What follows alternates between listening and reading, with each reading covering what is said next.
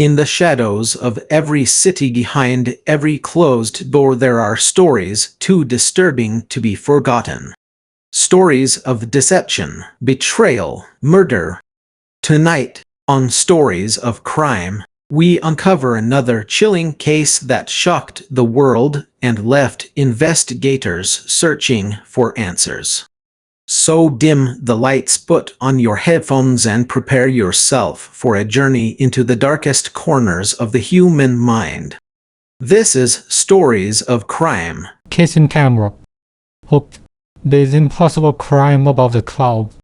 Sound of wind whistling faintly.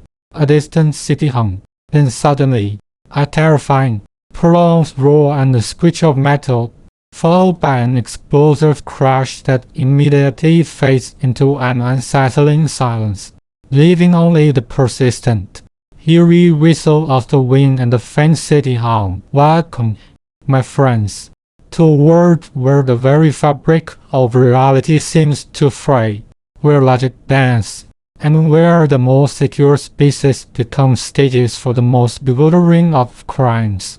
You just experienced a visceral shock, haven't you? That sudden, jarring symphony of impending disaster, the metallic shriek, the thunderous impact. It's designed to jolt you, to rip you from the comfort of your surroundings and plunge you headfirst into the extraordinary, because what we're about to explore together demands your full, undivided attention. This isn't just another tale. This is an invitation, a direct challenge to your intellect, your powers of observation, and your capacity for deductive reasoning. Prepare yourselves, for we are about to delve into Case in Camera, and this inaugural chapter, aptly titled Hulk, The Impossible Crime Above the Clouds, is meticulously crafted to seize your imagination and refuse to let go. Our journey begins not with an aftermath of a catastrophic aerial incident, as that sudden, terrifying sound might have led you to believe. No, the tragic echo of that simulated plane crash, though profoundly disturbing, serves merely as a psychological primer, a visceral reminder of sudden violence, and narrative tool to sharpen your senses. The true core of our immediate investigation lies far above the bustling streets, atop a gleaming skyscraper that pierces the arbor skyline like a needle point, its summit seemingly impervious to the chaos of the world below. Here, on the pristine, isolated rooftop, we discover not the wreckage of an aircraft, but something far more perplexing, far more sinister, and utterly impossible. A man lies dead, not from the cataclysmic forces of an aviation disaster, but from a single, precisely placed bullet wound.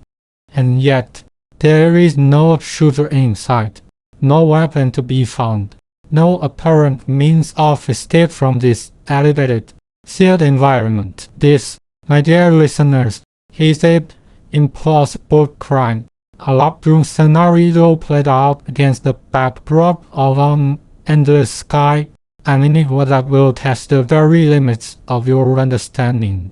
Imagine the scene with me for a moment. Picture the rooftop of the prestigious Lumina Tower, an architectural marvel of glass and steel. It's early morning, just as the first blush of dawn paints the eastern horizon in hues of rose and gold, casting long, distorted shadows across the city.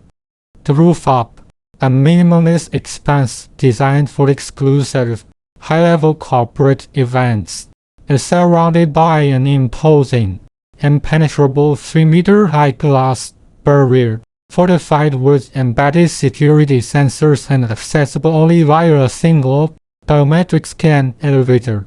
Not even a helicopter could land unannounced, as the airspace above is restricted and meticulously monitored. It is, by all accounts, a fortress in the sky. And yet, there he is, Mr. Julian Vance, a name synonymous with ruthless financial innovation and quiet power, now a lifeless heap beside a meticulously manicured rooftop garden. His expensive suit, though rumpled, shows no sign of struggle. There are no signs of forced entry, no shattered glass, no disturbed flora. The security laws reveal no unauthorized access. Every camera feed, every sensor reading, reports absolute calm throughout the night. It is as if he simply materialized there, or perhaps the killer dematerialized. But that gaping, crimson veins hole in his chest, starkly visible against the pristine white of his shirt, tells a different, undeniable story. A story of violence, albeit, and therefore unequivocally, of a shooter. How then could this be? How could a man be shot and killed in such an inaccessible, seemingly hermetically sealed environment, with no trace of the perpetrator? This is the fundamental paradox, the grand illusion, the very heart of the mystery we are about to unravel together. Let's delve deeper into these crucial elements, dissecting them one by one, understanding their purpose and their profound psychological impact. Our first encounter with this narrative isn't through the gentle introduction, but through a deliberate and startling audio event, that crashing airplane sound effect. You felt it, didn't you? The sudden clench in your stomach, the spike of adrenaline, the immediate shift from passive listening to active engagement. Consider this as a real-world storytelling example. Think about the opening scene of a gripping thriller film, perhaps one like Saving Private Ryan, where the quiet anticipation of the landing craft gives way to the deafening cacophony of war on Omaha Beach, or their iconic silent, piercing shower curtain revealing cycle, accompanied by Bernard Hammond's shrieking strings. These aren't just sounds. They are carefully engineered narrative shockwaves. In audible dramas, podcasts, or even live theatrical performances, the judicious use of sudden, impactful sound design serves a similar purpose. Imagine listening to a true crime podcast where, after a calm introduction to a serene suburban setting, a sudden, blood-curdling scream pierces the quiet.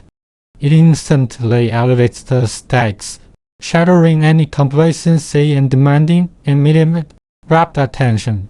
It boxes intellectual processing and goes straight for an emotional, physiological response. It's an auditory jump scare, if you will, but one that sets a tone rather than merely stalling for shock value. It's a declaration. Pay attention, for what follows is not ordinary. Psychologically, this matters profoundly because of our innate startle reflex. This is a primal, evolutionary response deeply embedded within our nervous system, designed to alert us to sudden danger. When confronted with an unexpected, loud, or jarring stimulus, our bodies instantly react. Heart rate increases, muscles tense, pupils dilate, and our attention is hyper-focused on the source of the perceived threat. By initiating our story with such an intense auditory jolt, we immediately trigger this reflex in you, the listener. You are no longer merely hearing words. You are feeling the story. This emotional arousal creates an immediate sense of urgency and immersion. It signals that the narrative you are about to receive is not lighthearted. It demands serious engagement. Furthermore, it sets a subconscious tone, preparing you for a journey into danger, suspense, and the unknown. Your mind is now primed, sharpened, and acutely receptive to the details that follow, eager to identify the source of the threat and understand its context. It's a psychological trick, yes, but one employed to elevate your experience and ensure you are truly present with the narrative. For you, as a practical application, consider how you might apply this principle in your own communication, whether in a presentation, a written report, or even a casual conversation where you need to make a point. How can you create a joke that grabs attention? It doesn't have to be a literal crashing sound.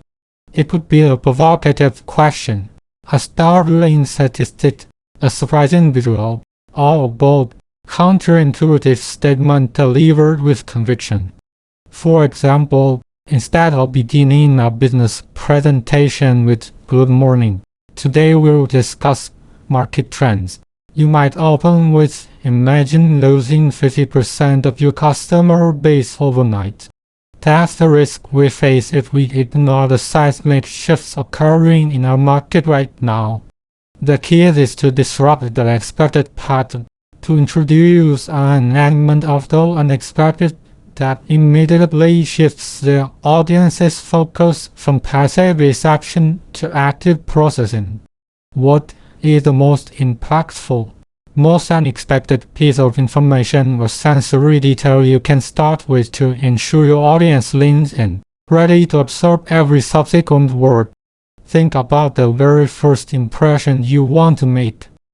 It should be unforgettable, leaving no doubt that what you are about to share is vital. Now, let's turn our attention to the heart of the enigma, the paradox itself. A dead man, Julian Vance, with a bullet wound, in a seemingly impenetrable roof of fortress, yet no shoulder, no weapon, and no discernible escape route. This isn't merely a mystery. It's an outright contradiction, a violation of expected reality. This is the essence of a classic locked room mystery, a staple in storytelling for centuries. Think of Edgar Allan Poe's pioneering work, The Murders in the Rue Morgue, where two women are brutally murdered inside a room locked from the inside, with seemingly no way for the killer to enter or exit. Or Agatha Christie's countless masterpieces, such as And Then There Were None, where 10 strangers are systematically murdered on an isolated island, with the killer seemingly among them, yet defying all conventional methods of identification. More recently, television shows like Castle or Shop frequently feature seemingly impossible crimes that defy logical explanation. The appeal of these stories lies precisely in their initial defiance of common sense. They present an unyielding factual contradiction that forces the detective, and by extension, the audience, to reevaluate their understanding of the world, to question assumptions, and to look for explanations beyond the obvious. The locked room scenario isn't just a plot device. It's a genre in itself, built entirely upon the captivating premise of an impossible situation demanding a highly ingenious, yet ultimately logical solution. From a psychological perspective, the presentation of such a paradox is incredibly potent because the human brain is intrinsically wired for problem solving and pattern recognition. We crave order and coherence. When confronted with a situation that defies our understanding where two undeniable facts, a dead man with a bullet wound and an unbreachable crime scene, seem to contradict each other, it creates what psychologists call cognitive dissonance. This uncomfortable mental state drives us to resolve the contradiction, to find a logical bridge between the conflicting pieces of information. It creates a powerful curiosity gap, an intellectual void that we are compelled to fill. Our minds immediately begin to hypothesize, to sift through possibilities, to question every detail. We become active participants, not just observers. The challenge presented by an impossible crime taps into our innate desire to prove our intelligence, to be the one who sees the solution where others are baffled. This engagement is far more profound than simply being told a story. It transforms the listener into a co-investigator, making the narrative personal and deeply involving. It's an invitation to a mental game, and very few can resist the allure of such an intellectual puzzle. For your own practical application, consider how you can introduce a compelling paradox or an impossible problem early in your narrative or communication to hook your audience. Don't immediately provide all the answers. Instead, present a clear, seemingly unsolvable dilemma. For instance, if you're writing a report on a complex business challenge, don't start with a solution. Start with a problem in its most baffling form. Our quarterly profits plummeted by 30% despite a 15% increase in sales. How is that possible? If you're telling a personal anecdote, along with the confusing outcome, I arrived at my car this morning to find a flat tire, but the strange thing was, it was perfectly inflated 5 minutes later when I called for roadside assistance. What happened? The trick is to present conflicting but undeniably true pieces of information that leave your audience saying, "Wait, how?"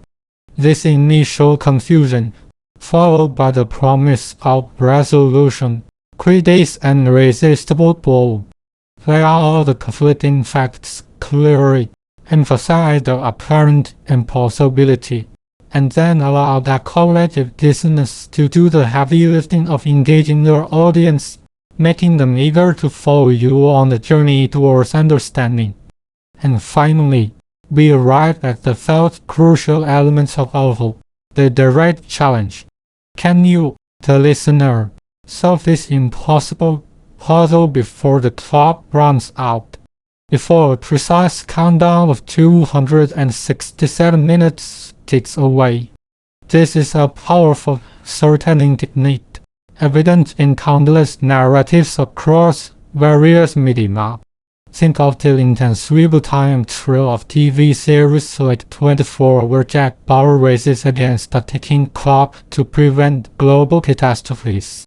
Or the ingenious, often horrifying, how limited puzzles presented in the Saw film franchise, where characters must solve a deadly riddle before their demise. Even in classic detective novels, a looming deadline, perhaps the departure of a crucial suspect's ship, or the impending execution of an innocent man injects a palpable sense of urgency. Escape rooms are perhaps the quintessential example, where participants are literally locked in a room and given a fixed amount of time to solve a series of interconnected puzzles to escape. The ticking clock trope is universally understood and incredibly effective because it transforms a passive experience into an active, high-stakes challenge. It's not just about finding the solution. It's about finding it now, before it's too late. The 267 minutes is not an arbitrary number. It represents a precise window our lead detective, Inspector Alistair Finch, has before the crime scene is permanently compromised by scheduled, irreversible death and the victim's body is moved, taking with it crucial, ephemeral clues psychologically, introducing the time limit, especially with such specificity, immediately elevates the stakes and fosters a profound sense of urgency. This isn't a leisurely intellectual exercise. It's a race against time, making the listener feel an immediate pressure to actively participate and contribute to finding the solution. It triggers a competitive instinct within us, a desire to prove our intelligence and deductive prowess by beating the clock.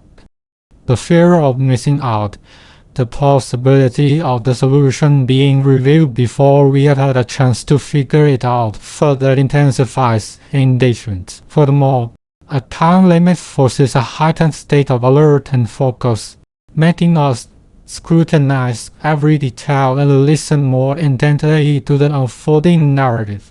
It transforms the experience from a mere story into an immersive game, where the listener is a direct player. The challenge makes the narrative intensely personal. It's not just what happened, but can I figure out what happened? It's a direct appeal to our sense of competency and our innate human drive to overcome obstacles, especially when a clear goal and a finite timeline are presented.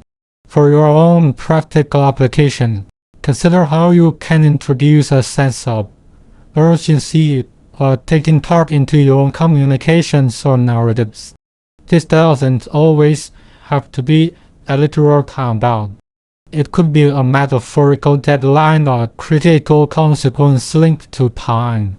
For example, if you're trying to motivate a team, you might frame the challenge as, we have 2 weeks to implement this new strategy, or we risk falling permanently behind our competitors. If you're crafting a compelling story, think about the consequences of delayed action.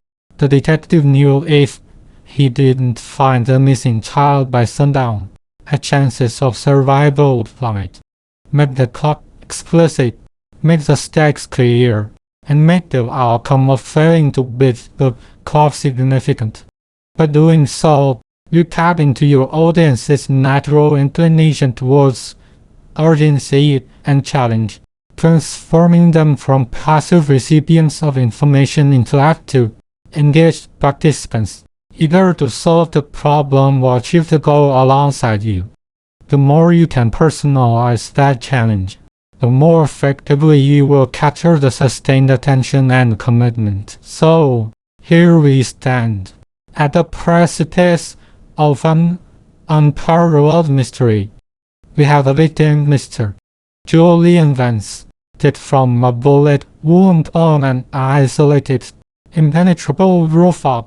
We have a crime scene that defies logic, with no visible shooter, no weapon, and no escape. And we have a clock, ticking relentlessly, giving us precisely 267 minutes to unravel this impossible crime before the opportunity to find the truth vanishes forever. This is your invitation, your challenge, your entry point into the intricate world of Case in Camera. Are you ready to step into the role of a master detective? Can you sift through the clues, discern the subtle inconsistencies, and piece together a solution that seems utterly impossible at this very moment?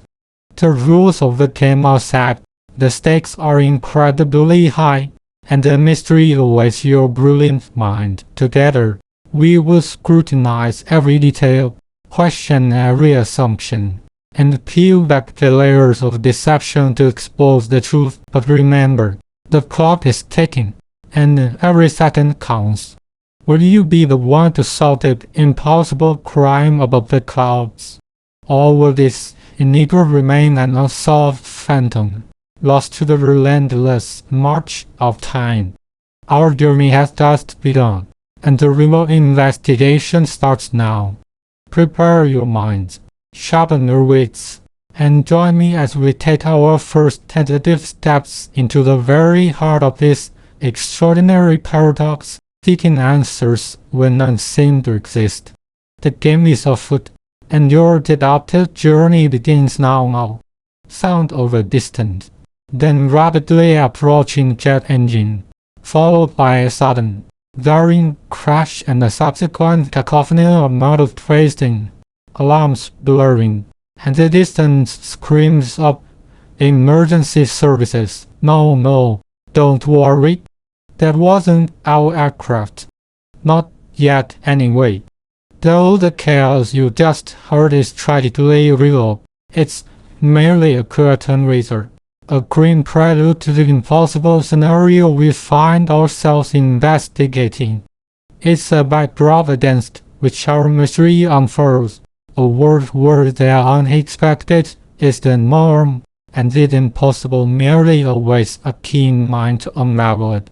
For us, the real tragedy, the one that truly defies logic, didn't happen in a fiery descent from the sky. No, our crime scene is far more contained, yet infinitely more perplexing, confined to a space that should have been the safest in the city. Imagine, if you were the highest point in the city, a private, secure helipad atop the gleaming, futuristic spire of the outer tower, 1,000 feet above the bustling metropolis, a beacon of modern architecture, a fortress of steel and glass designed to be impenetrable, a place where the elite conduct their most private meetings, where security protocols are paramount, monitored by a labyrinthine network of systems. Yet, on this isolated area, under the vast,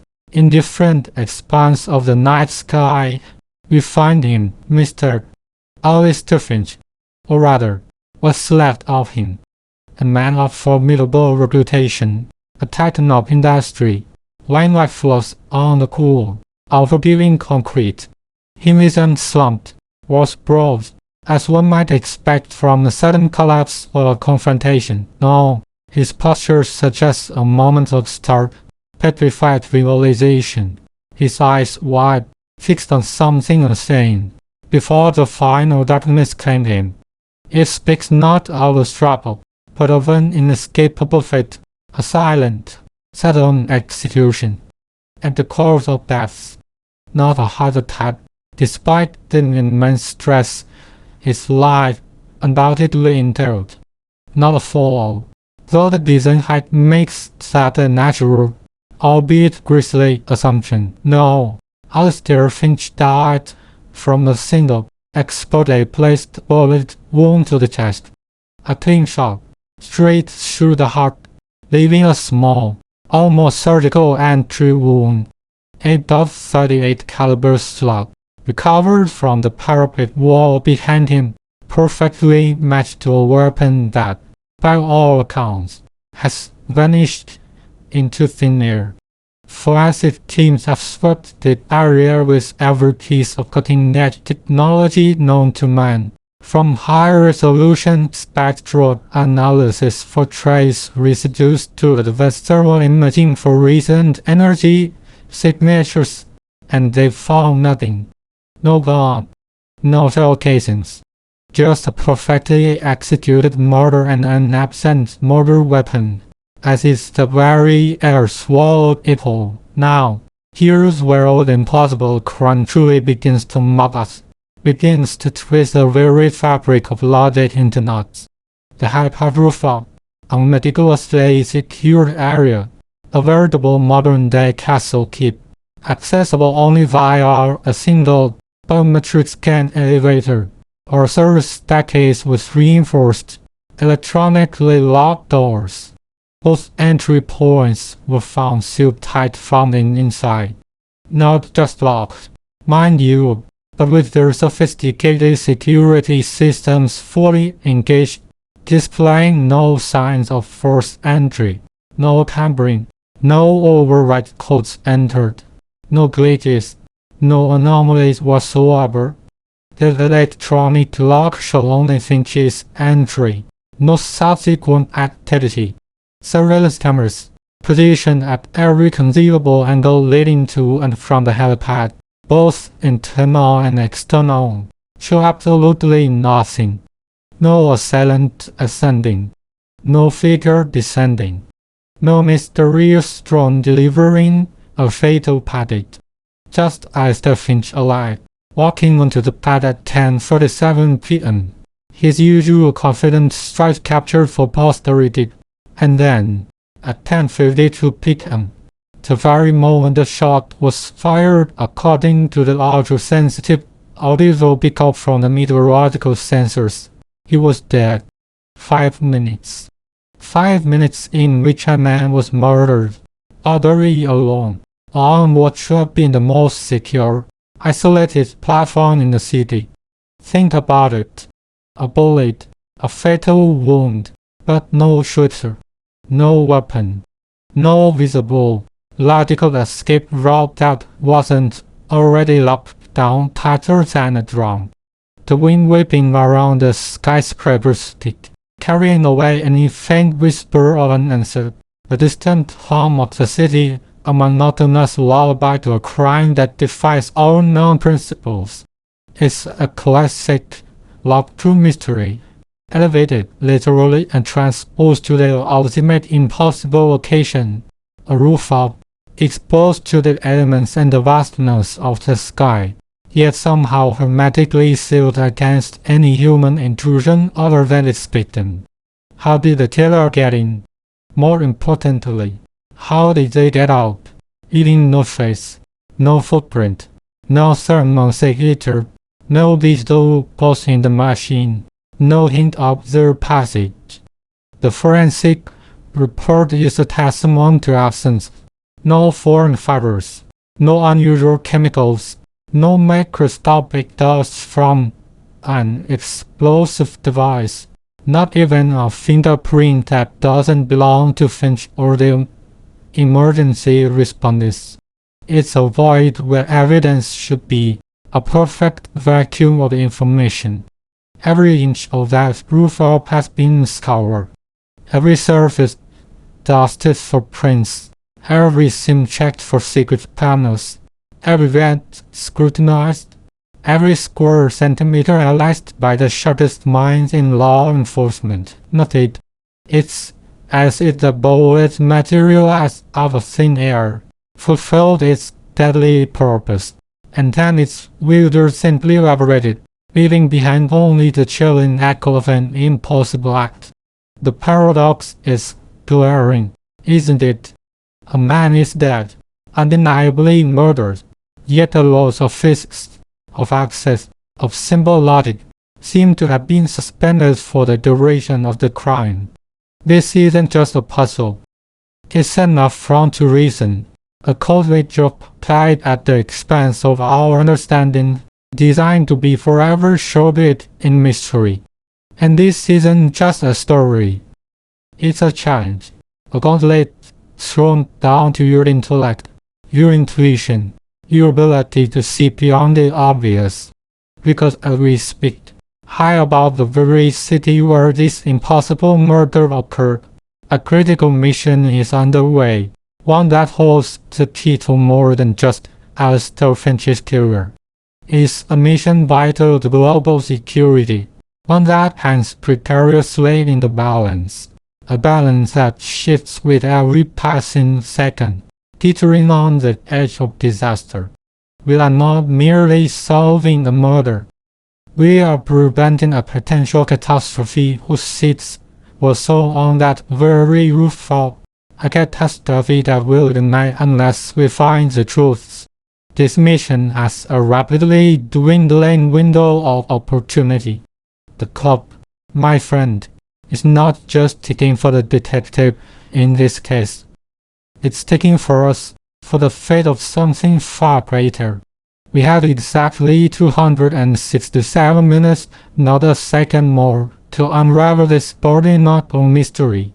267 minutes before vital evidence disappears, before crucial global implications are irrevocably set in motion, before leads go cold, before the very possibility of justice and indeed safety dissipates into the thin, high altitude air.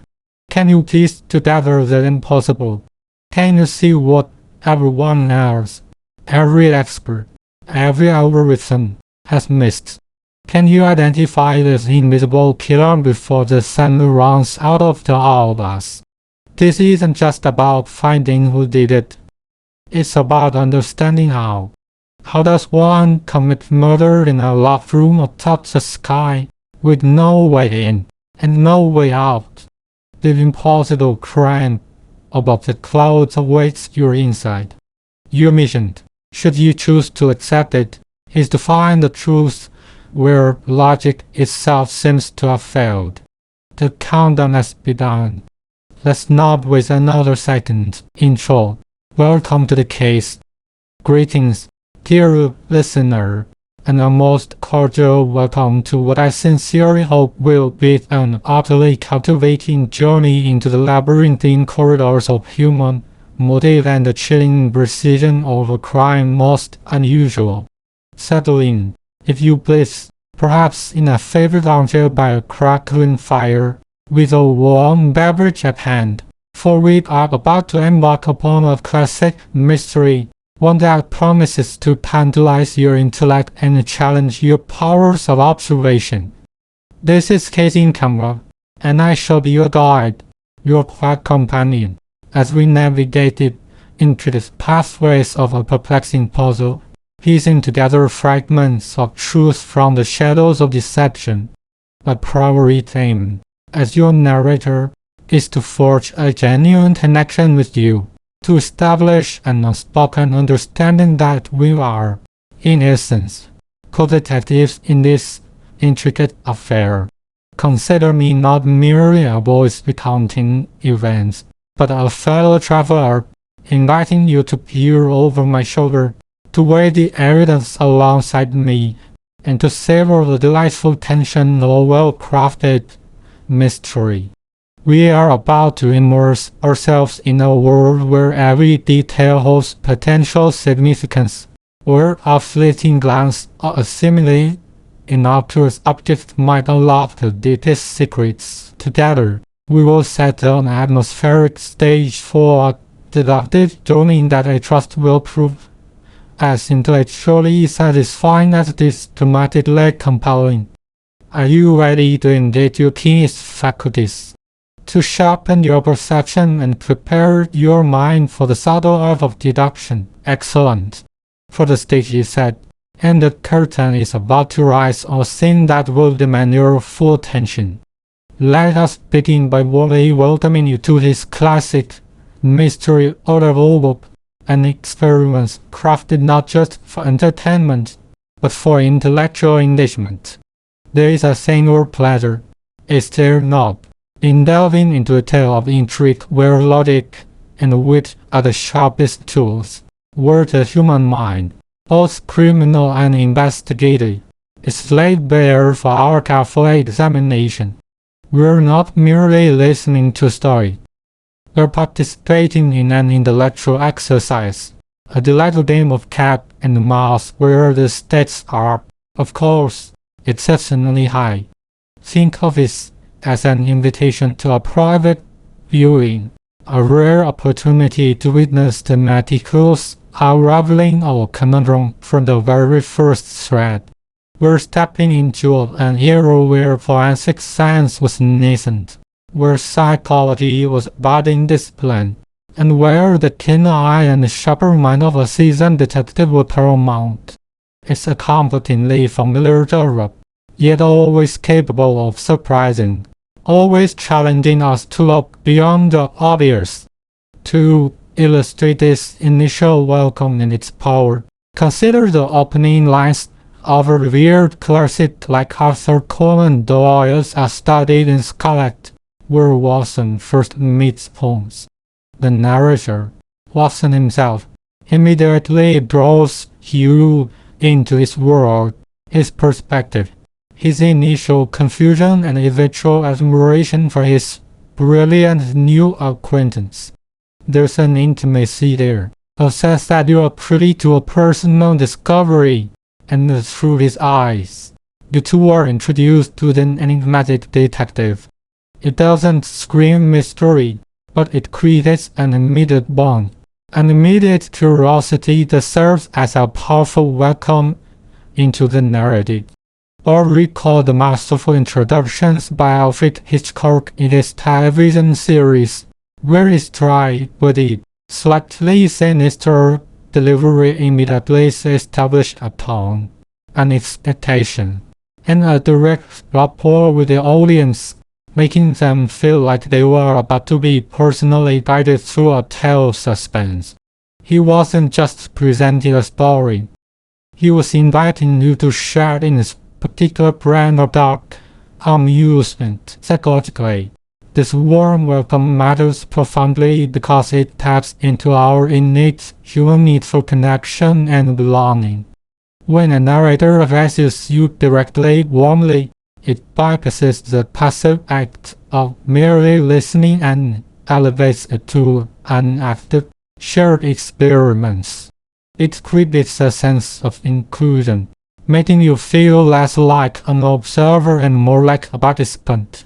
This establishes trust and rapport, critical ingredients for any compelling storytelling experience. Our brains are wired to respond positively to an invitation, to a gesture of shared purpose. When you feel genuinely welcomed, your cognitive defenses lower, and you become more receptive to the narrative, more open to its subtleties and nuances. This initial bond fosters a sense of psychological safety, allowing you to fully immerse yourself without apprehension. It also primes your anticipation, setting a positive emotional tone for the intriguing revelations yet to come. It's an unspoken contract. Come, let us explore this together. For your practical engagement, dear listener, I encourage you to adopt a proactive mindset. Imagine you are not merely listening but actively joining an investigation. How might you prepare your own mental toolkit? Perhaps consider this moment an opportunity to consciously clear your mind of daily distractions, to sharpen your focus, much like a detective might prepare their notepad and pen before entering a crime scene. Commit to observing not just the plot, but the manner in which information is presented. Question everything, even my own narrative choices. What details am I highlighting? What am I perhaps deliberately leaving ambiguous? This isn't just passive consumption. It's active deduction. Let your imagination begin to construct the world I describe, building it brick by mental brick, preparing a vivid backdrop for the unfolding drama. Consider yourself a crucial, silent member of the investigative team, ready to absorb every word, every nuance, every potential clue. Now, let us turn our collective gaze towards the very heart of the enigma, the bizarre scene of the crime itself. Our journey begins, rather ominously, within the confines of a most unconventional setting, a Chelsea studio. But this is not merely any studio. It is a space imbued within its spirit of its owner, an artist whose eccentricities, it seems, have extended even to the manner of his demise. Picture, if you will, a substantial, airy room, typical of the artistic enclaves found in Chelsea during the 1920s. Lofty ceilings, perhaps a north-facing skylight, now obscured by the encroaching twilight and the grime of a London day. The walls might have once been pristine white, or perhaps a daring shade of emerald green or ochre, now dulled by time and the constant presence of turpentine fumes and linseed oil. There would be an easel, no doubt, perhaps overturned, or standing starkly, a half-finished canvas still clamped within its jaws, bearing silent witness. Consider the practical layout. A main working area, spacious enough for large canvases, with splashes of paint on the wooden floorboards, hardened and powerful like abstract mosaics. In one corner, perhaps a makeshift sleeping area, a divan draped with a faded straw, a rumpled pillow. In another, a small, rudimentary kitchen setup, a gas ring, a kettle, stacks of cheap teacups and saucers. Everywhere, the detritus of an artist's life, tubes of paint, brushes soaking in jars, turpentine bottles, prompter sketches, books on art theory mingling with pulp fiction, and the like, or like the rough. Imagine the heavy, velvet drapes, drawn against the chill, perhaps not quite meeting in the middle, allowing a sliver of the gloomy London street light to pierce the interior. The air itself would be thick with the smell of oils, stale tobacco, and perhaps snow. Something else, something metallic and unsettling, the scent of recent violence. The bizarre nature of the crime isn't just about what happened, but where it happened, and how the particular characteristics of this studio contributed to the extraordinary circumstances we shall soon uncover. Every object within this space, from a discarded palette knife to a casually placed rug, will eventually prove to be a potential clue, a silent participant in the unfolding tragedy. For a real-world storytelling example of how crucial setting description can be, consider the careful, almost architectural, detail in many of Edgar Allan Poe's tales, particularly The Fall of the House of Usher. The house itself is not just a backdrop. It is intrinsically linked to the mental state of its inhabitants, mirroring their decay. Poe doesn't just say a house.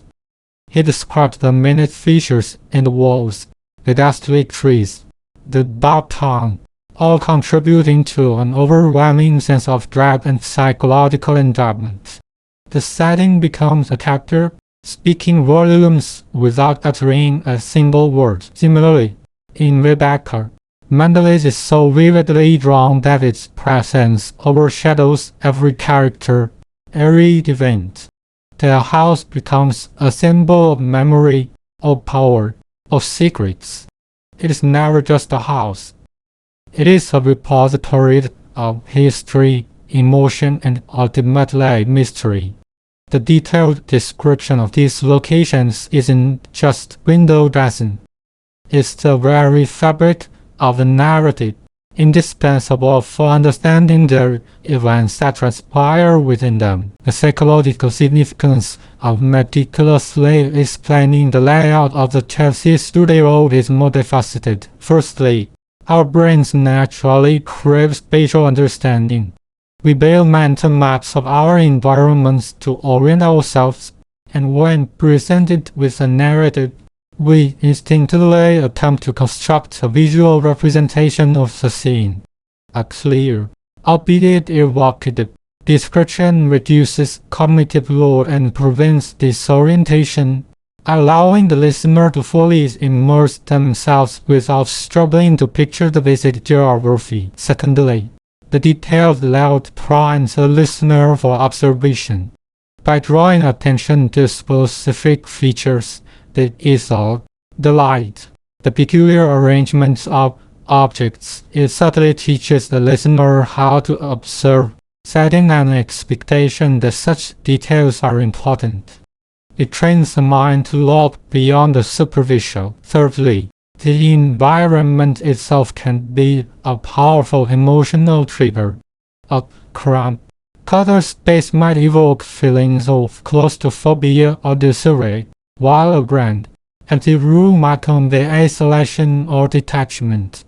The Chelsea studio, with its artistic chaos and bohemian charm, immediately suggests a certain kind of personality, hinting at the victim's life and perhaps its fatal flaw. It allows the listener to feel grounded, to truly be there in the scene, which deepens emotional and intellectual engagement. In terms of practical application for you, the listener, I urge you to become a mental architect. As I described the studio, don't just passively listen. Actively build it in your mind's eye. Close your eyes for a moment, if it helps, and imagine the dimensions of the room. Where is the main entrance? Where is the window? Place the easel, the divan, the paint-stained floorboards. Try to sketch a rough floor plan in your imagination. What are the predominant colors you perceive? What are the textures? What sounds might echo in such a space? Do the walls feel solid, or do they seem to vibrate with the lingering echoes of artistic endeavor and recent, terrible events? Consider the light source and how it might illuminate or obscure certain areas. By actively constructing this mental space, you're not only enhancing your immersion but also unconsciously preparing yourself to spot inconsistencies or significant details that might otherwise be overlooked. You are, in effect, laying the groundwork for your own deductions, creating a living, breathing stage for the drama.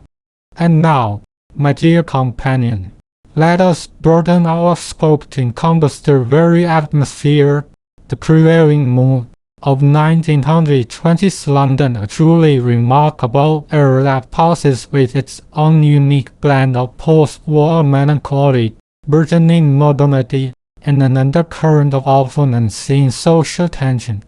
This isn't merely a backdrop.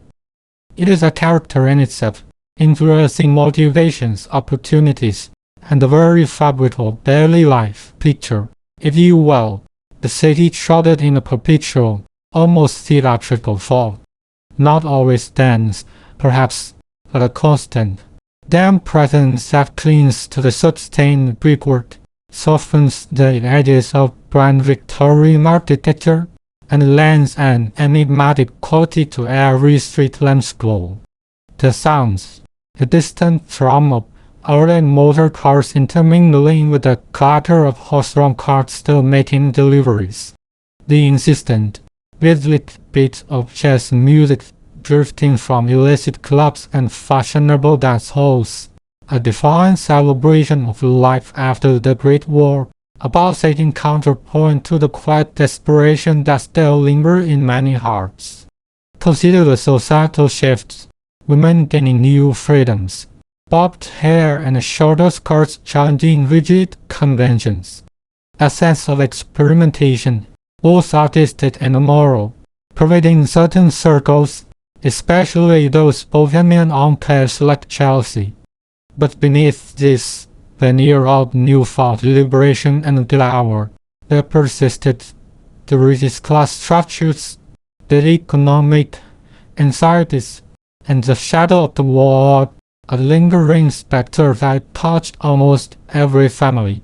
London in the 20s was a city of stark contrasts, glittering parties and grinding poverty, scientific advancement and persistent superstition, vibrant optimism and profound cynicism. Gaslight still illuminated many homes and alleyways, casting long, dancing shadows that seemed to conceal as much as they revealed. The very air carried a specific aroma, cold smoke, damp earth, the faint scent of petrol, and the tantalizing perfume of expensive cigarettes. This pervasive mood of glamour, grit, and hidden depth creates a fertile ground for mystery, where secrets flourish in the murky glow of street lights and disappear into the echoing cobblestone streets. It is a time of both outward exuberance and profound inner turmoil, making it an exquisite canvas for the intricacies of crime. For potent storytelling, an example of how mood and setting define a narrative, one immediately thinks of classic film noir. Take, for instance, the opening scenes of the Maltese Phantom or Double Indemnity. The shadowy cinematography, the cynical voiceovers, the rain-slicked streets, the specific fashion and slang of the era all converge to create an indelible atmosphere of moral ambiguity, danger, and suspense. The city itself, whether San Francisco or Los Angeles, is not just a location. It's a character, breathing life into the dark impulses and desperate choices of the protagonists. The mood isn't stated. It's felt through every visual, every line of dialogue, every musical cue. It tells you, without explicit exposition, that you are entering a world where shadows conceal treachery and trust is a dangerous commodity. Similarly, the opening chapters of The Great Gatsby immerse a reader instantly in the decadence, superficial, yet deeply melancholic world of the Jazz Age, making the emotional landscape of the era palpable long before the plot truly unfurls. The atmosphere serves as a present warning and a rich contextual tapestry. The psychological importance of establishing this movie suspenseful tone of 1920s London cannot be overstated. Mood fundamentally influences our emotional response and engagement with the story.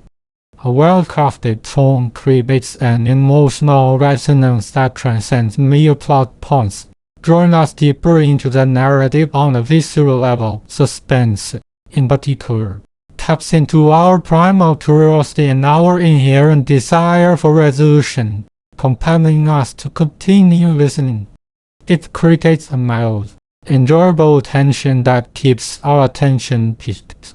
The specific historical context of 1920s London adds layers of authenticity and depth.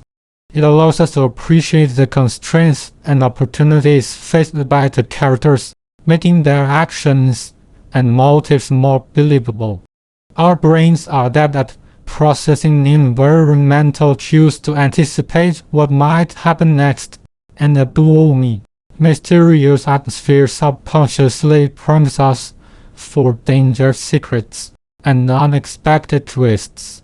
It also offers a delicious sense of escapism, transporting us to a time and a place distinct from our own, allowing us to temporarily inhabit a different reality, which is a key pleasure of engaging with fiction.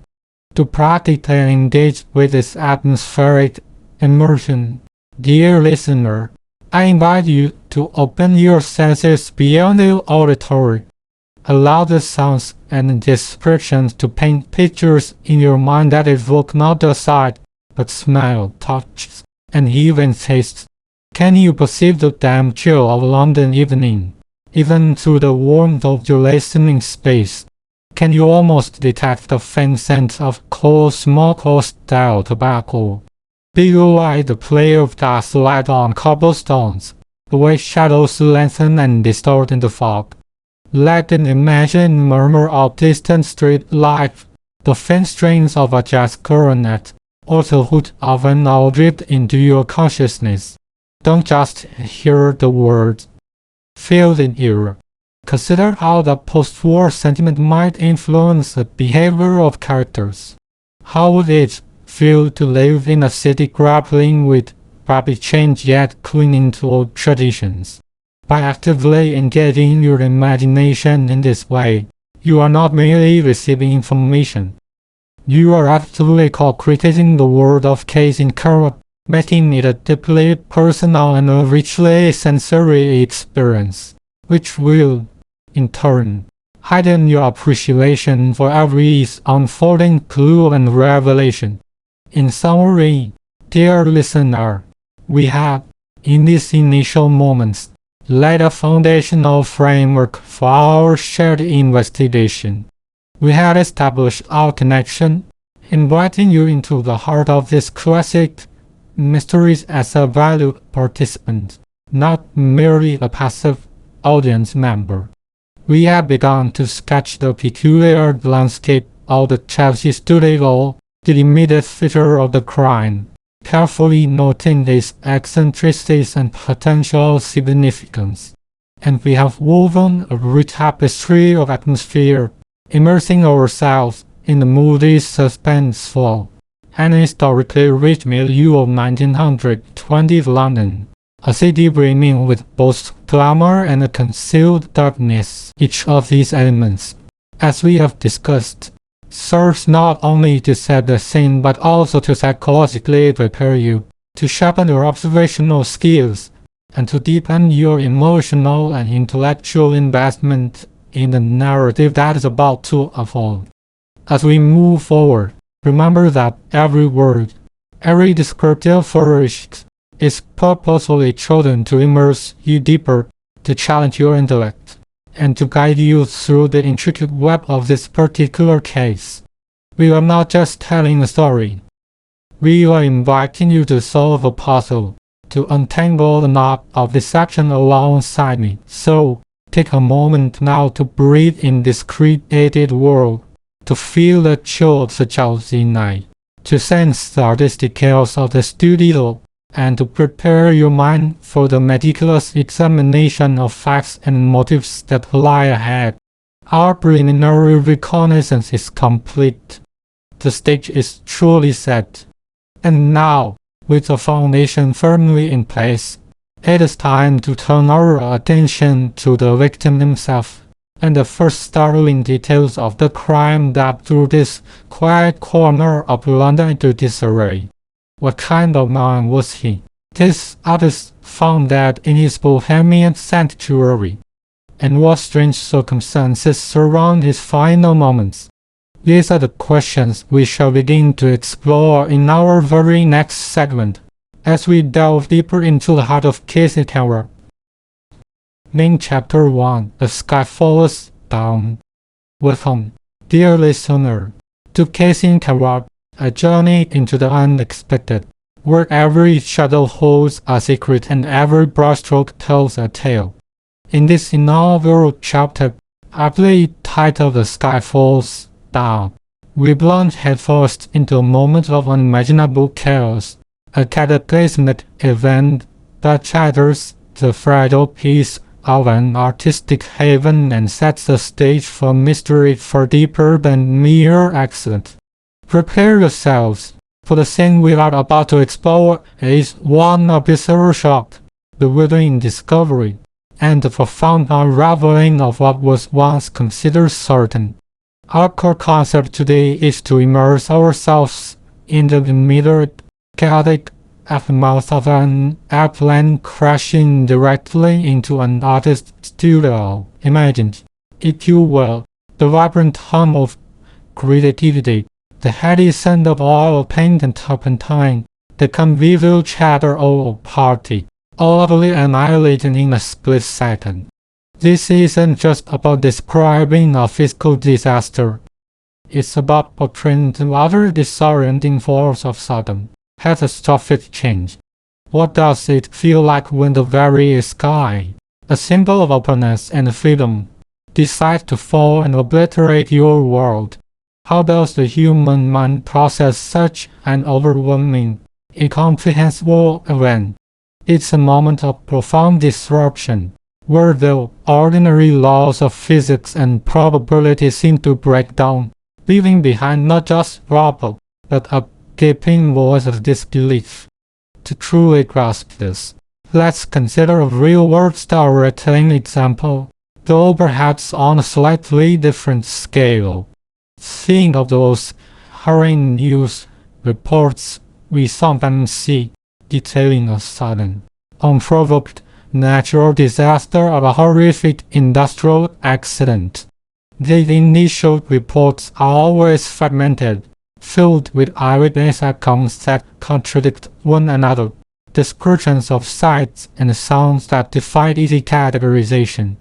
People speak of a roar like 1,000 trains, a flash brighter than the sun, a shaking that felt like the end of the world. No one has a clear, coherent narrative immediately. There is just a mosaic of terror and confusion. Or consider the opening sequence of a film like War of the Worlds, where the seemingly mundane day is suddenly ripped apart by incomprehensible alien attacks. The immediate reaction isn't a structured panic, but a stunned, almost paralyzed disbelief, a slow dawning horror as though impossible unfolds before their very eyes. This is the kind of immediate, overwhelming sensation we aim to capture, the sheer, unadulterated shock of an unexpected, life-altering impact. From a psychological perspective, why does this initial chaos matter so profoundly? Because it's a crucible for human reaction. When faced with an event of this magnitude, our brains struggle to make sense of it. The immediate aftermath isn't about reason and thought. It's about primal survival instincts clashing with cognitive overload. The brain, flooded with adrenaline and cortisol, enters a state of hyperarousal, yet simultaneously can experience a dissociative numbness, a feeling of our reality. Memory formation can be fragmented, details either exaggerated or entirely forgotten. This initial shock dictates how individuals perceive the event, how they process trauma, and ultimately how they might recount their experiences later. It sets a foundation for unreliability, for conflicting testimonies, and for the psychological scars that will ripple through their lives. It's the moment where the canvas of reality is violently torn, and every subsequent event must be understood through the lens of that initial, shuddering tear. For your own practical application, consider how you might build such a scene in your own narratives. Begin by stripping away all preconceived notions of order. Don't rush to establish plot points or character arcs. Instead, focus on the raw, unfiltered sensory input. What are the first sounds heard? Not just the loud ones, but the strange, accompanying ones. The creak of collapsing joists, the distant tinkling of shattered glass, the sudden, sharp gasp of someone nearby. What are the smells? Not just smoke, but perhaps the specific odor of burning plastic, the faint metallic tang of exposed wiring, these acrid bites of aviation fuel. Describe the visual assault, the sudden darkness pierced by sparks, the swirling vortex of dust, the grotesque contortions of familiar objects. And don't forget the tactile sensations, the gritty film of dust on the skin, the surprising warmth of something recently ignited, the unnatural chill of exposed concrete. By layering these sensory details, by focusing on the immediate, disorienting impact, you created an immersive experience for your reader or listener, allowing them to feel the chaos, rather than simply being told about it. This deep dive into the initial moment is critical for establishing the stakes and the unique atmosphere of case encounter. Moving beyond the initial shock, let's explore our first key point, the visceral scene of the crash as experienced through the eyes of the stunned artists. Imagine the studio moments before the impact, a symphony of creative energy. Perhaps the air was thick with the aroma of drying oil paints, a touch of turpentine, and the faint, sweet scent of wine being enjoyed at the lively gathering. Conversations hummed, punctuated by laughter and the clinking of glasses. The light, perhaps from a dramatic skylight or bank of industrial windows, illuminated half-finished sculptures, vibrant canvases, and the intriguing clutter that defines an artist's workspace. There might have been music playing, a soulful jazz piece or an upbeat indie track, adding to the atmosphere of bohemian revelry. Then, without warning, the world outside decided to make its grand, horrifying entrance. The first sensation wasn't a visual one. It was an auditory assault, a deep, guttural growl that seemed to tear through the very fabric of the air, growing exponentially louder in an instant, a sound unlike any a human ear is designed to process. It wasn't just noise.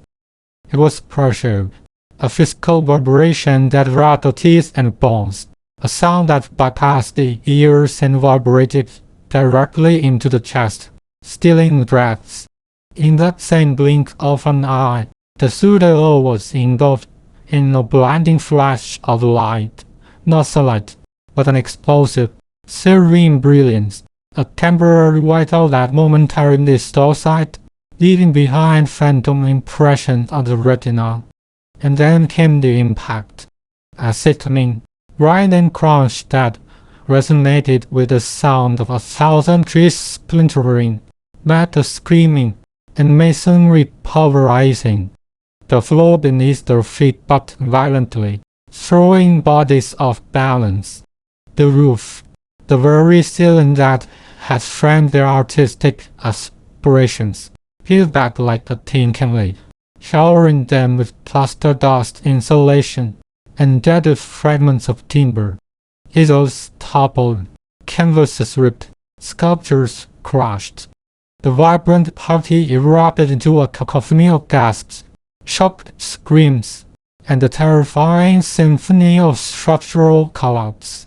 In the immediate aftermath, the studio was transformed into a dystopian landscape, a choking cloud of plaster dust, thick and suffocating, swerved through the air, turning every light source into a hazy, angelic glow that illuminated dancing particulate matter. The air became heavy, laden with the acrid, metallic pang of burning jet fuel, scorched plastic, and the raw, earthy scent of disturbed concrete. Visibility was near zero, a misty show obscuring everything beyond arm's length. Twisted girders, still groaning under unnatural stress, jutted from the walls like skeletal fingers. Mangled airplane fuselage, painted in stark white and blue, lay half embedded in what was once a display wall, each smoother, aerodynamic skin now bent and jagged, revealing a grotesque internal landscape of wires and crumpled seats. Artwork, once the pride and joy of its creators, was reduced to heartbreaking ruin. A vibrant abstract slashed by a shard of metal, a delicate ceramic shattered into 1,000 useless pieces, a marble bust headless amidst rubble.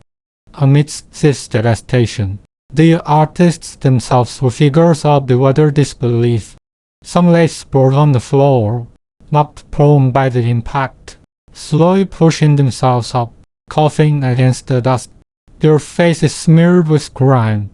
Others stood frozen, wide-eyed, their ears ringing with a persistent, high-pitched whine that drowned out all other sounds. Their movements were slow, almost dreamlike, as if their bodies were struggling to catch up with the impossible reality their minds refused to fully accept. There were initial cries, sharp bursts of terror, but these quickly faded, replaced by a stunned, communal silence, broken only by the crackle of steel wires, the drip of some unknown liquid, and the labored breathing of survivors. Their eyes, though wide, seemed to struggle to focus, darting from one impossible detail to another, trying to piece together a coherent picture from the fragments of destruction. It was a scene of utter, profound chaos, an indelible scar etched into the very soul of the space. As a storytelling example, consider the opening of the movie Contagion, where the initial spread of the virus is shown through fragmented, almost clinical, yet utterly terrifying scenes. We see mundane actions, a cough, a handshake, a short drink suddenly imbued with a sinister significance, or, perhaps more aptly, a scene in the impossible, depicting the tsunami hitting the resort, the suddenness, the overwhelming force of nature, the sound, the visual chaos, the immediate struggle for survival amidst a landscape utterly transformed. The film doesn't just show destruction, it puts you in the destruction, feeling the water, hearing the screams, experiencing the disorienting rush. This is the level of immersion we strive for when describing the plane crash, focusing on how the world turns inside out for those experiencing it psychologically. This detailed portrayal of the visceral scene through the artist's eyes is crucial for several reasons. Firstly, it establishes the trauma. Experiencing such an event firsthand triggers an intense fight, flight, or freeze response. For many, the initial reaction would be a freeze, a momentary paralysis of disbelief before any action can be taken. The stunned silence, their slow, disoriented movements are not a lack of fear, but an overwhelming of the cognitive processing system. Secondly, It highlights the subjective nature of perception under duress. No two artists will experiment or remember the event exactly the same way. One might be fixated on the grotesque beauty of the crumbled metal, another on the loss of their life's work, another simply on the terrifying immediacy of survival. This lays the groundwork for conflict and tested minutes later, a key element in any mystery. Thirdly, it underscores the destruction of their creative sanctuary. For artists, the studio is more than just a workspace. It's an extension of their identity, a safe harbor for expression. Its destruction is not just physical, it's an existential blow, a shattering of their worldview that will deeply color their subsequent action and thoughts. It's the profound shift from a world of aesthetic order to one of brutal, random chaos. For your practical application, when crafting such a scene, ask yourself, how does the environment actively assault the characters? What is the primary sensory input that dominates the moment of impact and its immediate aftermath? Is it sound, light, sensation, then layer in the secondary senses? Don't just say it was loud. Describe the quality of the sound, the tearing, grinding shriek that clawed at their eardrums. Don't just say it was dusty. Describe the texture of the dust, a thick, flour-like coating that grated on the teeth. Crucially, describe the human reaction to these assaults.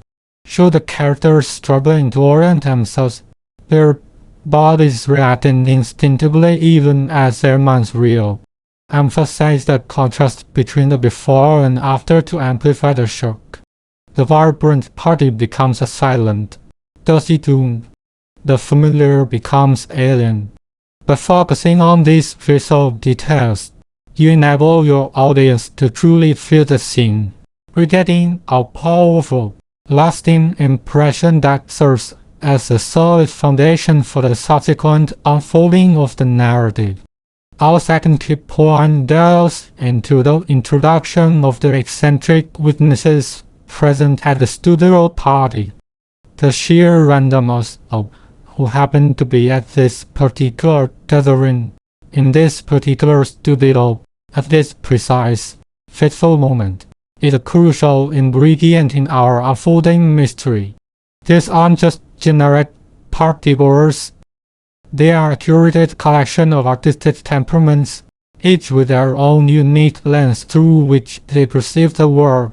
And now, the disaster unfolding around them. Consider, for instance, Elara Vance, the conceptual sculptor. Elara's art was a relentless exploration of absence, all the profound statements made by negative space and implied forms. She might have been mid-conversation about the philosophical implications of a void when the actual void, in the form of a falling airplane, descended upon them.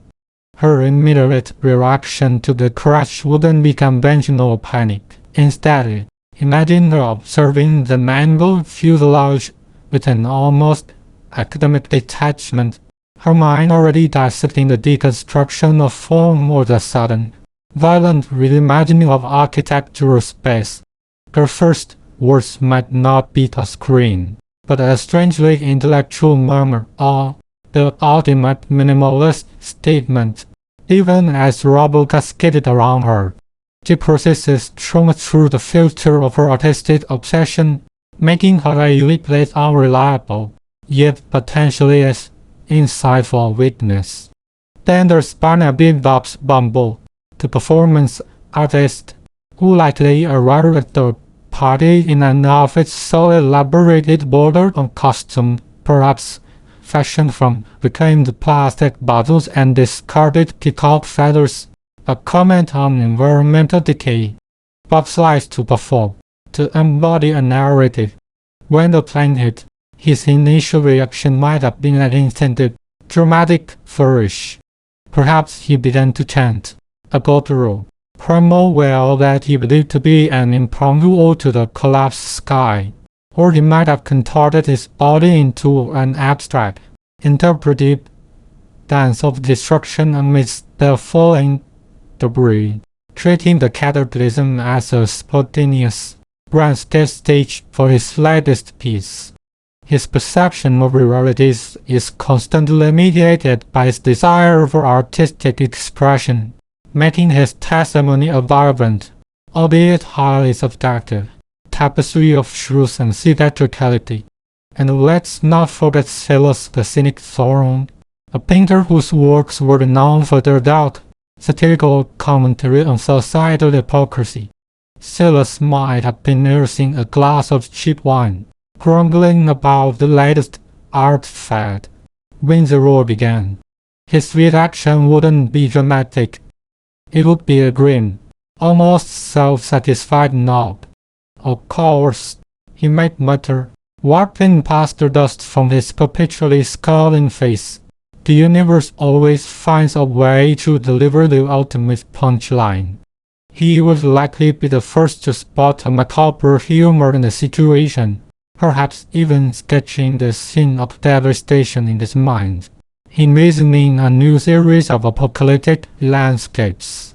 His cynical worldview would immediately search for that underlying absurdity, the dark irony, rather than the immediate tragedy, influencing what details he prioritizes and how he interprets them. These individuals, along with others, a bohemian poet who communicates solely in metaphors, an overly dramatic patron whose primary concern is the fate of their commissioned piece, a meticulously organized art critic suddenly faced with utter disordered form of fascinating ensemble, their relationships with each other are tangled web of rivalries, collaborations, unrequited affections, and grudging respect, all now suddenly magnified and distorted by the shared trauma. The varied eccentricities will inevitably lead to conflicting accounts, widely different emotional responses, and distinct interpretations of what happened, creating a wonderfully complex puzzle for anyone attempting to discern the truths. For a real-world storytelling example, think of the ensemble cast in a classic Agatha Christie novel, particularly one like And Then There Were None, or Murder on the Orient Express.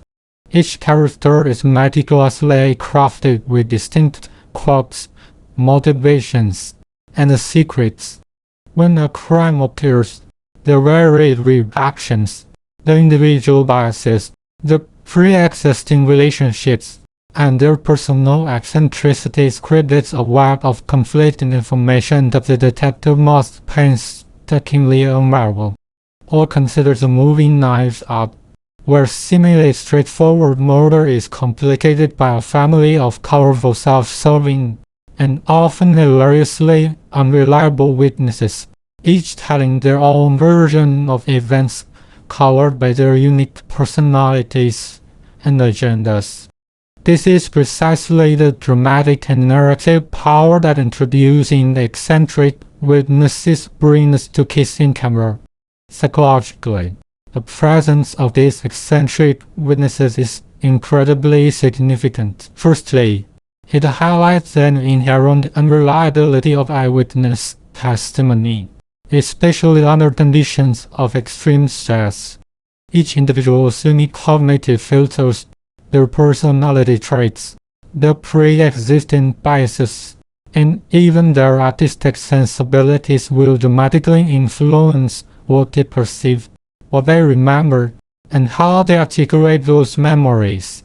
Eller might remember the geometry of a wreckage, Bob's the emotional resonance of the sound, and Silas' stark, brutal irony. The truth is deeply personal and subjective. Secondly, these eccentricities provide rich opportunities for both dramatic tension and unexpected moments of dark humor. How do these characters react when the usual coping mechanisms, artistic personas, are suddenly inadequate?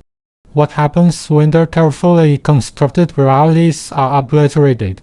It pushes them to their limits, revealing deeper truths about their characters. Lastly, their varied perspectives create a complex narrative tapestry. By having multiple, distinct viewpoints, the audience is forced to piece together the truths alongside the investigator, questioning every account and every motivation. It's a masterful way to complicate the narrative and deepen the mystery. For your practical application, when developing such characters, don't just give them a quirk. Consider how that quirk informs their entire worldview and, more importantly, how it would manifest under extreme duress. How would a character obsessed with cleanliness react to being covered in grime? How would a perpetually cheerful character cope with profound tragedy? Give them specific, unique speech patterns, mannerisms, and internal monologues that align with their eccentricity. Think about their art. Does it provide a lens through which they interpret the disaster, or does the disaster completely upend their artistic philosophy? Allow their personalities to dictate their immediate actions, their initial observations, and even the subtle ways they interact with the debris in the developing crisis. By populating your scene with truly distinct, well-rounded, eccentric characters, you not only enrich the narrative but also create fertile ground for misdirection, conflicting clues, and fascinating human drama, making the audience eager to hear each one's twisted version of the truth. Finally, we arrive at our third and perhaps most pivotal key point: the discovery of the pilot's body and the revelation of an inexplicable bullet wound. This is a moment where an already unimaginable tragedy transforms into something far more sinister, a moment that definitively shifts the narrative from a disaster story to a murder mystery.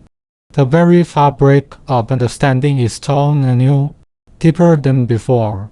In the initial chaos, amidst the dust and debris and the stunned silence, the immediate priority for any conscious survivor would be to check on others, to assess injuries, to find a way out. The sheer scale of the wreckage would make any systematic search nearly impossible. It wouldn't be a methodical discovery. It would be stumbled upon. Perhaps it was young Leo, the aspiring digital artist who, driven by the surge of adrenaline and a desperate need to be useful, began to tentatively explore the most devastated section of the studio, the very point of impact where the fuselage had carved a grotesque gash into the structure. His stomach would be churning with fear, his eyes straining through the lingering haze, his heart pounding a frantic rhythm against his ribs. The cockpit, or what remained of it, would be a scene of utter devastation. Twisted metal, shattered plexiglass, wires sparking intermittently, and mangled instruments would form a grotesque tableau. The scent of jet fuel, previously acrid, would now be tinged with metal tan of blood. Leo, cautiously picking his way over splintered edges and cursed canvases, would eventually glimpse a figure slouched within the mangled cocoon of the flight deck. It would be the pilot, still strapped into his seat, or at least what was left of it, partially obscured by a cascade of debris and the crumpled roof. The flight suit, once pristine, would be torn, streaked with grime, and splattered with dark, viscous fluid. The pilot's head would be angled unnaturally, his eyes staring blankly at the shattered sky. The initial assumption, of course, would be that the pilot perished in the horrific impact, a victim of the very catastrophe he was, in theory, trying to avert. A wave of sorrow, perhaps even a strange sense of empathy, might wash over Leo, momentarily eclipsing his own fear. But as he cautiously moved closer, perhaps driven by a morbid curiosity or a desperate hope for a sign of life, a detail would emerge that would shatter that assumption, replacing sorrow with a chilling dread. High on the pilot's chest, just above where his heart would be, there would be a small, disturbingly circular hole. It wouldn't be a jelly tear from flying shrapnel, nor a brutal crush injury.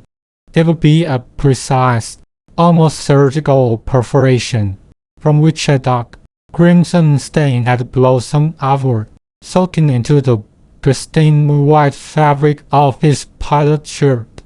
A bullet hole, a single, unmistakable bullet hole, in the middle of plane crash. The sheer incongruity of it would be a punch to the gut, a cold wave of realization washing over Leo, turning his blood to ice. How could this be? In the midst of such a cataclysmic, indiscriminate disaster, a one so specific, so deliberate, so human. The question would hang heavy in the dust-laden air, chilling him to the bone.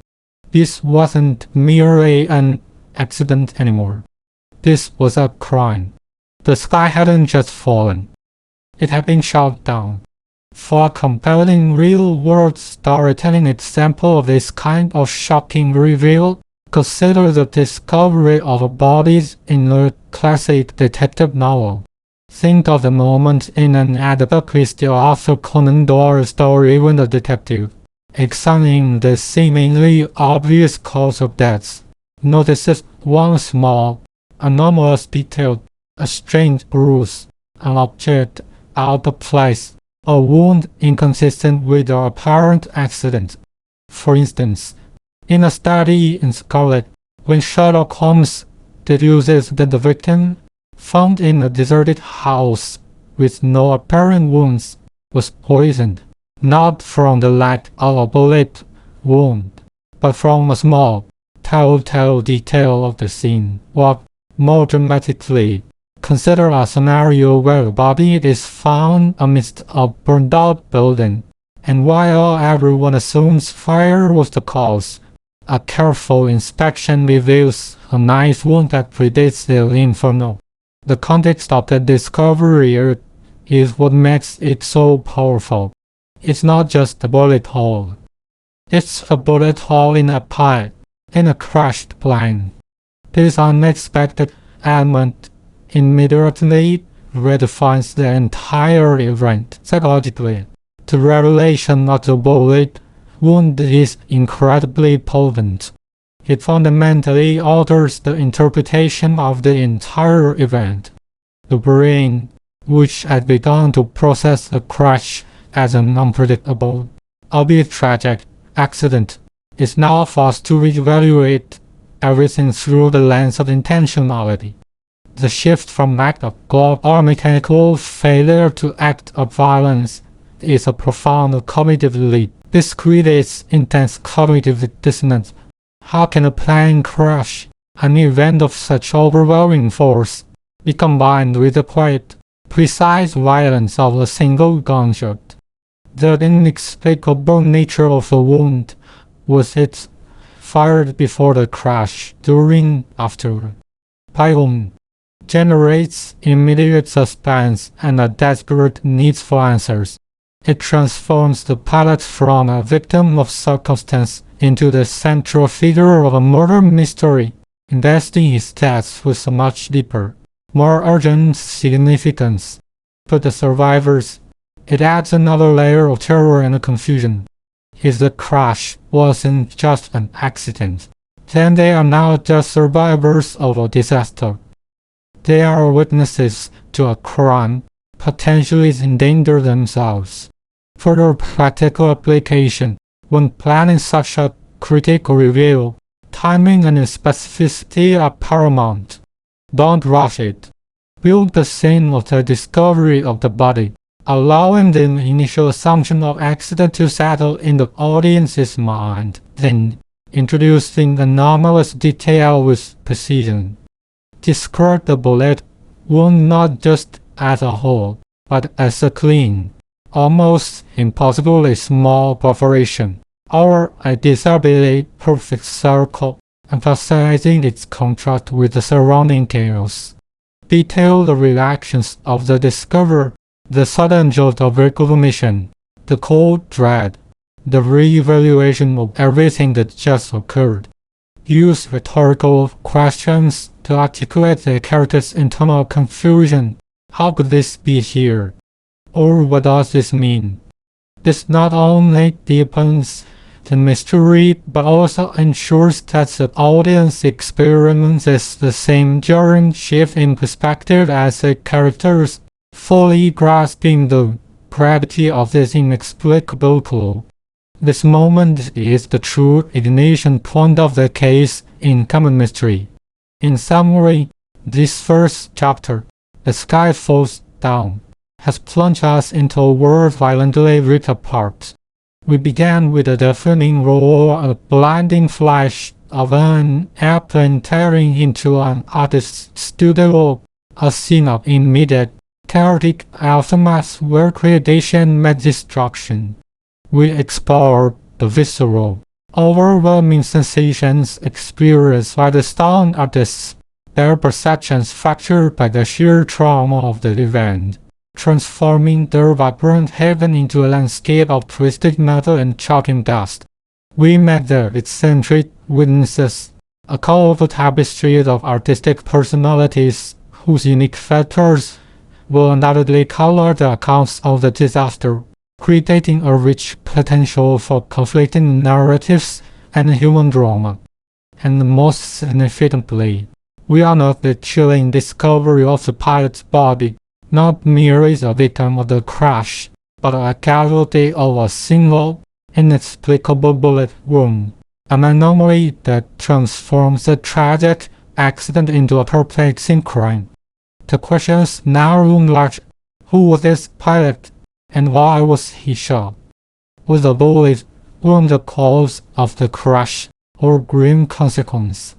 And how could such a precise act of violence occur amid such widespread destruction? These are the mysteries that will propel us forward. The studio was a sanctuary of creativity, has become a crime scene of impossible proportions. Its secrets buried beneath layers of debris and conflicting testimonies. The sky has indeed fallen, bringing with it not just wreckage, but a profound and disturbing enigma. In our next chapter, we will begin the arduous task of sifting through the physical and psychological debris, starting the investigation that promises to unravel the truth behind this bewildering event. Stay with us as Case Encounter begins to reveal its true picture. Main Chapter 2: A Locked Room Without Walls. Welcome back, listeners, to Case Encounter, where we delve into the intricate dance of evidence deduction and the human psyche that underpins every great mystery.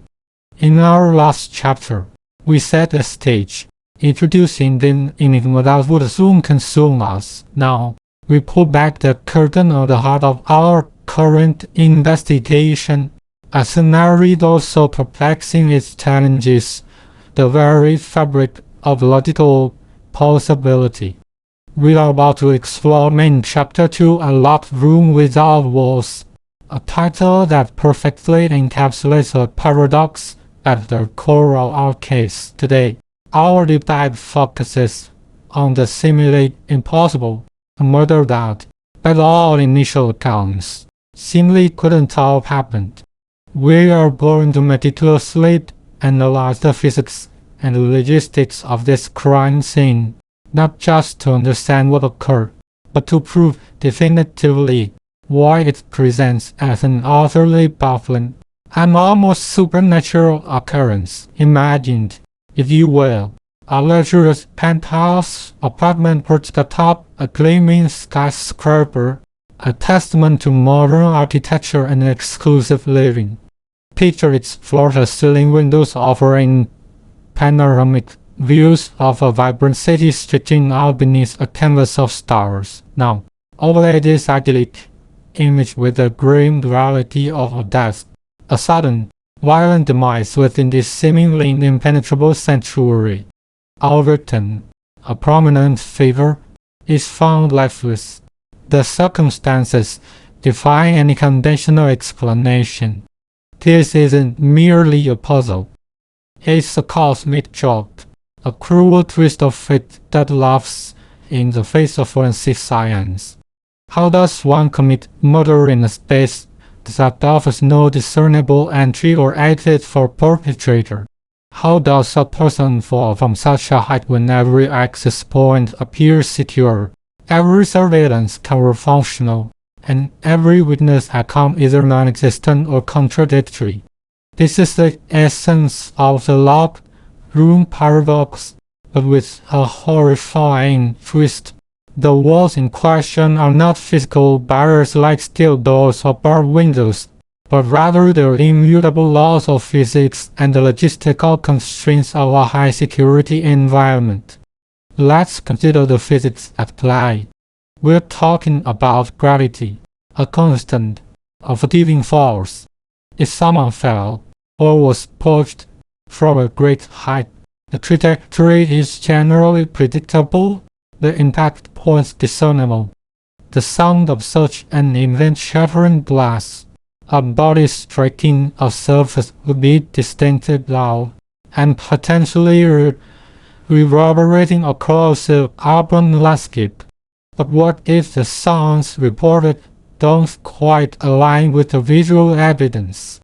What if the victim's position or the state of the room suggests something entirely different from a simple fall? What if the absence of a weapon or the presence of one that seems out of place utterly confounds our expectations? The logistics further deepen the mystery. This isn't just any building. It's a fortress of modern design.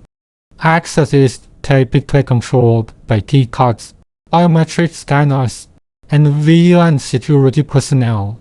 The penthouse itself would likely boast an additional layer of security, perhaps reinforced doors, dedicated elevators, and internal alarm systems. Every potential point of entry or exit, main lobby, service entrances, fire escapes, even the roof access would be under scrutiny. If every single one of these pathways appears undisturbed, untampered with, and recorded as secure, then how, precisely, did the perpetrator arrive, commit the act, and then vanish without a trace?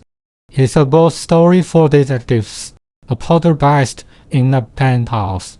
The impossible aspect here isn't just about a lack of evidence. It's about a direct contradiction of what we should see. Given that outcome, we should find footprints, or tool marks, or a force block. We should have a clear witness account, or at least a security camera capturing some anomaly. When these expected elements are conspicuously absent, yet a violent death has undeniably occurred, our minds reel. We are forced to confront a situation that, on its surface, seems to defy rational explanation, pushing us into a realm where the impossible becomes the only present reality. An experienced investigator's brain, upon encountering such a scene, immediately categorizes it, attempting to slot it into familiar frameworks: suicide, accident, or murder. But what happens when the details immediately challenge all three? A suicide might leave a note, or a clear means of self-harm, or a history of depressive tendencies. An accident would often involve evidence of a slip, a structural failure, or an unforeseen event. A murder conventionally demands a perpetrator, a weapon, and a means of access. When none of these conventional narratives hold water, the immediate feeling is one of profound disorientation, a sense that the case is actively mocking your accumulated wisdom. This is precisely where the critical process of thinking backward comes into play. When faced with an impossible result, the natural inclination is to try and explain it away with the most immediate, albeit often incorrect, assumptions. Instead, we must begin at the end, the undeniable fact of the past. From this impossible result, we then work our way backward, asking what sequence of events must have occurred, no matter how improbable, to lead to this specific outcome. We suspend our disbelief, not to accept the supernatural, but to open our minds to possibilities that our initial logical frameworks might dismiss. Consider, for a moment, the classic love through mystery in literature. Think of those intricate tales where our body is found in an apparently sealed chamber with no weapon, no perpetrator, and no logical explanation for how the crime was committed or how the killer escaped. Such stories thrill us precisely because they tap into a deep-seated human aversion to paradox. Our brains are hardwired to seek order, to find patterns, and to connect cause and effect. When faced with a logical contradiction, our cognitive systems experience dissonance. This psychological discomfort is precisely why these cases are so challenging for investigators. The immediate urge is to force the facts into a preferable narrative, even if it means overlooking or minimizing contradictory details. But a truly great detective, like a seasoned scientist, understands that anomalies are not nuisances to be dismissed, but rather because pointing toward a deeper, more complex truth. Despite the natural human tendency to resolve ambiguity too quickly, embracing the discomfort of the unknown until a coherent, evidence-based explanation emerges. So, how do we apply this in practice? When confronted with a problem that seems to defy all logic, the first and most crucial step is to consciously challenge your assumptions. Don't assume the obvious door was the only door. Don't assume the obvious motive was a real motive. Break the problem down into its smallest, most granular components. Each piece of evidence, each witness statement, each physical parameter must be isolated and examined independently, without a preconceived notion of how it should fit into a larger picture. Only once these individual pieces are thoroughly understood can you begin the painstaking process of reassembling them, allowing the evidence itself to dictate the narrative, rather than forcing the evidence to fit a pre-existing story. This methodical, almost surgical approach is our compass in the labyrinth of the impossible. Now, let's turn our attention to the specific logistical challenges posed by our locked room without walls. Our first key point of investigation focuses on the very top of the building, examining the roof access and systematically eliminating outside interference. The roof of a skyscraper is often an overlooked, yet incredibly critical area in any high-rise investigation.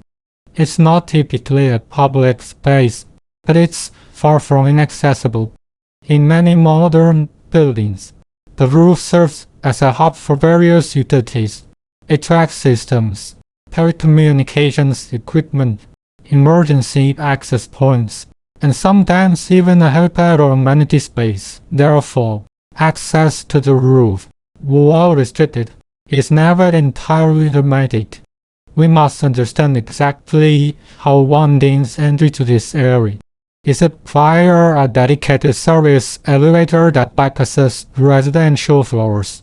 Is there a stairway leading directly from the top floor? Are there service hatches or maintenance tunnels that might offer a less obvious, more clandestine route? Each potential pathway must be meticulously mapped and assessed. The security measures, or light off, on the roof are paramount. Are there heavy-duty locks on the access doors?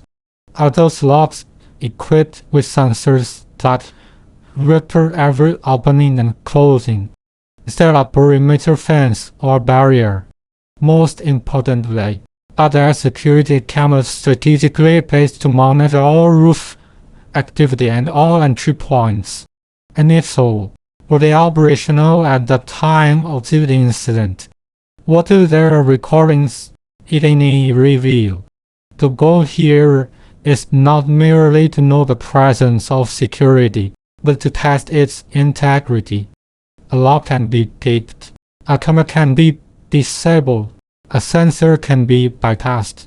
We must look for any sign, no matter how faint, of tampering or compromise. Let's consider a real-world storytelling example to illustrate this point. Imagine a scenario from a spy thriller or a heist movie. Our intrepid protagonist needs to infiltrate a secure building. Do they typically walk through the front door? Rarely. More often, they find an unexpected route, perhaps a disused ventilation shaft that connects to a lower level, or a maintenance ladder precariously leading up the exterior, or even a forgotten service entrance at the rear, shielded from view.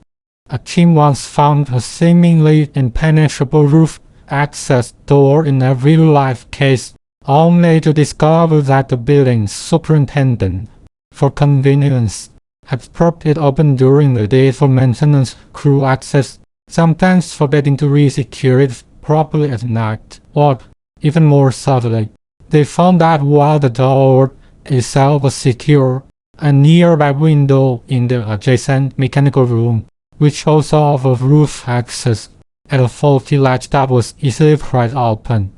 These are the kinds of obscure, seemingly insignificant details that can unravel an entire locked room premise psychologically. This detailed examination is crucial because of the human tendency toward tunnel vision. When we think of building access, our minds immediately gravitate to the most obvious points: the lobby, the main elevators, perhaps the fire escapes. We often overlook the mundane, the service-oriented, or the inconvenient routes. There's a cognitive bias that makes us dismiss information that doesn't immediately fit our mental model of how things should work. An investigator might see a locked roof door, record it as secure, and move on. But a truly diligent investigator will not only confirm the lock's integrity but also look around the door. Are there scuff marks on the wall nearby? Are there unusual dust patterns on the floor? Is there a loose bolt on the ventilation grid just a few feet away? Every inch of the perimeter must be scrutinized because the human brain, seeking efficiency, often misses the exception rather than the rule. The fear of overlooking something crucial, of being outsmarted by a cunning adversary we spotted a seemingly insignificant vulnerability, drives his obsessive attention to detail. So, for practical application, what steps should our listeners or any aspiring investigator take? First, obtain comprehensive blueprints and architectural plans of the building. These are your treasure maps. They reveal not just the obvious access points but also utility tunnels, false ceilings, maintenance shafts, and forgotten stairwells. Second, conduct a physical walkthrough, not just once, but multiple times. During your approach, call with a building manager, Then go on. Try to imagine how you break in or out if you were the perpetrator. Look for any inconsistency between the plans and the realities on the ground. Third, interview every single person who has legitimate access to the roof. Maintenance staff, HVAC technicians, security guards, even window washers. Understand their routines, their keys, their access cards, and any shortcuts they might take. Ask about any unusual incidents, however minor, in the days leading up to the event. Fourth, meticulously review all security footage from cameras monitoring roof access points, looking for any anomalies, even a flicker, a shadow, or a time discrepancy that might suggest a camera malfunction or tampering. Finally, conduct a full forensic sweep of the roof, searching for trace evidence, footprints, fibers, discarded items, secret parts, anything that might indicate an unauthorized presence. Leave no stone unturned, no grate unexamined. This systematic, almost obsessive, approach is the only way to truly eliminate outside interference and solidify the locked room premise, or, conversely, to expose its fatal flaw. Our next critical step in unraveling this mystery is to interview the first responders, not just once, but with a specific focus on logging in the initial, unvarnished facts. When a major incident occurs, a cascade of personnel rushes to the scene. Uniformed police officers, paramedics, firefighters, and often building security. These individuals are the very first eyes and hands on the scene, and their initial observations are invaluable. What did they see? What did they hear? What were their immediate actions? These questions are paramount, as every second after an event can alter the crime scene, inadvertently or otherwise. We need to know the exact state of the victim upon arrival. Was there any pulse, however faint? What was their visible condition? Were there signs of struggle, defensive ones, or anything suggesting foul play? Equally important is the state of the room itself. Were doors or windows open or closed? Was anything obviously disturbed, overturned, or broken?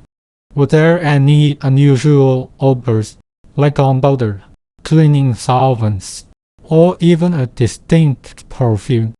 The first responders' recollections are the closest we can get to a snapshot of the scene before it was potentially influenced by subsequent actions, even well-intentioned ones. Then, there are their initial actions. Did they touch anything? Did they attempt CPR? Did they move any objects to get to the victim? Did they open or close doors or windows for ventilation or to secure the area? While these actions are often necessary and appropriate in an emergency, they can also inadvertently alter or contaminate crucial evidence.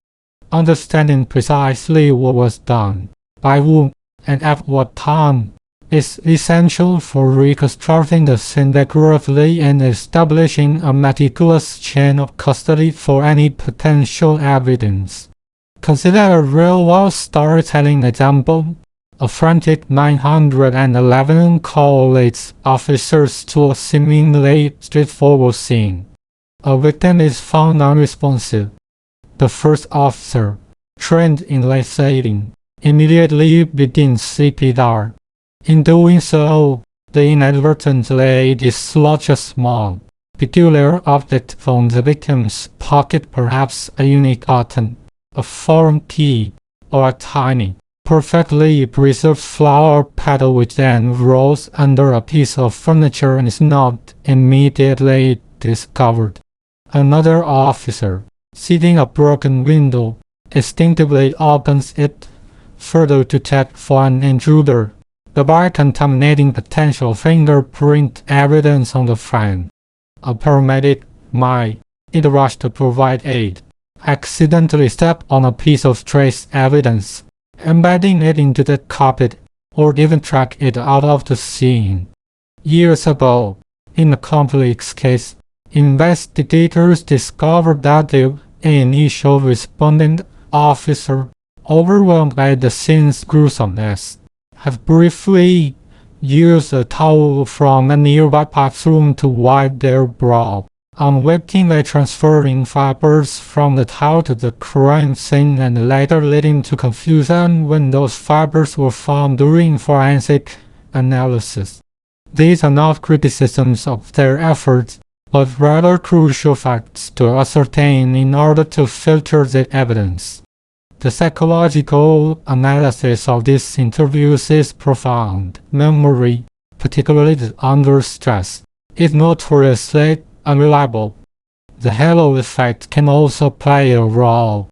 We tend to trust authoritative figures, and their initial statements might be given undue weight, even if their memory is flawed or incomplete due to the shock and adrenaline of the moment. Furthermore, first responders are trained to act, not necessarily to meticulously observe and document every detail for a later investigation.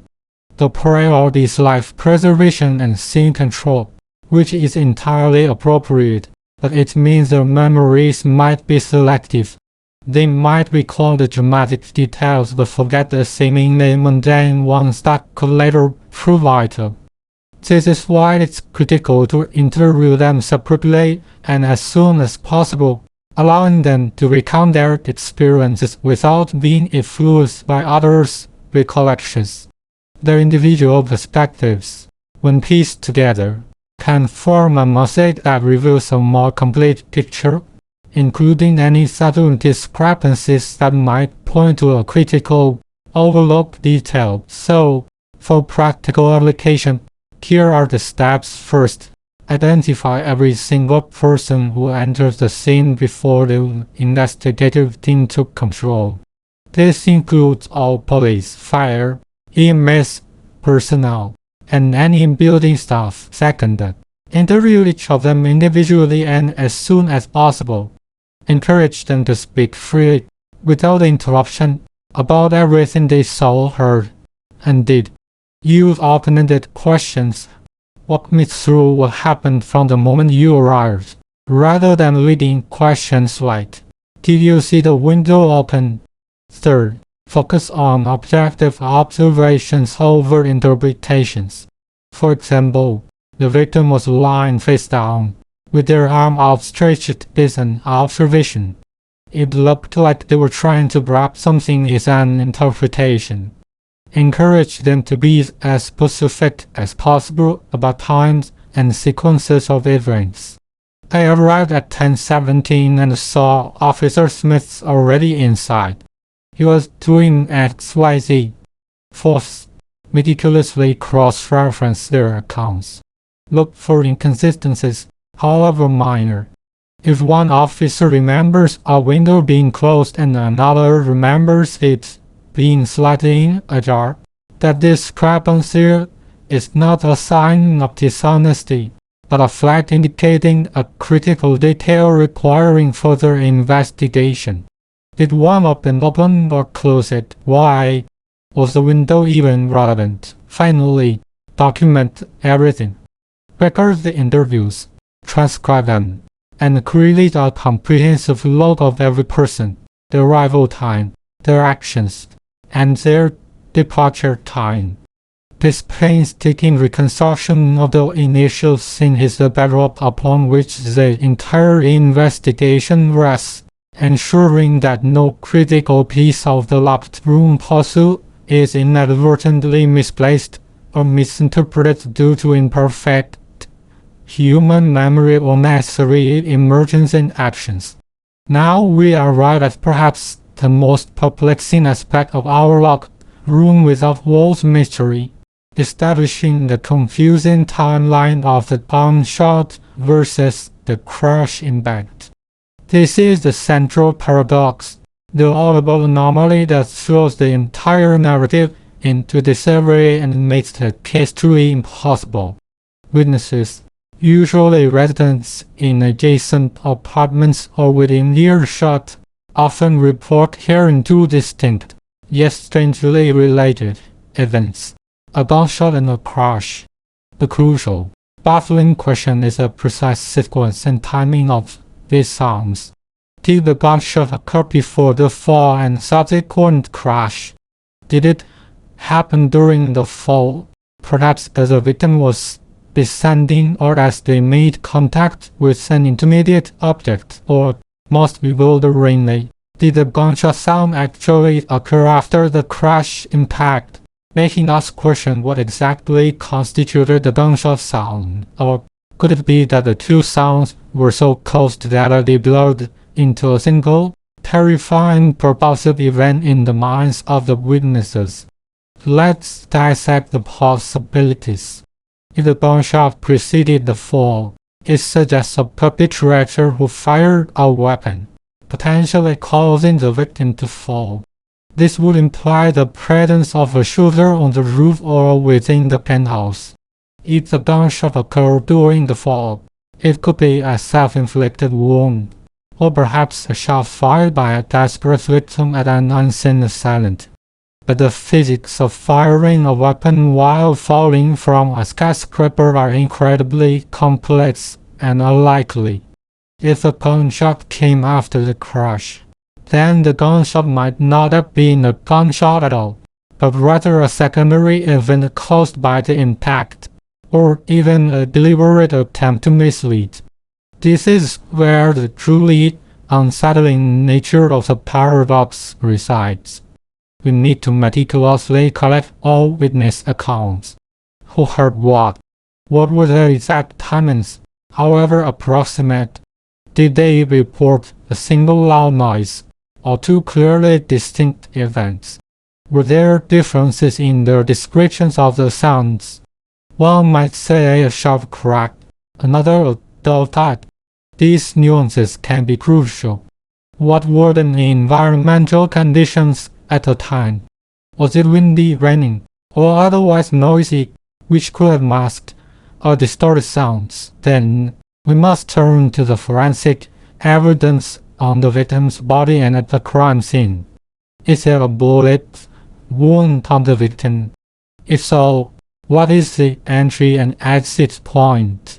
What is the trajectory of the bullet? Are there any signs of stippling also around the wound, indicating a close-range shot? The presence or absence of these details is critical. If a bullet wound exists, but there is no evidence of it being self-inflicted, it strengthens the case for an external perpetrator. Conversely, if it appears self-inflicted, but the context of the fall makes it physically impossible, the mystery only deepens. At the crime scene itself, we search for bullet casings, bullet holes in walls, furniture, or the floor. Are there any ricochet marks? If a weapon was fired, where is it? The absence of a weapon, especially one that correlates to a bullet wound on the victim, is a massive red flag. If there is a bullet wound but no spent casing, it suggests a revolver, or perhaps that the casing was ejected and later removed by a perpetrator, or fell with the victim, or was somehow launched far from the scene. Each scenario demands different lines of inquiry. The concept of sound propagation is also vital here. How far would a gunshot carry in that urban environment? How would it be distinguished from other loud noises that might occur in the cities at night? A car backfiring, a garbage truck compressing refuse, a transformer blowing, or even the violent shattering of glass from a high-speed impact. What about the sound of the crash impact itself? Was it the sound of a body hitting the ground directly, or an object, like a broken window pane, hitting another part of the building or the ground first? The type of crash sound can tell us a great deal about the nature of the fall. Consider a real-world storytelling example of how sound cues can mislead. In a famous old case, witnesses reported hearing a gunshot just before a body was found in an alleyway. Investigators initially focused on the shooting. However, a meticulous forensic investigation later demonstrated that the sound described was more consistent with a heavy, rusted dumpster being violently slammed shut by an accidental bomb from a delivery truck, occurring at precisely the same time as the body fell from an adjacent building. The human brain, primed for drama but seen in the body, interpreted the sudden loud bang as a gunshot, even though the acoustic profile didn't match, or conversely. Consider a band heist film where a meticulously timed explosion of a car in a nearby parking lot is used to mask the sound of a safe being breached inside the bank. The human mind is adept at finding patterns, even if those patterns are illusory, especially when confronted with shocking stimuli. Psychologically, the brain's tendency to link correlative events as causative is a powerful force here. If you hear a loud bang and then immediately see a body, your brain automatically assumes the bang caused the body's demise. This is confirmation bias in action. You hear what you expect to hear, or what seems to make sense in the immediate aftermath of a shocking discovery. The difficulty of accurately recalling sequence and timing under duress or surprise is also a major factor. Seconds can feel like minutes, and the precise order of events can become jumbled. Witnesses might unconsciously correct their memory to create a more logical, albeit incorrect sequence. This is why gathering multiple, independent accounts and then subjecting them to rigorous forensic scrutiny is absolutely non-negotiable. For practical application, establishing this confusing timeline requires several critical steps. First, map out every single witness and their reported location related to the incident. Did they have a clear line of sight, or were they relying solely on sound? Second, interview them individually and meticulously, focusing on the exact wording they used to describe the sounds. A sharp, correct versus a muffled hop can reveal crucial details. Ask them to describe the temporal relationship. Did you hear the first sound, then a pause, then the second? Or did they happen almost simultaneously? Third, bring in acoustic forensic experts if available. They can analyze the sound profiles reported by witnesses and compare them to known sounds of gunshots, impacts, and other urban noise. Can they differentiate between a high-caliber pistol shot and a large object striking pavement? Fourth, reconstruct the physical scene with respect to sound propagation. Where would a gunshot fired from the roof typically be heard? How would the building's architecture affect sound echoes and dissipation? Fifth, meticulously examine the victim's body for any evidence that unequivocally ties the gunshot to the fall or definitively separates them. If a bullet wound is present, was it fatal? Could the person have still been alive and conscious for shot fall after being shot? Finally, consider alternative explanations for the gunshot sound. Could it have been an unrelated event, brilliantly timed or purely coincidental, to distract or mislead? This painstaking disentanglement of auditory evidence from physical evidence is what allows us to pierce through the veil of impossibility and bring clarity to a moment steeped in confusion. In summary, my dear listeners, a locked room without walls presents us with a formidable intellectual challenge. We've established that the very premise of this crime defies conventional understanding, demanding a radical shift in our investigative approach. We've delved into the intricacies of roof access, systematically eliminating every potential avenue of external interference, demonstrating just how airtight, or seemingly airtight, this scenario is. We've highlighted the crucial role of first responders, emphasizing the psychological nuances of memory under duress and the critical need for meticulous, separate interviews to lock in the unvarnished initial facts. And finally, we've grappled with the most confounding element, the contradictory and confusing timeline of the gunshot versus the crash impact, an auditory puzzle that twists the knife of impossibility even further. Our journey through this impossible murder is far from over. These initial steps are merely the foundation. In the next chapter of Case in Camera, we will move beyond these foundational facts and begin to hypothesize, to construct potential narratives that, however improbable, might bridge the chasm between the possible and the true. We will start to look for the cracks in that impenetrable facade, the tiny, almost invisible threads that, when pulled, might unravel the entire elaborate tapestry of deception. Join us as we continue to shine a light into the darkest corners of human ingenuity, attempting to solve a love through without walls. Main Chapter 3: Motives in the Shadows. Welcome back to Case in Camera. In our previous discussions, we laid the groundwork, introduced the tragic circumstances, and began to sketch the initial contours of our perplexing mystery. Now, as we delve deeper into Main Chapter 3: Motives in the Shadows, we move beyond the immediate scene and begin to truly understand the human element at play, peeling back the layers of public persona to reveal the raw, often uncomfortable truths lurking beneath. Our journey today is one of careful observation, psychological insight, and the meticulous piecing together of human connections.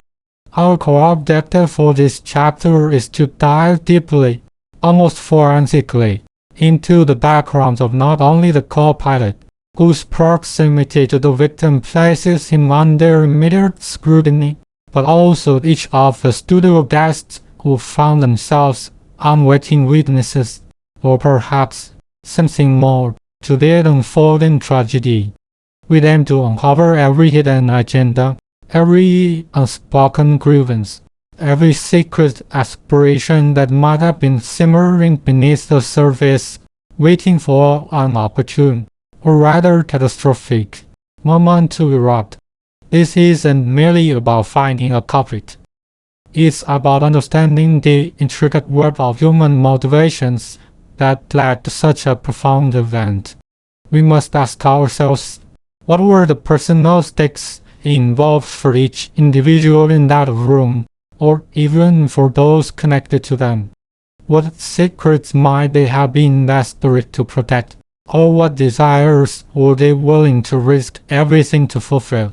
This chapter invites us to become amateur psychologists and social detectives, scrutinizing every glance, every hesitance, every past interaction, to truly illuminate the motives that lay shrouded in the shadows.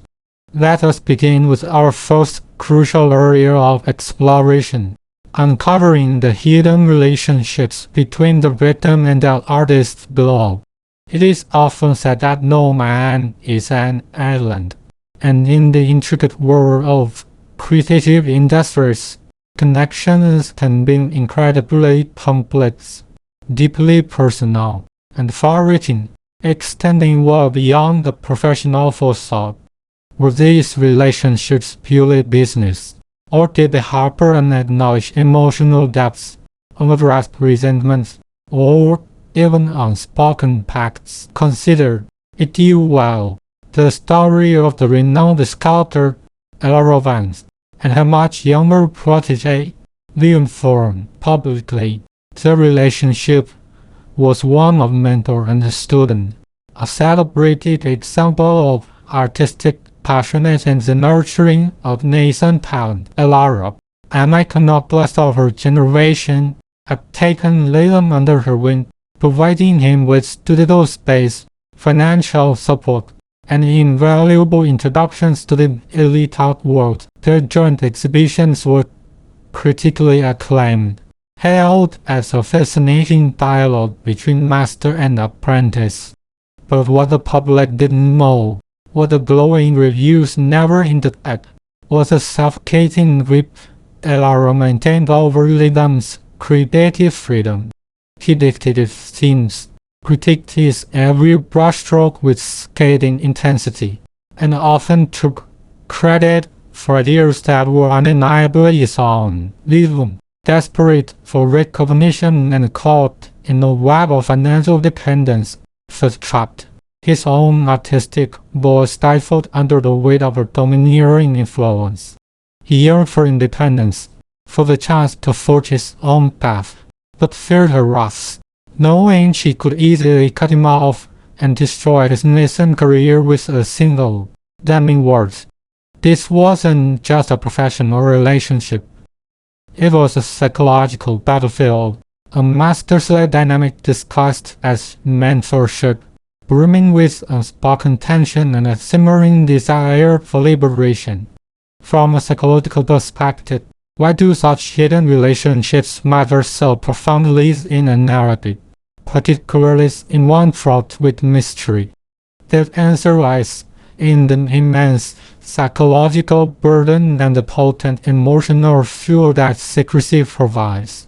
When relationships are not what they appear on the surface, when they carry the weight of manipulation, dependency, unrequited emotion, or past grievances, they become fertile ground for powerful, often distorted impulses.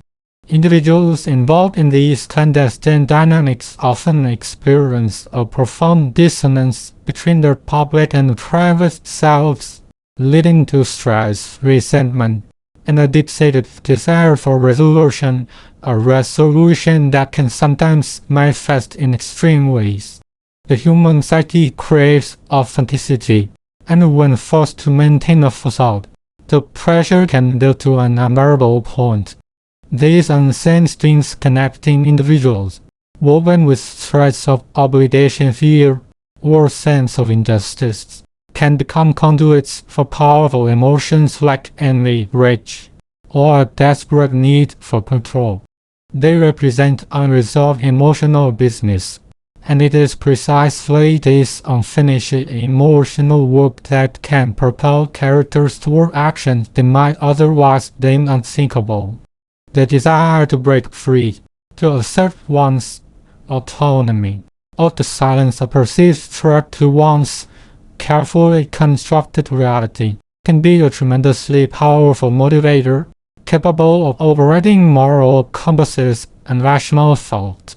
It's the constant, gnawing presence of these secrets that can drive individuals to extremes, seeking release from their psychological prisons. So, how do we, as careful observers, apply this understanding to the case at hand? How do we practically uncover these hidden relationships in our investigation? First step, we must look beyond the official statements and the public narratives. Question the obvious. If someone describes a relationship as purely professional, ask yourself, are there subtle cues contradicting that? Pay close attention to inconsistencies in anecdotes, to veiled glances, uncomfortable silences, or even overly enthusiastic affirmations of a superficial connection. Look for unusual patterns of interaction, whether it's an unexplained frequency of meetings outside of the expected context, or of a sudden, unexplained avoidance. Delve into the personal histories of the victim and each studio guest. Were there shared past projects that ended abruptly or controversially? Did they frequent the same social circles or share common interests beyond their professional interactions?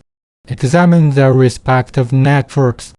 Sometimes a hidden relationship isn't directly between the victim and the suspect, but mediated through a third party, a mutual acquaintance, who might hold a piece of the puzzle. Considered in emotional tenor of their interactions is a genuine warmth or forced politeness that suggests underlying tension. Always remember that the most dangerous secrets are often those protected by a veneer of normalcy.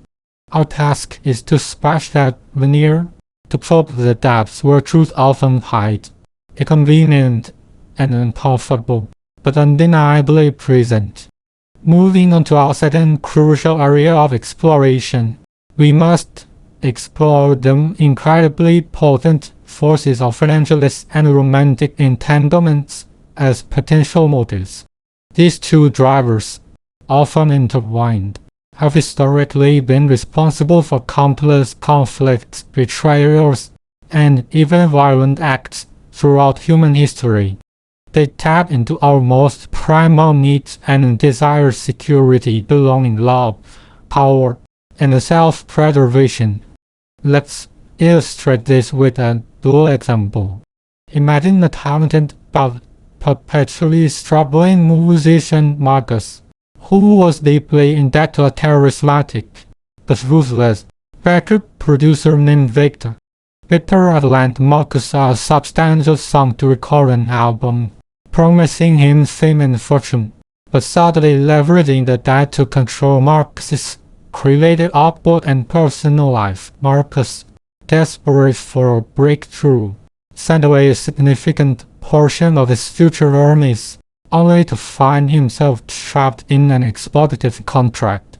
Victor wasn't just a producer, he was a manipulator, holding Marcus's financial future hostage. Simultaneously, a celebrated actress, Lena, was engaged in a secret, passionate affair with Victor, believing he would leave his wife for her. However, Victor, a notorious philanderer, had no such intentions.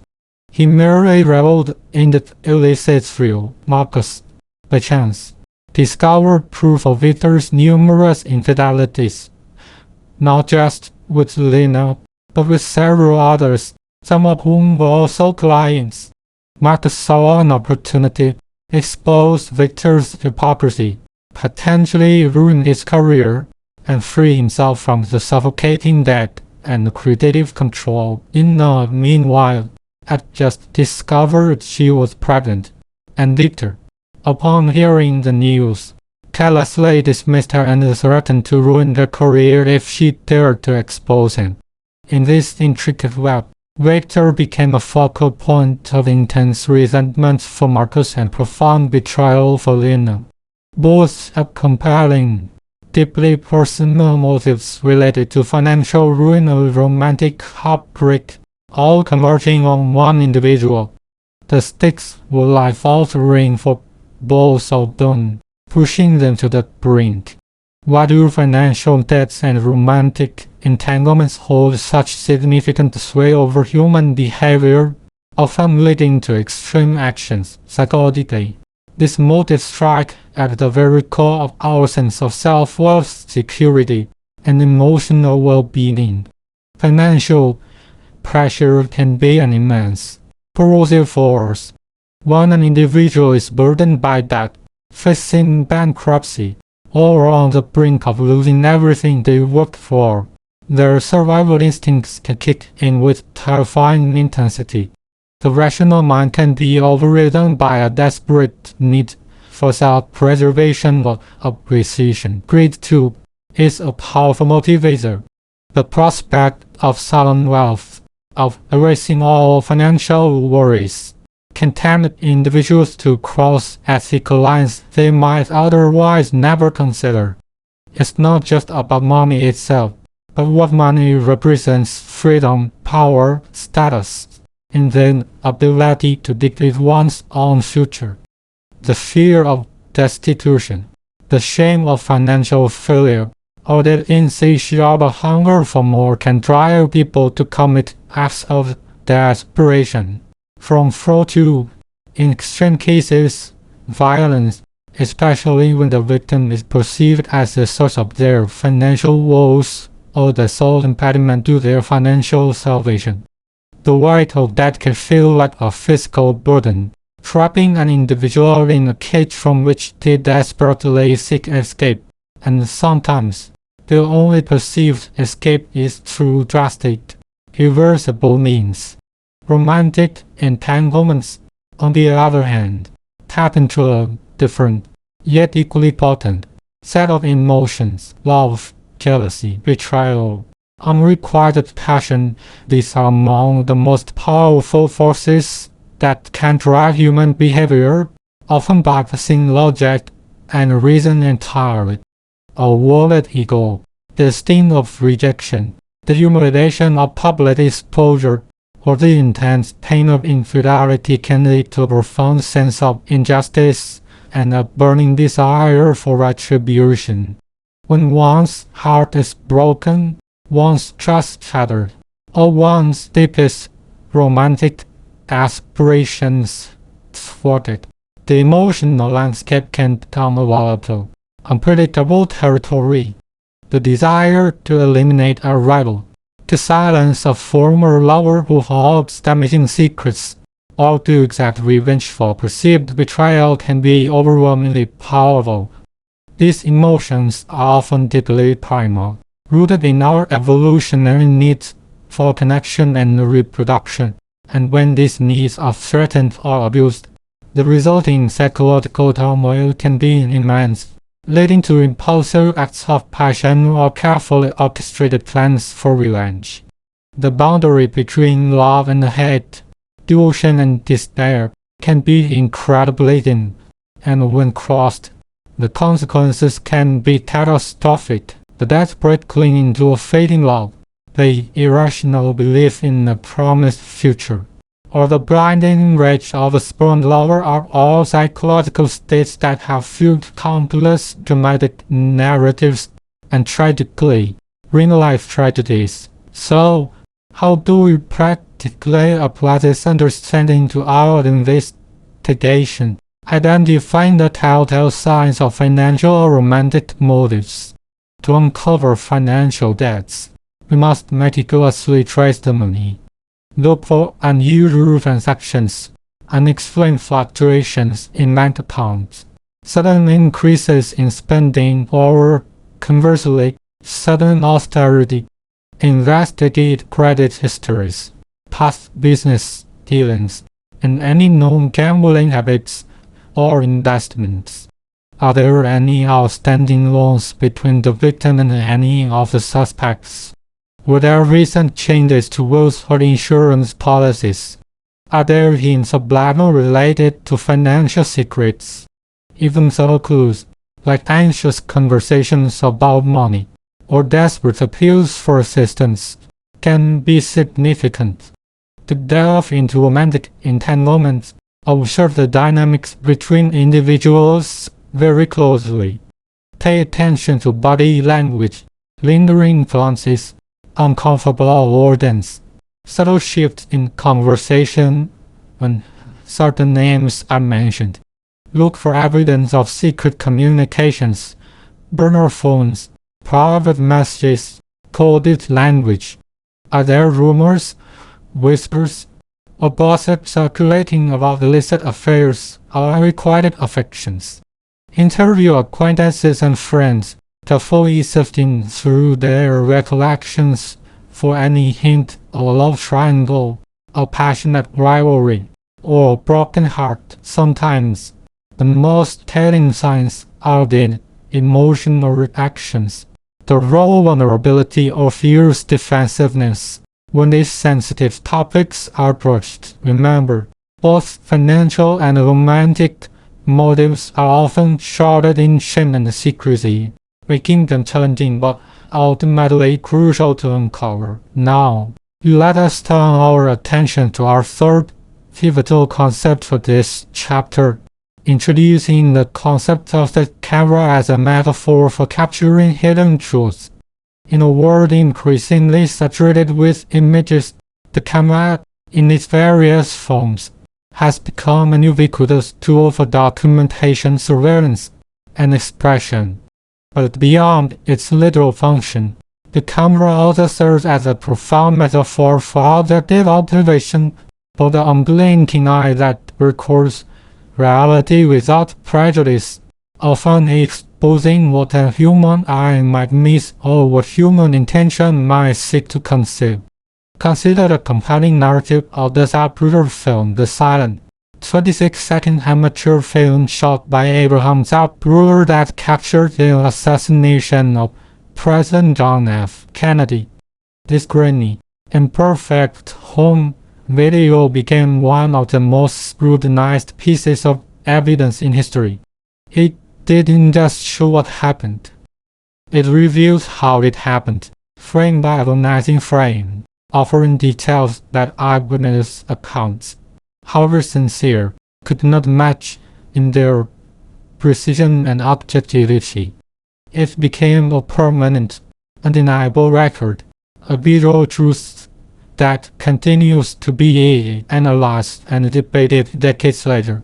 The camera, in this instance, became an unwitting, yet crucial witness, freezing moments in time that would otherwise have been lost to the fog of memory and the subjective biases of human perception.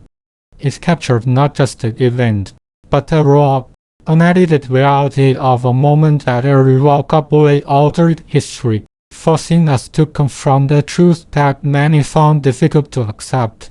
From a psychological standpoint, why does the camera, both literally and metaphorically, hold such significant power in uncovering hidden truths? The psychological impact of visual evidence is immense because humans are predominantly visual creatures. We process and believe what we see with a profound immediacy that often transcends spoken or written accounts. The camera offers a promise of impartiality, an objective record untainted by human emotion, selective memory, or deliberate deception.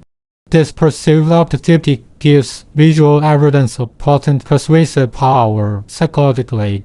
There's a primal fear of being caught on camera, of having one's true actions and intentions exposed for all to see, short of any possibility of denial or reinterpretation. The camera, therefore, becomes a symbol of ultimate accountability, a silent judge that records without prejudice. It can capture subtle gestures, fleeting expressions, or an object placed just so, details that might be dismissed as insignificant in a verbal recounting, but which, when viewed through the camera's lens, become undeniably concrete pieces of evidence. It forces us to confront uncomfortable realities, to see past the carefully constructed facades people present, and to witness the raw, unfiltered truth of a moment. The camera doesn't merely capture an image. It often captures the very essence of a hidden truth, bringing it into stark, undeniable focus, often with profound psychological implications for those involved. It represents the unmasking, the revelation, the moment when pretense crumbles before an unblinking gaze. So, how do we practically apply this concept to our investigation?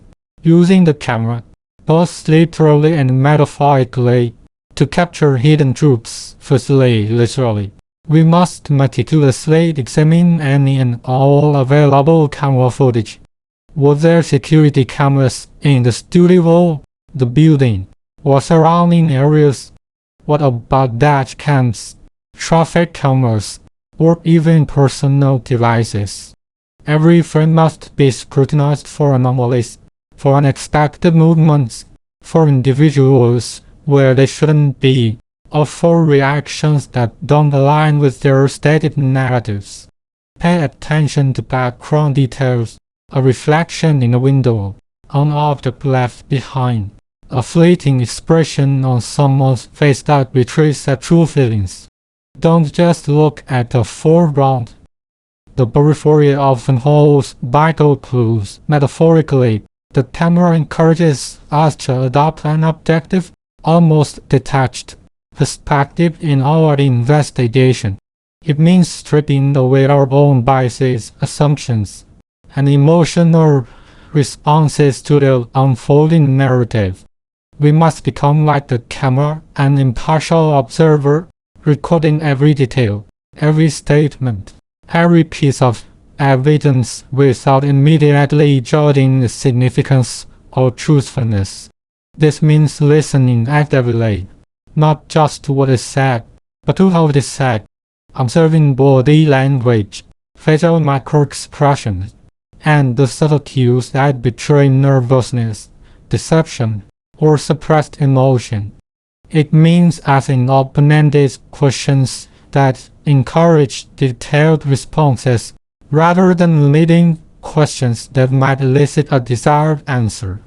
It means meticulously documenting every piece of information, creating a comprehensive record that can be reviewed and re-evaluated, just as one would review camera footage frame by frame. The camera here represents the principle of empirical observation, the commitment to facts over speculation, and the unwavering pursuit of verifiable evidence. It's about cultivating a mindset that seeks to illuminate every corner of the scene, allowing the facts to speak for themselves, much like a camera simply records what is before it, leaving the interpretation to the discerning mind. We must resist the urge to jump to conclusions, instead allowing the cumulative evidence captured by our own metaphorical lens to guide us towards its undeniable truth. This method of active viewing and unbiased observation is paramount to solving any complex mystery, enabling us to transcend the fog of subjective perception and pinpoint the verifiable realities. In summary, as we conclude this chapter, Motives in the Shadows, we've embarked on a crucial phase of our investigation. We understood that to truly grasp the complexities of the case, we must look beyond the surface, delving deep into the hidden lives of the co-pilot and the studio guests. We've explored how concealed relationships, whether professional or personal, can fester into powerful motivators for extreme action, driven by the psychological burden of secrecy and unresolved emotional ties. We've examined the raw, primal forces of financial desperation and romantic entanglement, recognizing the potent capacity to override reason and propel individuals towards desperate measures rooted in fundamental human needs for security and belonging. And finally, we've embraced the powerful metaphor of the camera, encouraging us to adopt an objective, meticulous approach to capturing hidden truths, not just through literal surveillance, but through our own discerning observation, stripping away bias to reveal the unvarnished reality. Our understanding now extends beyond the immediate scene of the incident. We are beginning to chart the intricate emotional and transactional landscapes that underpin the lives of everyone involved. We've learned that motives are rarely simple. They are often layered, intertwined, and deeply rooted in personal histories. As we move forward, armed with these insights, we will continue to piece together the fragments of this complex puzzle, knowing that the camera, in all its forms, will be our most faithful guide. In the next chapter, we will turn our attention to the immediate aftermath, scrutinizing the initial reactions and statements of those present, looking for the cracks in their composure and the first glimpses of guilt or innocence that might be revealed under pressure, or subtle betrayals of emotion or inconsistencies in testimony will emerge when the spotlight first shines on them. The shadows may have concealed much, but the light of scrutiny is about to reveal even more. Join us as we continue to unravel Casing Camera, when in Chapter 4, the photographic clue. Welcome, dear listeners, to main Chapter 4 of Casing Kara, where our journey into the perplexing world of photographic mysteries deepens considerably.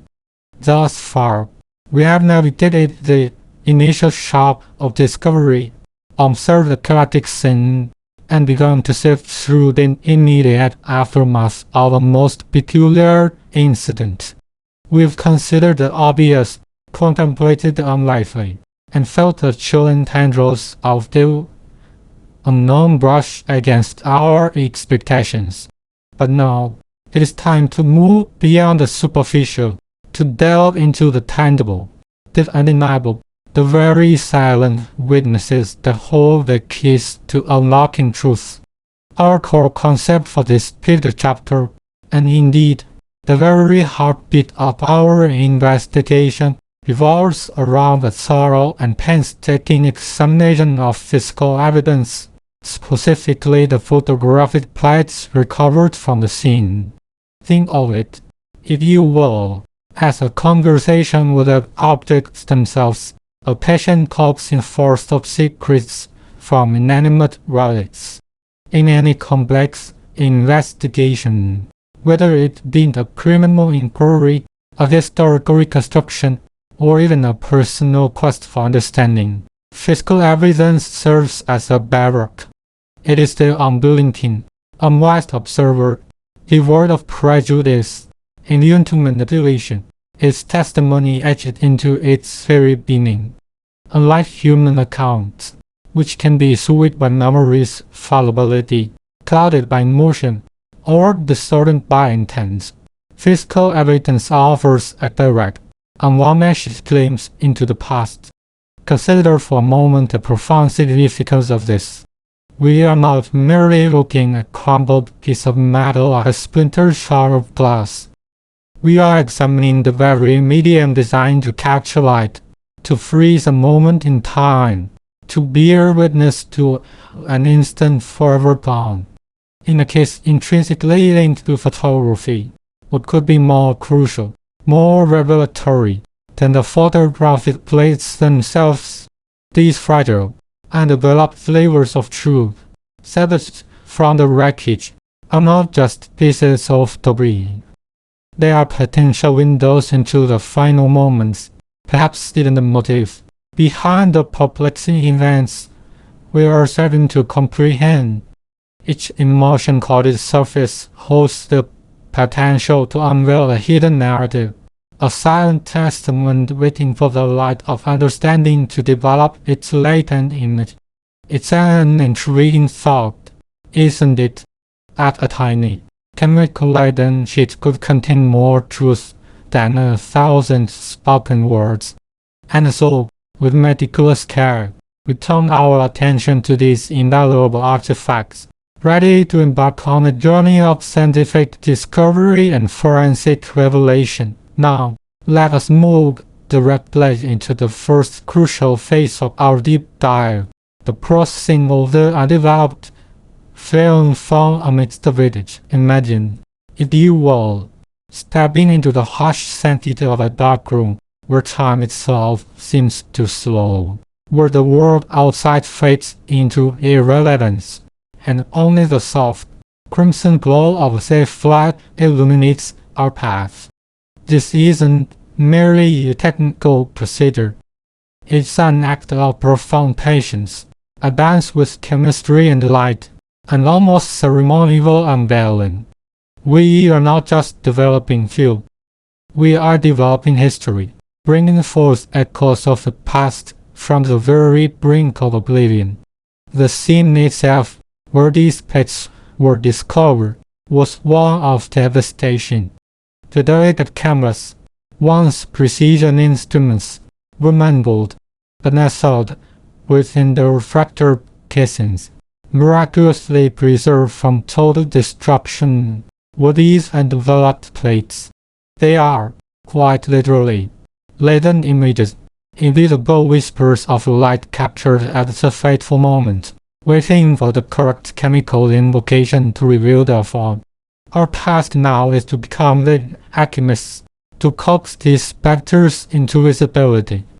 The process itself is a meticulous one, demanding unwavering concentration and a steady hand. First step, the room must be plunged into absolute darkness, save for the ruby red light, which casts long, dancing shadows, turning the familiar into something subtly alien.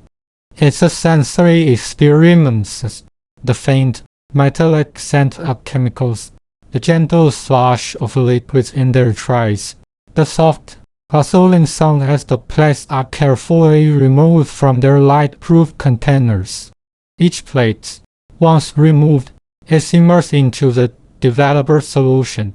This isn't an instantaneous transformation. No, it is a gradual, almost spiritual emergence. For a moment, nothing appears to happen. Then slowly, almost imperceptibly, faint outlines begin to form. Shadows deepen, highlights emerge. It's like watching a memory being painstakingly reconstructed, pixel by pixel. Out of the void, the developer works its magic, converting the exposed silver halide crystals into visible metallic silver. Too long, and the image becomes dense and muddy. Too short, and it remains thin and underdeveloped. Precision is paramount. Once adequately developed, the plate is swiftly transferred to the stop bath, a brief acidic dip that halts the developing action, preventing overdevelopment. Then, the fixer, perhaps the most vital solution, comes into play. This chemical washes away the unexposed silver halide crystals, making the image permanent and impervious to further exposure to light.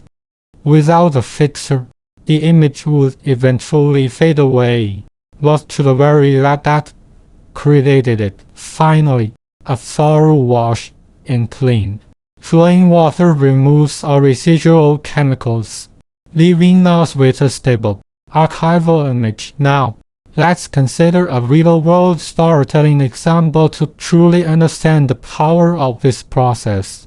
Think of the iconic moment in Alfred Hitchcock's masterpiece, Rear Window.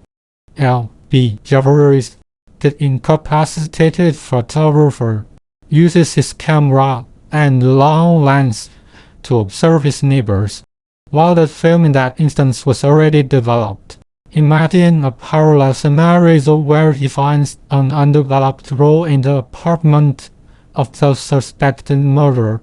The tension as the photographs are processed, one by one, is palpable. Each click of the developing timer, each subtle shift in the image clarity, would amplify the suspense. And then, perhaps, one frame reveals a crucial detail, not the body itself, but perhaps a fleeting reflection in the window, a discarded item that shouldn't be there, or an unexpected visitor. The slow reveal, frame by frame, builds an almost unbearable anticipation, culminating in that singular, revelatory image that either confirms suspicion or sends the investigation spiraling in an entirely new direction. It's a masterclass in suspense, entirely reliant on the patient unveiling of visual truths psychologically. Why does this painstaking process matter so profoundly? Because it taps into our innate human fascination with revelation and discovery. There is an almost primal satisfaction in watching something invisible become visible, in witnessing the transformation of potential into actuality. It's akin to deciphering an ancient text or piecing together fragments of a lost artifact. The gradual emergence of the image mirrors the human thought process in problem solving. We start with ambiguity, with hints and suggestions, and slowly, through focused effort and logical steps, we bring clarity to the obscure. This gradual reveal also creates a profound sense of anticipation, heightening the emotional impact of whatever information is eventually uncovered.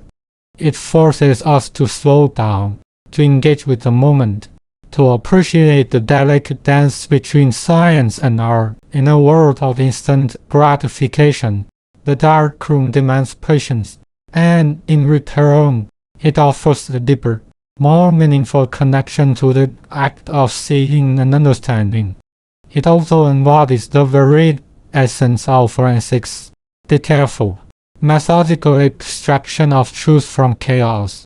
For our practical application steps, dear listener, even if you are not a photographer, this translates directly into any investigative or analytical endeavor. First, cultivate extreme patience. Rush nothing. When faced with a complex problem or a piece of ambiguous information, resist the urge for an immediate conclusion. Instead, approach it methodically, step by step, much like the chemical box. Second, respect the process. Understand that certain truths requires specific methodologies to be revealed. Don't try to force an outcome or skip essential stages. Each step serves a purpose, however minor it may seem. Third, pay attention to subtle changes.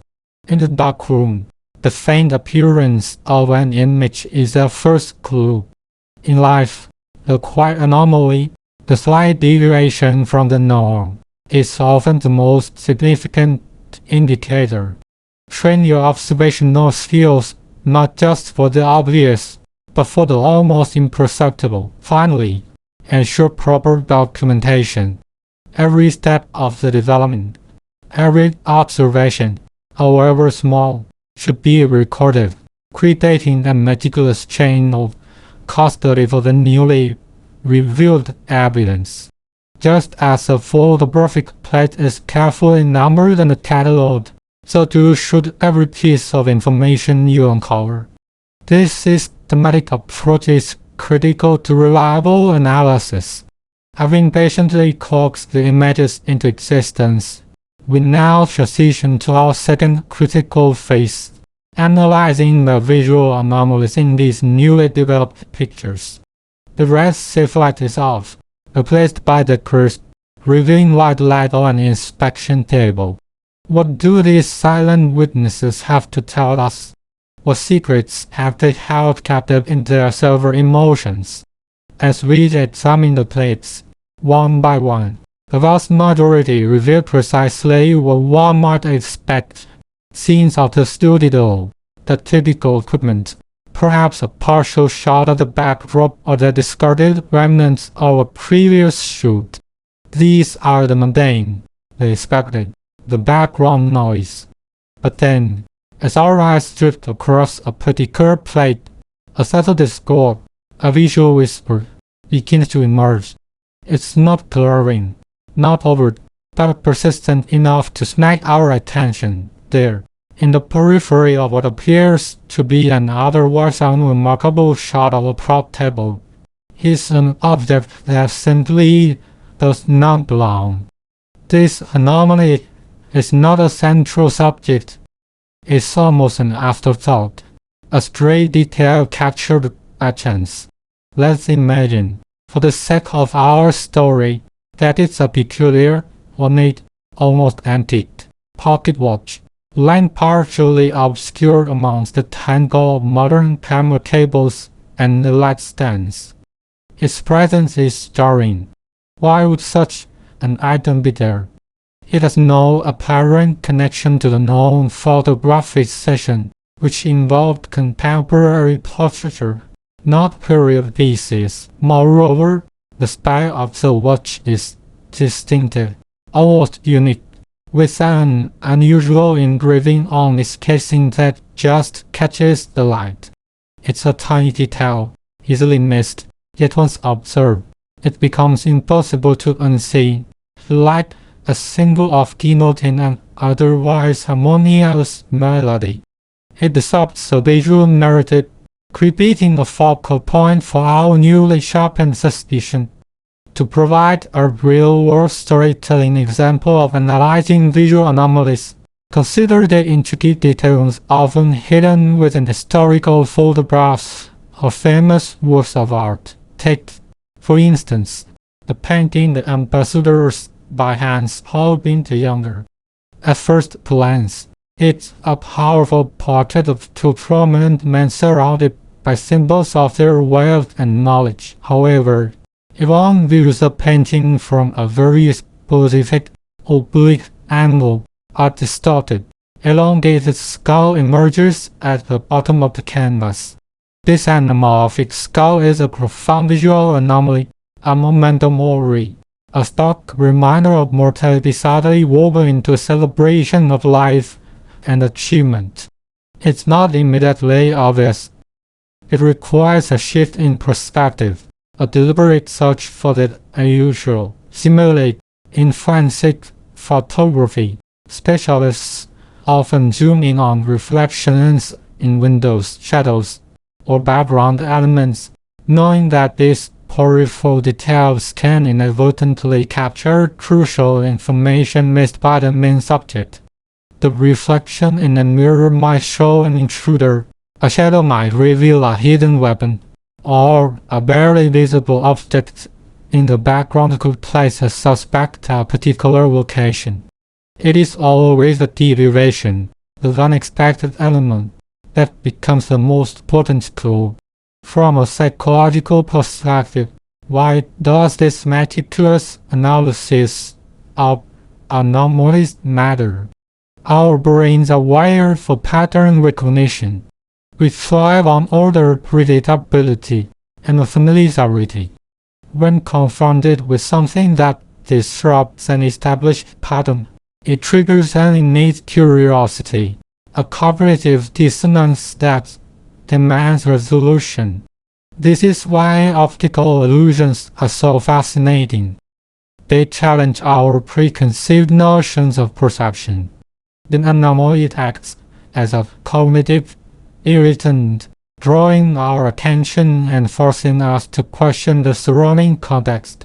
It bypasses our tendency towards confirmation bias, where we subconsciously seek information that confirms our existing beliefs and instead pushes us to reevaluate. The very act of identifying an anomaly demonstrates the power of active observation over passive viewing. It highlights that true understanding often comes not from what is immediately obvious, but from what is subtly out of place. It also underscores the importance of critical thinking, not just accepting what is presented, but actively interrogating it for inconsistencies. Practically speaking, how can we apply this in our own lives? Beyond the confines of a darkroom, first step, cultivate a detective's eye. When observing any situation, object, or piece of information, consciously look for what doesn't fit. Ask yourself, is everything here as it should be? Is there anything that feels out of place, even slightly? This isn't about paranoia, but about heightened awareness. Second, practice systematic scanning. Don't just glance. Methodically sweep your gaze across an image or scene, moving from one quadrant to another, scrutinizing every corner. Avoid tunnel vision, which focuses only on the presumed main subject. Third, document these anomalies immediately and precisely. Describe them in detail, the location, size, color, texture, and any distinguishing features. Take supplemental photographs or sketches if possible. A small detail noted now could become a major breakthrough later. Fourth, consider the context. Once an anomaly is identified, don't just stop there. Ask, what is its usual context? What is it doing here? How does its presence challenge or redefine my understanding of the scene? This contextual analysis transforms a mere observation into an insightful clue. Now, Having painstakingly processed the film and meticulously identified the peculiar anomaly, this ornate, antique pocket watch nestled incongruously amongst modern equipment, we arrived at the third, and perhaps most dramatic, key point of our chapter, the shifting of suspicion to the quietest, most unassuming character in the room. This is a classic twist, the moment where our preconceived notions are shattered, and the seemingly innocuous becomes the most suspect. Why this particular character? Because it anomaly, this distinctive pocket watch, is not just any object. Through further discreet inquiry, it is discovered to be a cherished, almost iconic possession of one of the studio's assistants, a person who has, until now, remained largely in the background, a silent fixture of the environment. Let's call him Mr. Elias Thorne. Mr. Thorne is a man of few words, meticulous in his tasks, always polite, almost invisible in his efficiency. He is the one who quietly arranges the props, cleans the lenses, and ensures the seamless operation of the studio, never drawing attention to himself. He is the person one would least suspect of any involvement in something so dramatic, precisely because his very nature is defined by his unobtrusive presence. He carries an air of quiet confidence, almost bordering on anonymity. His demeanor is consistently calm, his responses always measured, his presence radiating an aura of harmlessness. He is the antithesis of the typical boisterous, self-promoting artists and detonations that usually populate such creative spaces. And yet, this particular pocket watch, with its unique engraving and antique charm, is now amongst a very small so-called to be his treasured family heirloom. Passed down through generation, he has been seen on rare occasions, polishing it, admiring it, a fleeting glimpse of personal sentiment from an otherwise reserved individual. Its appearance on the prop table, amidst the wreckage, is not a coincidence. It is a direct, undeniable link to him, subtly suggesting his presence, or at least his involvement with the scene, in a way that contradicts his earlier, seemingly solid alibi or his generally withdrawn nature. The watch itself isn't incriminating, but its placement and its unique connection to him, in the context of the discovered anomaly, suddenly casts a very long, very uncomfortable shadow. Let us delve into a real-world storytelling example that mirrors this shift. Think of many of Agatha Christie's masterpieces, particularly in Then There Were None. In that chilling narrative, suspicion bounces from one flamboyant, clearly defined character to another. The judge, the general, the doctor, the governess all seem to have their dark secrets and motives. But their eventual culprit, and I will avoid naming them for those who haven't read it, is someone whose quietness, whose apparent deference, whose unassuming nature allows them to operate effectively unnoticed, blending into the background until the shocking reveal. Their very lack of overt suspicious behavior becomes a potent form of camouflage. Another example might be the character of Norman Bates in Psycho. Initially presented as shy, awkward, and overwhelmed by his mother, his quiet demeanor and outwardly polite manner completely disarm the audience, making the true horror of his actions all the more impactful when revealed. The exploitation of villainy is often tied to overt displays of aggression or malice, making the quiet, the meek, the seemingly harmless, utterly unexpected as a true antagonist psychologically. Why is this shift in suspicion so potent and unsettling? It preys on our inherent biases and our tendency to make superficial judgments. We often equate quietness with innocence, shyness with harmlessness, and a lack of overt display with a lack of depth or malice. Our brains are wired to identify threats, and we often look for those threats in loud, assertive, or visibly agitated individuals. The quiet ones, the ones who blend into the background, often slip beneath our radar of suspicion. This phenomenon is rooted in what psychologists call the halo effect and the horn effect. When someone possesses positive traits like being quiet and diligent, we tend to automatically attribute other positive, often unverified, traits to them like being trustworthy and harmless. Conversely, we attribute negative traits to those who display negative initial impressions.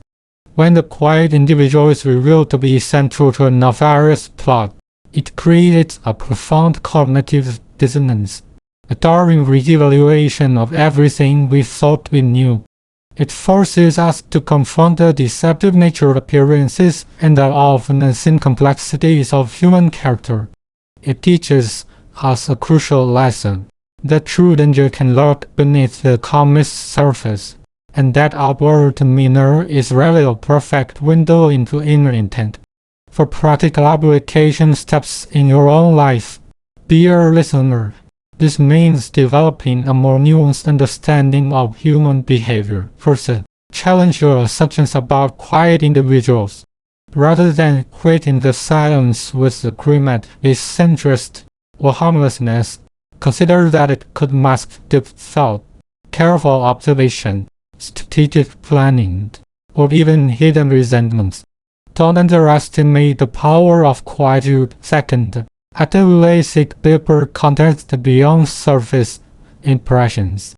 If someone is consistently quiet, ask yourself why. Is it shyness, introversion, or something more deliberate? Observe their actions, the nonverbal cues, and their interactions with others, however subtle. Third, understand the concept of an assuming power. Recognize that influence and danger do not always manifest as loud declarations or overt aggression. Sometimes, the most powerful and effective manipulators are those who operate from the shadows, quietly pulling strings. The presence barely registered until it's too late. Fourth, cultivate an awareness of your own biases. Are you more likely to suspect the loud, the flashy, or the overtly assertive person, simply because they fit a stereotypical mold? Consciously work to dismantle these mental shortcuts and approach each individual with a fresh, open mind, suspending judgment until concrete evidence or consistent behavior points in a clear direction. The quietest person in the room might just be the one holding all the cards. In summary, this chapter, The Photographic Glue, has been a journey through the meticulous world of forensic examination, beginning with the very tangible evidence of the undeveloped photographic plates. We meticulously process the latent images, transforming invisible possibilities into stark visual realities. We then hone our observational skills, identifying a subtle yet profoundly significant anomaly, a unique antique pocket watch, incongruously present in the wreckage. This seemingly minor detail, through careful contextualization, then led us to a sharpened evaluation of our perceptions, shifting our suspicion to the one character we had least expected, the quiet, unassuming Elias Thorne. The journey from latent image to surprising suspect underscores the power of physical evidence, the critical importance of keen observation, and the perennial lesson that appearances can be deceiving. We have now laid bare the first concrete thread in this intricate tapestry of mystery, a thread woven not with words or intentions, but with light chemistry and the unblinking eye of the camera.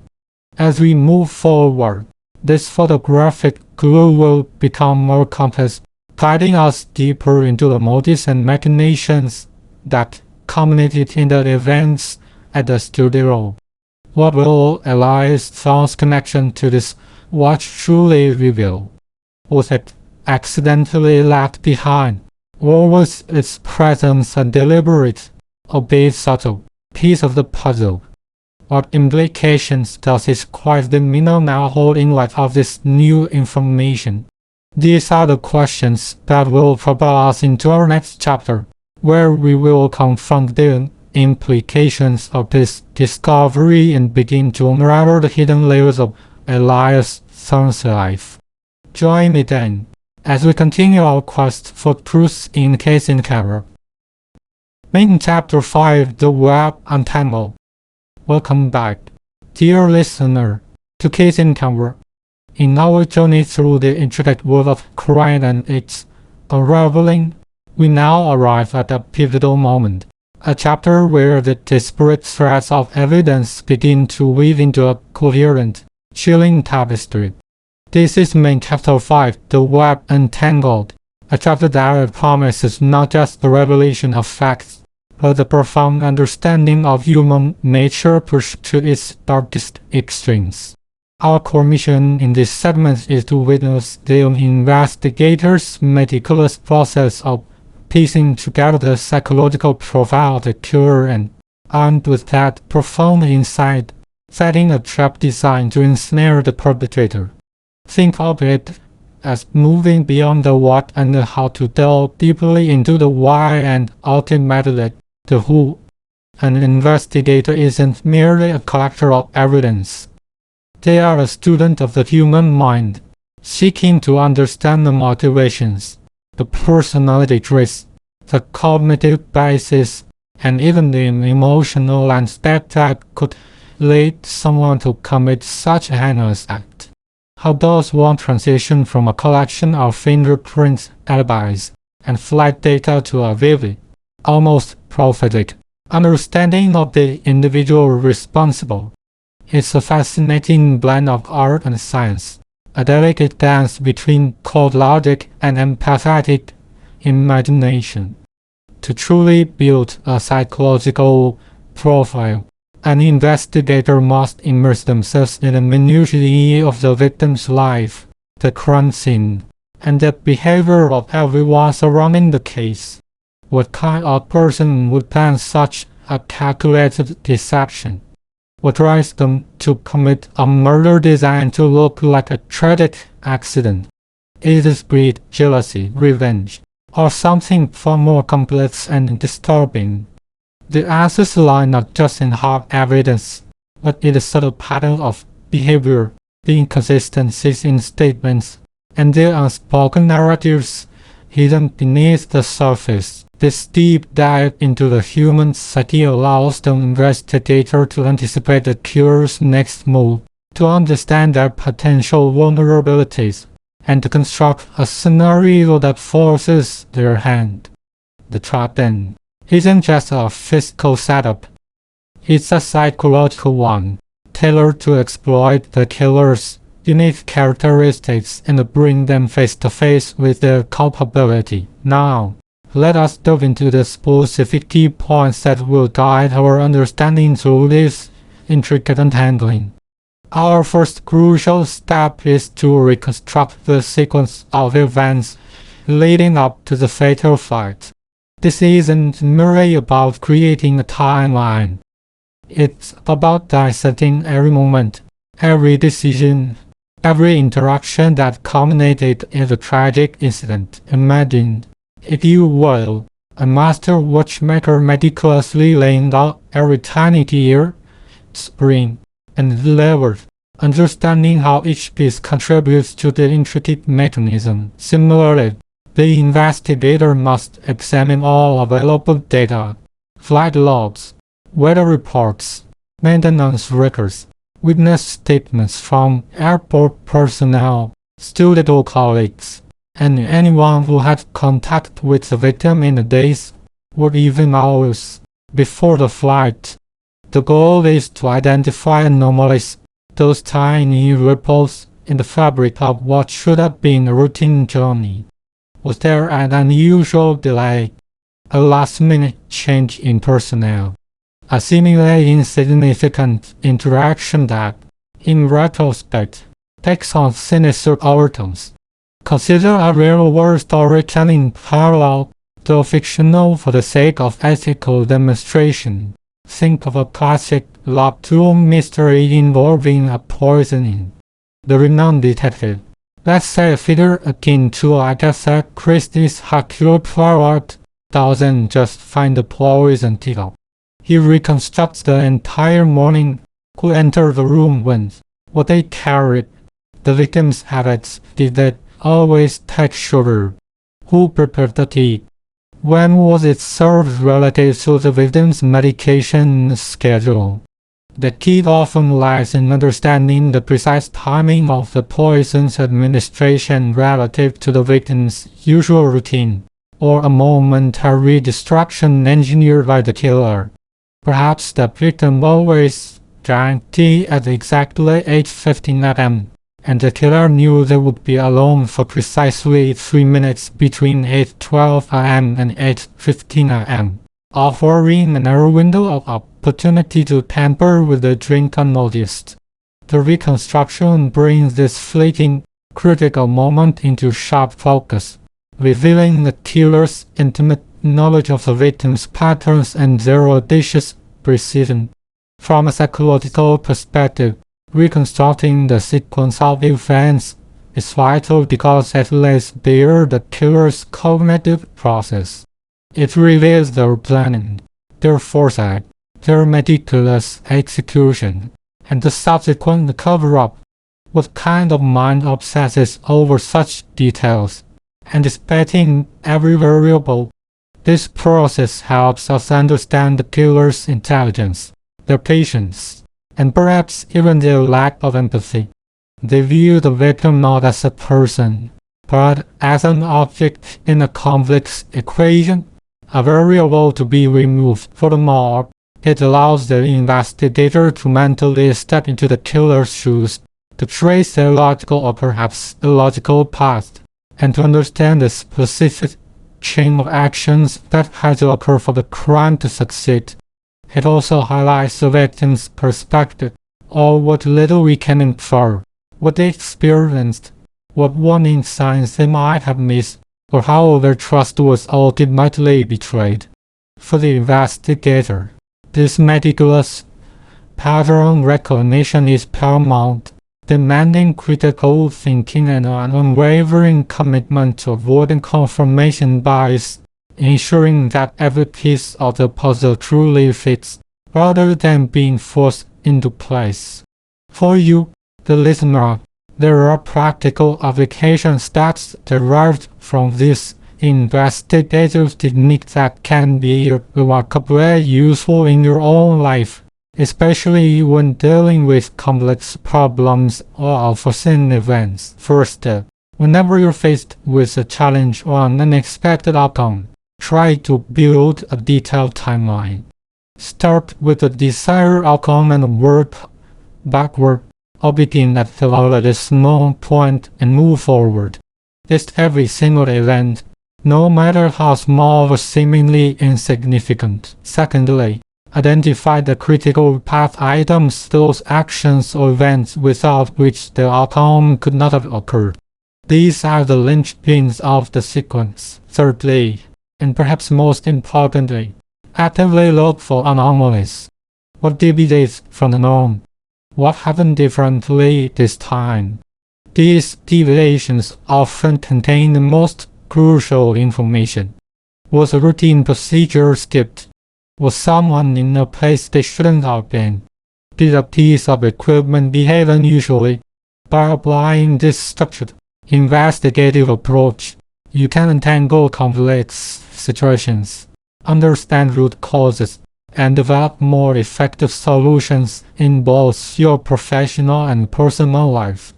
Moving on, A second crucial step involves staging a tense confrontation with the prime suspects in the studio. This isn't merely an interrogation.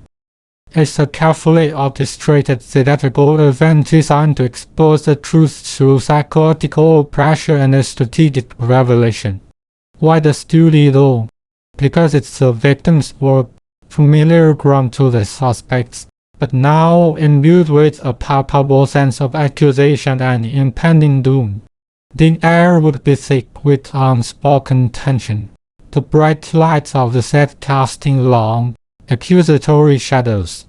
The investigator, having meticulously pieced together the sequence of events and the killer's profile, now seeks to witness their redaction, to observe how the weight of their secret begins to fracture their composure. Who are these suspects likely to be in the world of case encounter? Perhaps a rival photographer, a disgruntled studio assistant, a technician with intimate knowledge of this equipment, or even someone from the victim's personal life whose connection to the studio offers both motive and opportunity. Imagine a scene reminiscent of a classic Agatha Christie novel. Perhaps Hercule Poirot gathering all the potential suspects in the opulent drawing room of a grand manor. It doesn't justice. He systematically dissects their alibis, one by one, revealing tiny inconsistencies, subtle contradictions, until the flawless facade begins to crumble. He might present a seemingly innocuous object, an item the killer believed insignificant, and then slowly explain its true, damning relevance to the crime. The tension isn't generated by shouting or threats, but by the relentless march of logic, the slow tightening of the net, until one of the suspects, unable to bear the psychological burden, cracks. Their body language shifts, a telltale tremor in their voice, a fleeting expression of panic in their eyes. The studio, in our case in conventional fall, becomes that drawing room, a crucible where truth is forged under pressure, psychologically. Such a confrontation is a masterclass in understanding guilt and its manifestation. Lying is cognitively demanding. It requires constant vigilance. Memory records the fabricated narrative and the suppression of truth. Under intense pressure, especially when confronted with compelling, though perhaps incomplete, evidence, the cognitive load becomes overwhelming. Nonverbal communication of the gaze, fidgeting hands, a sudden defensiveness, a change in breathing can betray far more than any spoken word. The power dynamics are crucial here. The investigator maintains a calm, authoritative presence, controlling the flow of information, while the suspects, unsure of how much the investigator truly knows, are forced onto the defensive. The goal is to create an environment where the truth, however painful, becomes the path of least resistance for the guilty party. It's about dismantling their psychological defenses, not through brute force, but through relentless, precise psychological targeting. For practical application in your own interactions, consider these steps. Firstly, when engaging in difficult conversations or seeking to understand someone's true feelings, become an astute observer of nonverbal cues. Pay attention to eye contact, posture, gestures, and vocal tone.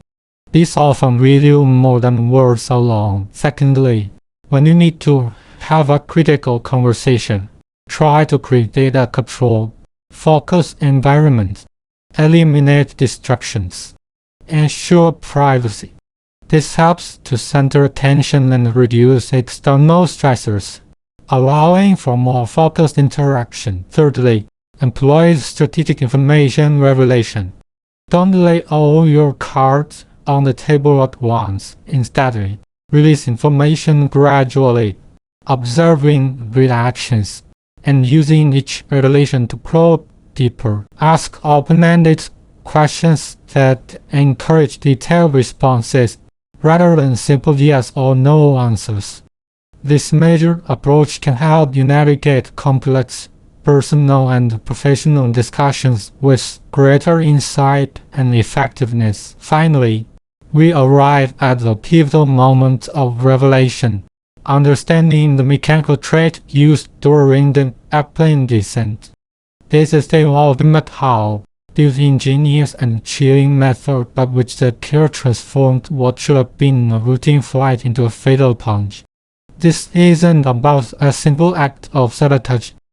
It's about a meticulously planned manipulation that bypassed safety measures or exploited a subtle, almost undetectable vulnerability in their aircraft's systems. Perhaps it involved a specific instrument, a control surface, or a communication system. The killer's ingenuity and technical knowledge would be paramount here, suggesting a background or obsessive interest in aviation mechanics, electronics, or even a deep familiarity with the victim's specific plane model. The precision required for such a trick to manifest only under specific conditions, say, during a particular phase of descent or at a certain altitude, would be extraordinary, a testament to a cunning and dangerous mind. Let's conjure a vivid storytelling example from the realm of complex sabotage. Imagine a scenario where a small, seemingly insignificant component of a sophisticated machine, such as a specialized valve in an industrial pipeline or a critical sensor in an autonomous vehicle, was subtly modified. The modification isn't immediately obvious. It's designed to withstand initial inspections and function normally under most circumstances. However, under a very specific set of rare conditions, perhaps a precise combination of pressure, temperature, and system load, this altered component would fail catastrophically, triggering a chain reaction that would appear to be a genuine accident. For instance, a manually fired gear tooth in a critical servo motor, designed to slip only when subjected to a rare combination of maximum stress and vibration during a specific maneuver. The dangers and the priority lie in waiting for that perfect storm of conditions, ensuring the accident is undeniably plausible. This level of forethought highlights a killer who possesses not just malice, but also significant technical expertise and the patience of a predator. From a psychological standpoint, this revelation speaks volumes about the killer's meticulous planning and an almost perverse attention to detail. It illuminates the dark side of intelligence and expertise, demonstrating how profound knowledge can be twisted for nefarious purposes. There's a particular kind of satisfaction that such a killer derives from executing a perfect crime, one that leaves no obvious trace, that makes the act appear to be an unfortunate turn of fate. This desire for perfection is often rooted in a deep-seated narcissism, a belief in their own superior intellect, and a profound contempt for their victims and those who would seek to bring them to justice.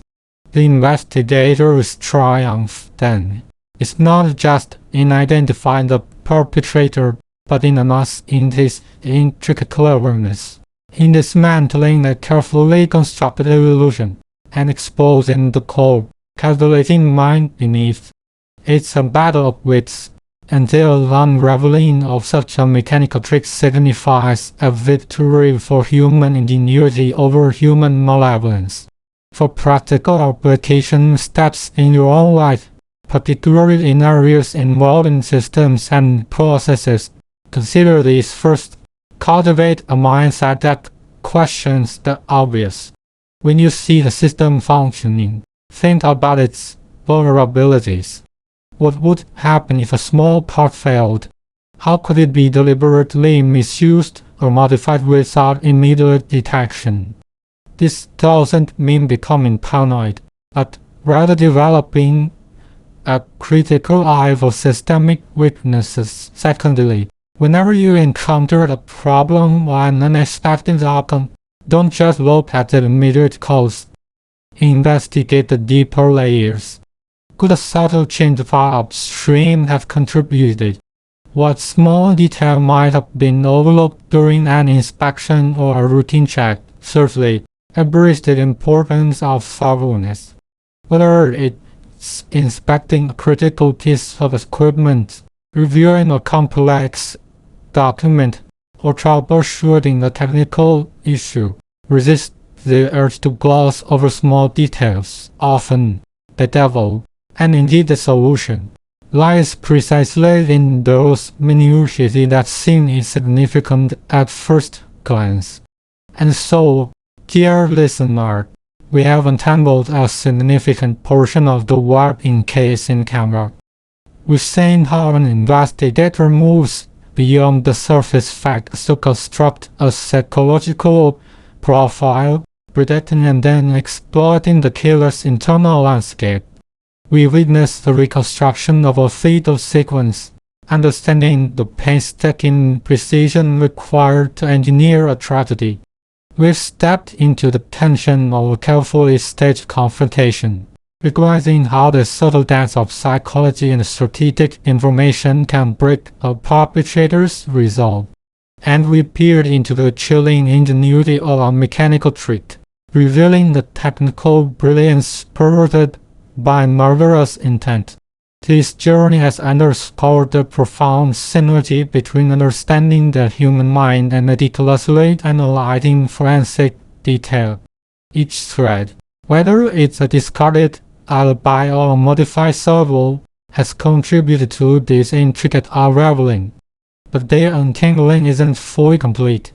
The web might be exposed, its structure understood, but the full weight of justice must still descend. As we transition to our next chapter, we will witness the culmination of this investigative prowess, the moment when the pieces not only fit, but collapse into an undeniable truth, forever changing the lives of all involved. The camera has captured the evidence, the investigator has processed the image, and now, the final frame is about to be developed, revealing the perpetrator in stark, undeniable clarity. Prepare yourself, for the full resolution of case in camera is just around the corner. Detective Hardin wasn't just looking at images, he was looking into them, searching for the shadows of a soul. The perpetrator, he theorized, was someone driven by a chilling blend of meticulous planning and theatrical flair, a manipulator who reveled in crafting elaborate illusions.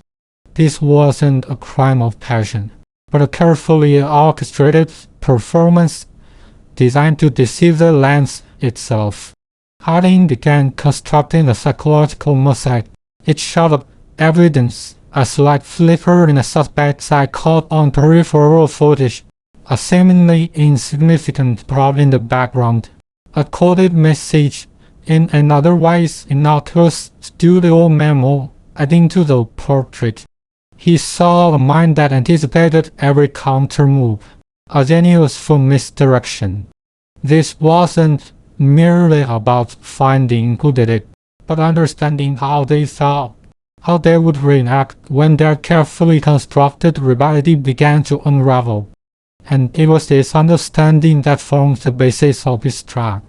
A carefully calibrated whisper, a seemingly accidental leak of a crucial, yet subtly misleading, piece of information, designed to lure the killer into revealing their true hand, forcing them to make a move that would expose their intricate scheme. He knew their Achilles heel wasn't fear, but pride, the fatal flaw of any artist who believes their work is flawless. A fatal fight, initially dismissed as a tragic accident, a freak mechanical failure during a routine test run, began to reveal its true, sinister covers under Harding's scrutiny. He meticulously reconstructed every single moment leading up to the disaster, poring over every frame of archival footage from the studio's surveillance system, analyzing pilot logs, maintenance reports, and even the weather patterns of that fateful day. It wasn't just about the plane's descent. It was about the prelude. Who was present in the hangar just hours before? What unusual requests were made? Why was a particular camera angle chosen? One that conveniently obscured a critical section of the aircraft during its final moments. He noticed anomalies, a brief, almost imperceptible flicker on the auxiliary camera feed just seconds before the main engine stalled, an unusual shadow that didn't quite match the sun's position, a slightly distorted audio track that seemed to mask another sound. Each inconsistency, a thread in a complex tapestry of deceit. The combination of this painstaking reconstruction brought Harding to the hallowed, yet not tension-filled, studio where the accident had been filmed. Gathered were the prime suspects: Elias Thorne, the ambitious director whose career would have soared if the project had succeeded; Clara Vance, the meticulous prop designer whose alibis were a little too perfect; and Marcus Finn, the veteran engineer whose quiet demeanor masked a troubled past. The air crackled with unspoken accusations as Harding began his presentation, not as an interrogator, but as a narrator, slowly unfurling the true story of that day. He played segments of the reconstructed footage, pointing out details they had all missed, or pretended to miss. "This isn't an accident," Harding's voice cut through the silence. "It's a meticulously staged murder, designed to look like one." He watched the faces, their micro-expressions, as he built his case, laying bare the true sequence of events. The initial moments of unease on Elias's face, quickly replaced by defiance. Clara's careful composure began to crack. Marcus's eyes fixed intently on the screen, revealing a chilling recognition. The rebel genius and the true horror of the fatal flight lay not in a catastrophic mechanical failure, but in an ingenious mechanical trick used during the airplane descent itself, one designed specifically for the camera's eye. It wasn't the engine that failed. It was the perception of its failure. Harding revealed how a sophisticated, yet deceptively simple, contraption had been integrated into the landing gear mechanism. This device, meticulously crafted from lightweight alloys and miniature hydraulics, was rigged to simulate a catastrophic gear collapse and engine stall predetermined altitude, perfectly synchronized with a preset camera shutter speed. The plane itself wasn't damaged beyond repair. Rather, the device briefly and dramatically altered the plane's visual profile, making it appear as if the landing gear had completely buckled and the engine was spewing smoke, all within the blink of an eye. The key was the timing and the specific camera angle chosen by the perpetrator. A secondary, hidden camera, retrieved from the wreckage with immense difficulty, had captured the true nature of the mechanism, activating and retracting almost instantly, creating a split-second illusion that the main camera had faithfully and fatally recorded as reality. The smoke wasn't from a failing engine, but from a carefully concealed pyrotechnic charge. The buckling of the landing gear was merely a temporary, spring-loaded retraction and re-extension, designed to flex dramatically for the camera before returning to a functional, albeit slightly damaged state. The purpose: to create an undeniable visual record of an unforeseeable accident, ensuring the pilot's demise while observing the true culprit of any indirect physical tampering with the primary flight controls. It was a masterpiece of illusion, a deadly performance for an unwitting audience, and a chilling testament to the lengths one would go to achieve their dark ambitions. And now, the curtain falls, revealing the puppet master behind the strings, the architect of this error deception. Main Chapter 6, The Final Exposure. Welcome back, dear listeners, to Main Chapter 6 of Kissing Camera, A Final Exposure. We have journeyed through shadows and deception, piecing together fragments of a truth that seemed, at times, utterly beyond our grasp. Now, the moment has arrived. The lens cap is off, the aperture wide open, and the truth, in all its dark, unvarnished clarity, is about to be revealed. This chapter is the very essence of discovery, the climax of our mystery where the killer is finally exposed, and the seemingly impossible mechanics of their devious act are laid bare for all to understand. Think of it as the ultimate magic trick. You've seen this illusion, marveled at its inexplicable nature, perhaps even felt a shiver of wonder or fear. But now, it's time for the magician to reveal their secrets, to show us precisely how the rabbit was pulled from the hat, how the lady was sawn in half, or, in our case, how a life was taken under the most confounding circumstances. This isn't just about naming a culprit. It's about illuminating the dark corners of the human mind and the ingenious, albeit twisted, methods it can devise. It's the satisfying click of the final puzzle piece, the sudden burst of light after a prolonged period of dim confusion. Are you ready to see the full picture, to understand every nuance of the photo-perfect trickery and deadly intent that define this case? Let us first step into that chilling moment, the precise instant when the trigger was pulled, the fatal exposure made.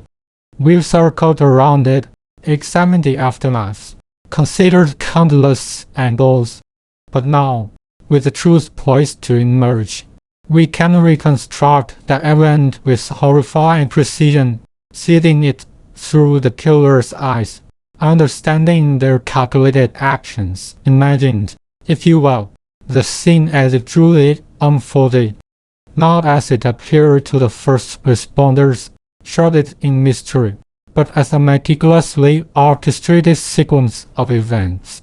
The victim, Mr. Alistair Finch, was found in his dark room, slung over his developing trays, a single, antique cable tripod lying sheltered beside him.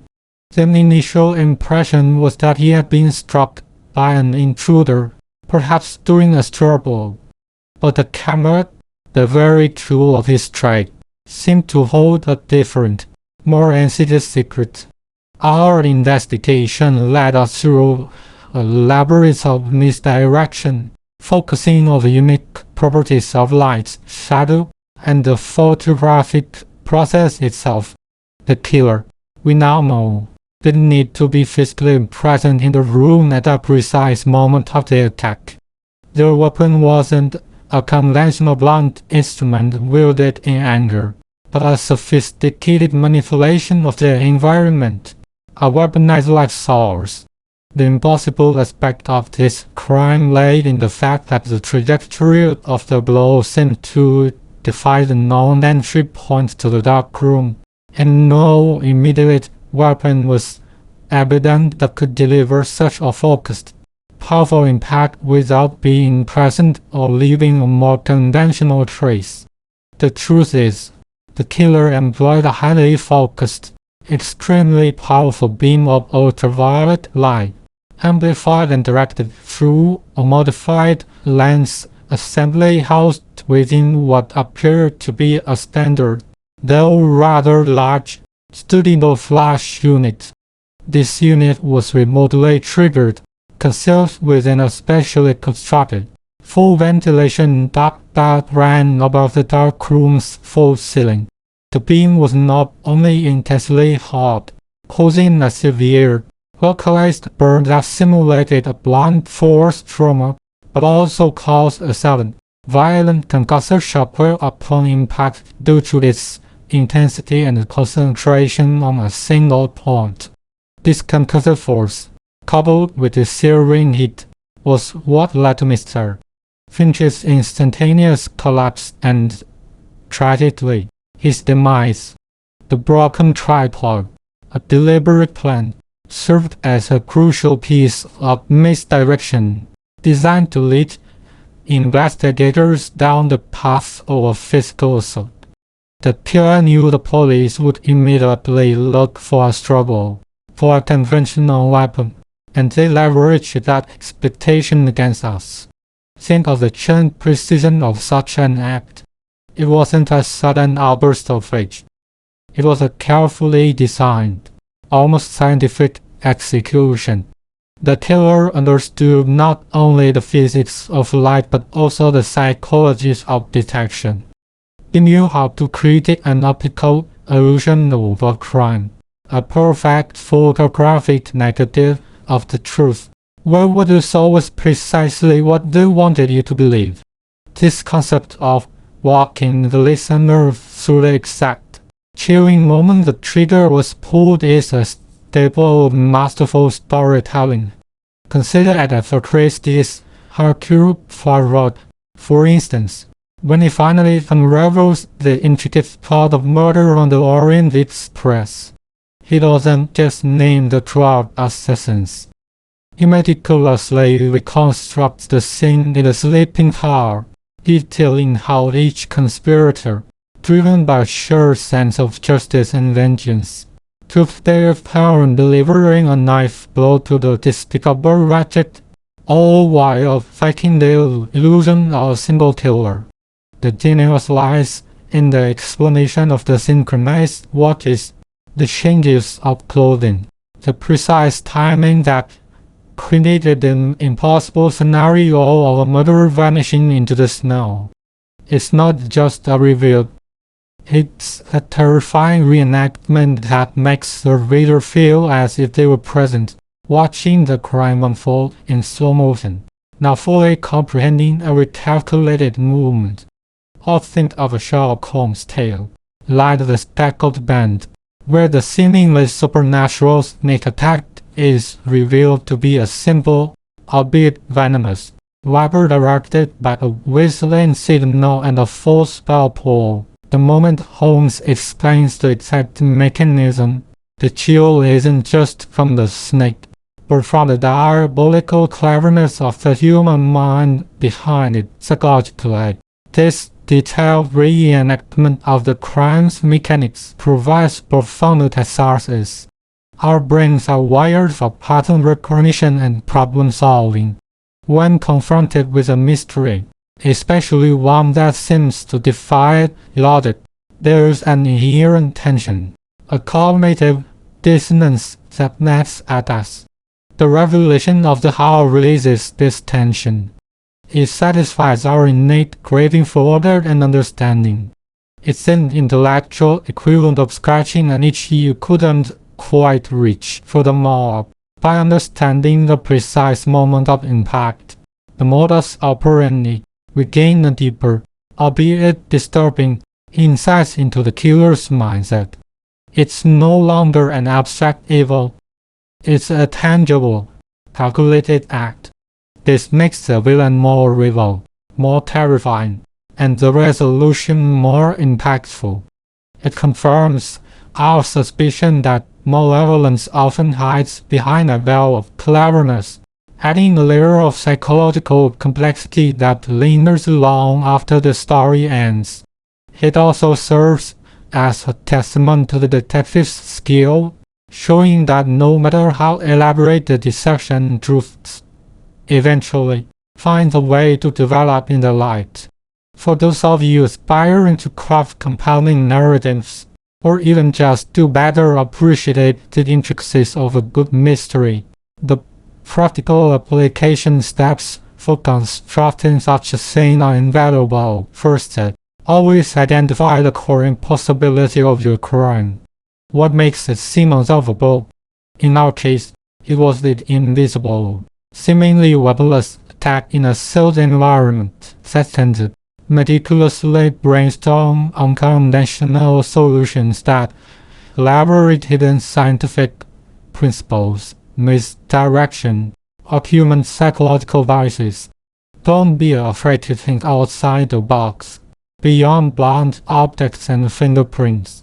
Could it be sound, light, air pressure, a hidden chemical reaction? Third, meticulously reverse engineer the crime from the killer's perspective. How would they plan it to evade detection? What details would they exploit or manipulate? Fourth, ensure that every element of the explanation has been subtly hinted at or alluded to earlier in the narrative, even if its significance wasn't immediately apparent. This avoids the dreaded Deus Ex Machina and makes the solution feel earned and logical in hindsight. Finally, when you deliver the explanation, don't just state the facts. Immerse the audience in the killer's actions. Use vivid, sensory language to bring that chilling moment to life, making the audience feel the cold calculation, the precise execution. It's about showing, not just telling, the terrible beauty of a perfectly and executed, epically depraved plan. Now, having glimpsed the mechanical truth of the crime, we turn to the human element, the crucial moment of confrontation and the extraction of a dramatic confession from the culprit. This is where the mask drops, where the carefully constructed facade of innocence crumbles under the weight of irrefutable evidence and psychological pressure. Our killer, as you now know, was none other than Penelope Vance, Alistair Finch's longtime assistant, a woman seemingly devoted, even subservient, to her mentor, yet harboring a deep-seated resentment and a twisted sense of artistic ownership. When confronted, not just with circumstantial evidence, but with the undeniable technical details of how the light weapon was constructed and deployed, details that only someone with her specific photographic and engineering background could have mastered her composure began to fray. The final confrontation took place fittingly in what was once Alistair's studio, now eerily quiet. Detective Harding, with his steady gaze and unyielding logic, laid out the evidence. The custom fabricated optical components found hidden in Penelope's private dark room, identical in composition to fragments recovered from the scene. The thermal imaging residue analysis on the darkroom ceiling, perfectly matching the unique emission signature of her modified flash unit, and, most terminally, the precise timing sequence of the remote trigger found on her confiscated personal tablet, which aligned exactly with Mr. Finch's last known movements. Each piece of evidence was nailed in the coffin of her elaborate lie. Penelope, initially defiant, attempted to deflect, to rationalize, to accuse others. "You can't prove I did anything," she hissed, her voice trembling despite her outward bravado. Alistair had enemies. He was a difficult man. But Harding didn't just present evidence. He presented motive, carefully peeling back the layers of her relationship with Finch. He spoke of her ambition, her unacknowledged talent, her growing frustration at being perpetually in Finch's shadow. He spoke of Finch's recent decision to sell his entire archive, including many pieces Penelope felt were conceptually hers, thereby erasing her contribution to their shared artistic legacy. He painted a picture of a woman driven to desperation, to a desire to reclaim her identity, her art, by any means necessary, even if it meant eliminating the source of her perceived oppression. It was the mention of the archive, of her artistic legacy being obliterated, that finally brought her. Her carefully constructed composure shattered, replaced by a torrent of bitter tears and venomous accusations. He was going to sell it all. She sobbed, her voice raw with a mixture of rage and grief. All my work, my ideas, branded essays. He never saw me detective, only his own reflection in my labor. He deserved to be exposed, to be stripped of his pretense. Her confession wasn't one of remorse, but of a chilling justification. She saw herself as a victim, reclaiming what was rightfully hers, punishing a thief of ideas.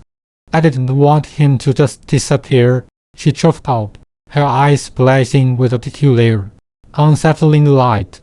I wanted him to understand, in his final moment, that his own medium, like itself, could be turned against him, could expose his hypocrisy and erase his existence. It was a confession born of intellectual pride, artistic entitlement, and a profound sense of injustice, making it all the more dramatic and psychologically complex. This extraction of a dramatic confession is a pivotal moment in any mystery. Consider another master, Fyodor Dostoevsky, in Crime and Punishment. Raskolnikov tormented Psyche. His elaborate philosophical justifications for murder eventually collapsed under the relentless psychological probing of Inspector Porfiry Petrovich. The confession isn't a sudden outburst, but a slow, agonizing upheaval of the soul, driven by guilt, fear, and the sheer intellectual superiority of its interrogator. It's dramatic because it's a battle of wills and minds, leading to a profound admission of guilt and the glimmer of potential redemption. Or think of the grand, theatrical confessions often delivered by villains in classic detective films, where they relish in explaining their genius, often unaware that their detailed accounts are only digging them deeper into their own grave. The drama isn't just in the admission, but in the performance, the underlying psychology, and the reasons why they finally speak psychologically. A dramatic confession is essential for character resolution, not just for the culprit, but for the entire narrative. For the villain, it's the moment where their internal world, often kept hidden, is finally revealed. It allows the audience to understand their motivations, their twisted logic, and perhaps even to glimpse the humanity, however dark, beneath the monstrous act. This understanding can involve a spectrum of emotions: empathy, disgust, intellectual fascination, or profound sadness. For the protagonist, the detective, it validates their relentless pursuit of truth and justice. It proves that their dedication and insight were well placed, and that order, however briefly, has been restored. For the audience, it provides closure. We've invested emotionally and intellectually in the mystery, and the confession confirms our fears or suspicions, solidifying the narrative's conclusion. It's the final piece of the puzzle, revealing not just who but why, adding depth and meaning to the tragedy. It often serves as a moral lesson, a reflection on human ambition, resentment, and the consequences of unchecked psychological wounds.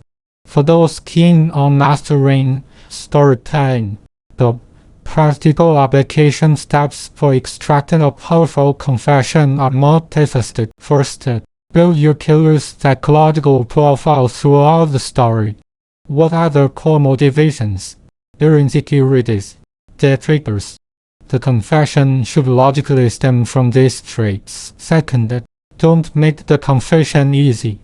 It should be a struggle, a breaking point, not a simple admission. The detective must apply pressure, presenting irrefutable evidence that leaves no room for denial. Third, consider the setting and atmosphere. A quiet, confined space can heighten the tension. Fourth, the confession itself should reveal something new about the killer's character or their twisted rationale. It shouldn't just be an "I did it," but an "I did it because." That sheds light on their inner world. Finally, allow the confession to evolve. The culprit might initially deny, then rationalize, then justify, before finally breaking down into a full, albeit often unrepentant admission. The journey to the confession is as important as the confession itself. It's a dance between predator and prey, intellect and emotion, where the detective must expertly lead the culprit to their own downfall. And now, with a chilling reenactment etched in our minds and a dramatic confession echoing in the silence, we arrive at the third crucial stage of our final exposure, resolving the immediate tension of the mystery with a satisfying logical breakdown. This is where Detective Harlan, having secured the admission, meticulously walks us through every piece of evidence, every clue, every seemingly disparate detail, weaving them into an undeniable tapestry of truth. The detective began by releasing the scene itself. The dark room, he explained, was a masterpiece of misdirection. Penelope Vance, knowing Mr. Finch's meticulous habits, knew he would be alone, focused on his work. She exploited the very nature of his profession against him. The room's inherent darkness, designed to facilitate chemical processing, also served to conceal a weapon. He then detailed the construction of the weapon. The flash unit was not a flash at all, but a sophisticated UV laser array. Penelope, with her background in optics and her access to Finch's highly specialized equipment, had the unique skill set to build such a device.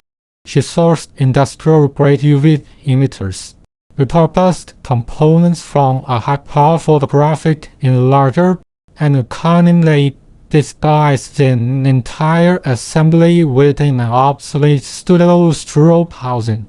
This wasn't something easily detectable by conventional means. The impossible angle, the lack of an obvious impact point, was then clarified. The false ceiling was key. Harding continued, pointing to diagrams laid out on the table. Penelope had access to the building's maintenance plans. She knew exactly where the unused ventilation shaft ran directly above the developing trace. Over several weeks, under the guise of cleaning up old wiring, she installed a remote-controlled housing unit within that shaft.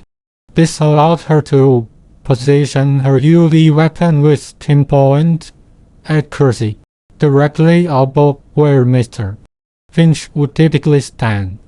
He showed us the remote trigger, a small, unassuming device that resembled a shutter release, but was, in fact, a sophisticated RF transmitter. This device allowed her to fire the weapon from a safe distance, outside the dark room, ensuring no physical trace of her presence. The composite effect, combined with its extreme heat, mimicked a severe blunt force trauma.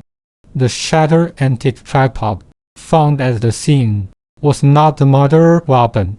It was deliberately placed after the fact, perhaps kicked into position by the concussive force itself, or placed there by Penelope during a staged discovery to throw us off the scent, to suggest a struggle with a visible weapon.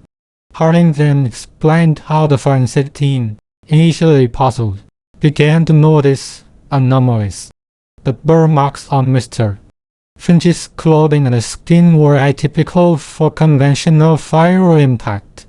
All new thermal imaging scanners, deployed after initial confusion, detected residual, highly localized heat signatures that persisted for longer than expected, consistent with a high-energy UV beam. Furthermore, the molecular degradation patterns on the fabric didn't align with a physical impact but with intense photonic radiation. The motive, previously hinted at in Penelope's confession, was also brought into sharp focus by Harding. Penelope felt her creative contributions were being stolen erased. She saw herself as the true artist, overshadowed by an aging mentor who capitalized on her talent. Mr. Finch's decision to sell his archive was the final straw. It wasn't just about money for her. It was about legacy, about recognition. She wanted to reclaim her artistic voice, even if it meant silencing his forever. And in a twisted irony, she used the very essence of photography light to extinguish the life of the man who wielded it against her. This logical breakdown, step by meticulous step, leaves no room for doubt. It satisfies every unanswered question, connects every loose end, and demonstrates the undeniable link between the killer, their motive, and their ingenious, horrific method. This kind of logical breakout is the hallmark of any truly satisfying mystery. Think of how Hercule Poirot, in his famed drawing room denouements, would gather all the suspects and, with theatrical flourish, reconstruct the entire crime, explaining how the seemingly impossible alibi was shattered, how the hidden motive was uncovered, and how the intricate series of events led inexorably to the culprit. He would detail the specific inconsistencies in testimonies, the overlooked details, the precise timing of events, often using props or reenactments to make his argument unassailable. Similarly, in a more modern context, consider the final ballroom explanations in a show like House M.D., where Dr. House, after weeks of baffling symptoms and misdiagnosis, finally explains the obscure medical condition, linking all the seemingly disparate clues to arrive at definitive diagnosis and treatment. The elegance of the solution lies in its simplicity once revealed, yet its complexity beforehand psychotically. This logical breakdown provides immense intellectual satisfaction. It's a reward for the reader or listener who has dedicated their mental energy to following the twists and turns of the plot. It validates their curiosity and their effort. It reinforces the power of human intellect, observation, and deductive reasoning. A well-constructed breakdown leaves no lingering doubts, no nagging questions, ensuring a complete and satisfying sense of closure. It makes the world of the story, even one filled with dark deeds, feel coherent and comprehensible. This intellectual gratification is often just as powerful as the emotional impact of the confession. It makes us feel smart too, for having understood the complexity, even if we couldn't solve it ourselves. It's the moment where all the disparate data points coalesce into a single, undeniable truth, bringing order to chaos. For those eager to apply these principles to their own storytelling or critical analysis, the practical application steps are clear. First, every clue introduced in the story must be accounted for and explained in the final breakdown. No red herrings should be left dangling without a logical reason for their presence. Second, the explanation must be coherent and internally consistent. It shouldn't introduce new, unexplained elements at the last minute. Third, structure the breakdown logically, perhaps chronologically or by category of evidence, making it easy for the audience to follow. Imagine you're a lawyer presenting a closing argument. You need to be clear, concise, and compelling. First, release the impossible elements and ensure their explanation is elegant, plausible within the established rules of the story, and surprisingly simple in retrospect. The best solutions often hide in plain sight. Finally, conclude with a sense of certainty and finality, removing all ambiguity. The goal is to leave the listener nodding in agreement, feeling a profound sense of understanding and injustice. So, we have witnessed the crime through new eyes, understood the chilling precision of its execution. We have heard the dramatic, self-justifying confession that peeled back the layers of a deeply embittered psyche, and we have walked, step by meticulous step, through the logical breakdown that cemented every piece of evidence into an undeniable truth. The case of Alistair Finch, seemingly impossible, has been illuminated by the full force of the truth. The final exposure has been met. The possible mechanics, rooted in a twisted understanding of light and perception, have been fully explained. Penelope Vance, the ambitious assistant driven by a desperate need for recognition and consumed by a consuming resentment, stands revealed as the killer. Her weapon, a brilliant yet terrifying perversion of her mentor's own tools, turned the very essence of light into an instrument of death. As we close this chapter, a sense of profound clarity settles. The shadows that enveloped us have receded, replaced by the stark, sometimes uncomfortable, feelings of truth.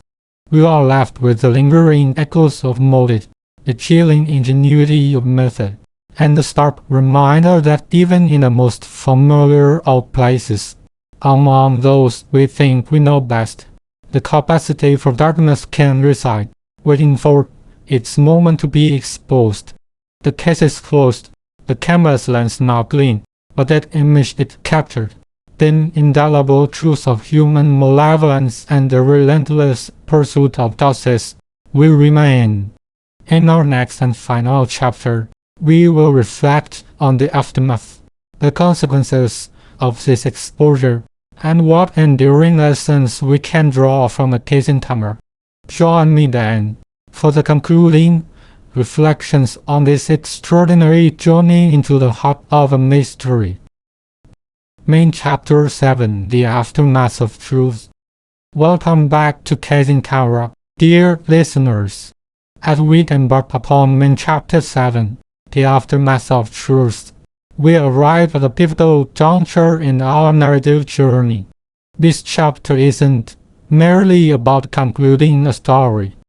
It's about unraveling the intricate tapestry woven by the revelations we've encountered, examining the profound implications of what has been brought to light. Here, we delve into the core concept of tying up loose ends and, perhaps more significantly, exploring the profound moral ambiguity that often lingers long after the initial shock of a crime has faded, alongside its far-reaching consequences.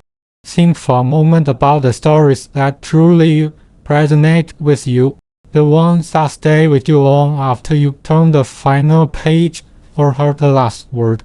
What makes them so memorable? It is solely the thrilling plot, the ingenious twist, or the dazzling hero. Often, it's the sense of completion, the feeling that every thread, however minor, has been acknowledged, if not fully resolved. This is the art of tying up loose ends. It's a crucial aspect of storytelling that moves beyond mere plot resolution. It's about providing emotional and thematic closure, satisfying our innate human needs for order and understanding in the chaos of life.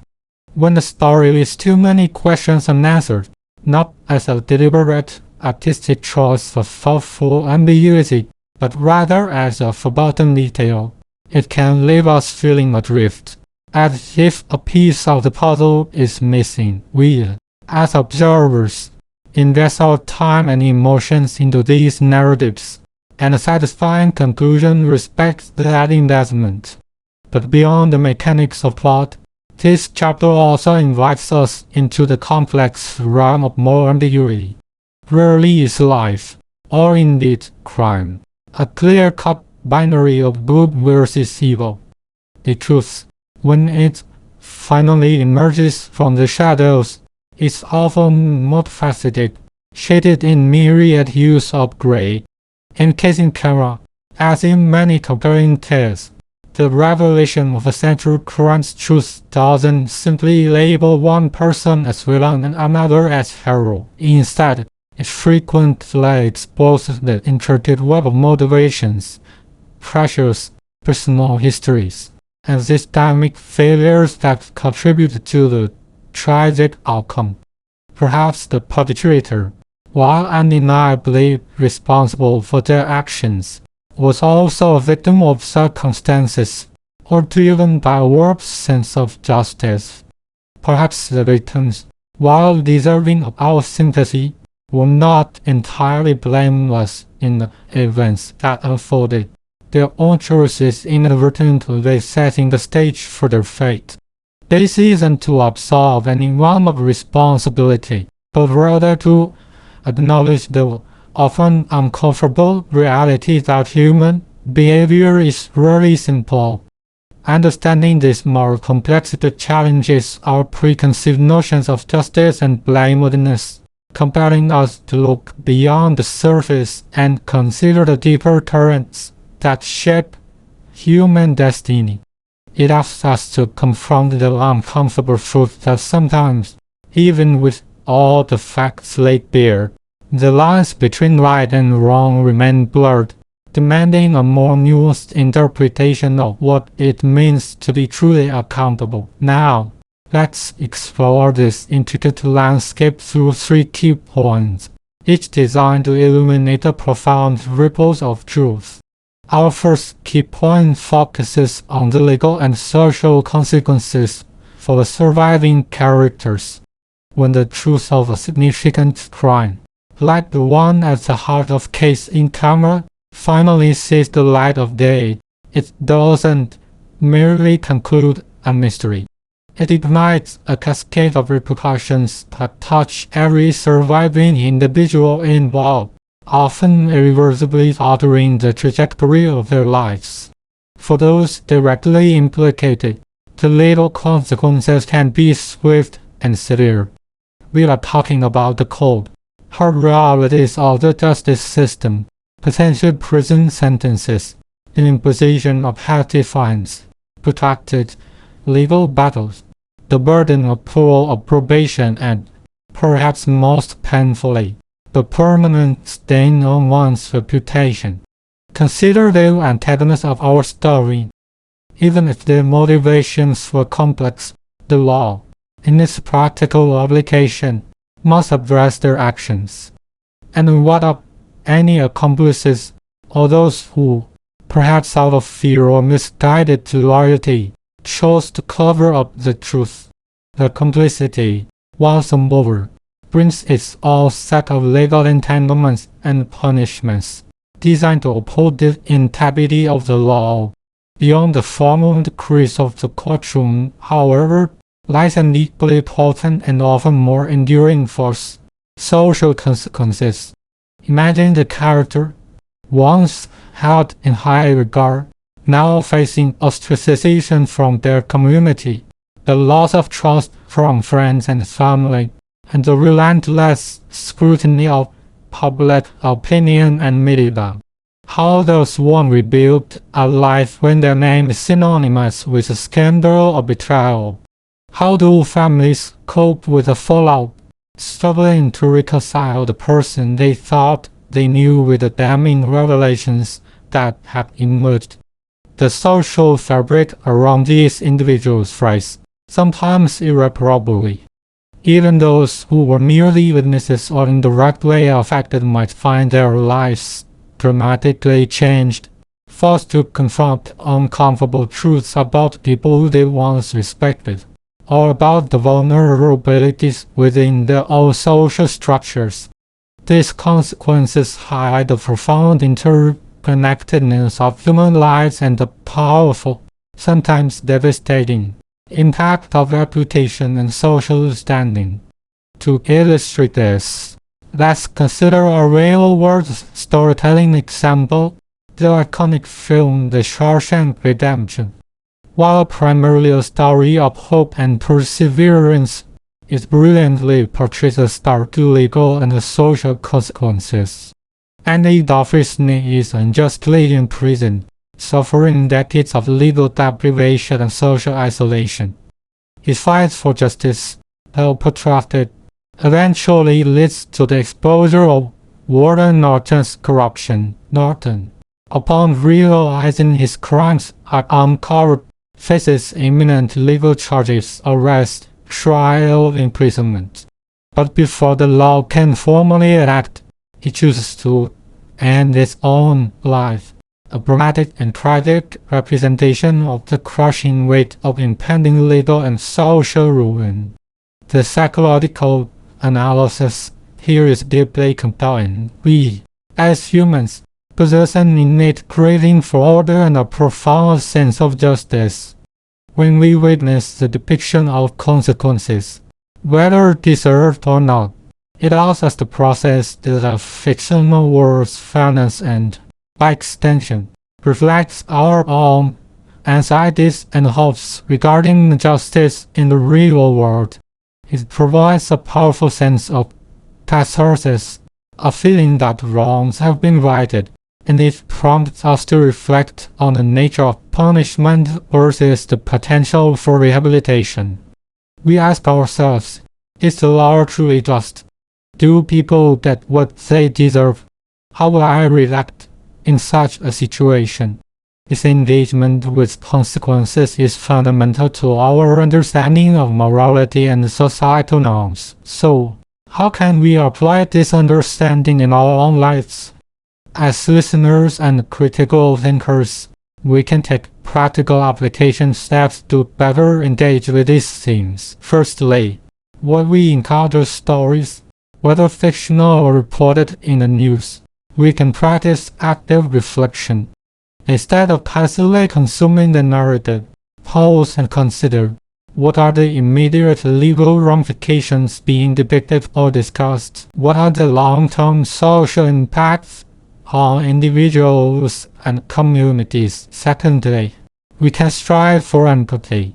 Before quickly judging, try to understand the multiple perspectives involved. How would it feel to be the character facing legal punishment? What about their family? How about the community grappling with betrayal? This doesn't mean condoning wrongful acts, but it fosters a deeper, more humane understanding of the complexities of consequence. Thirdly, consider how these narratives might inform our own advocacy.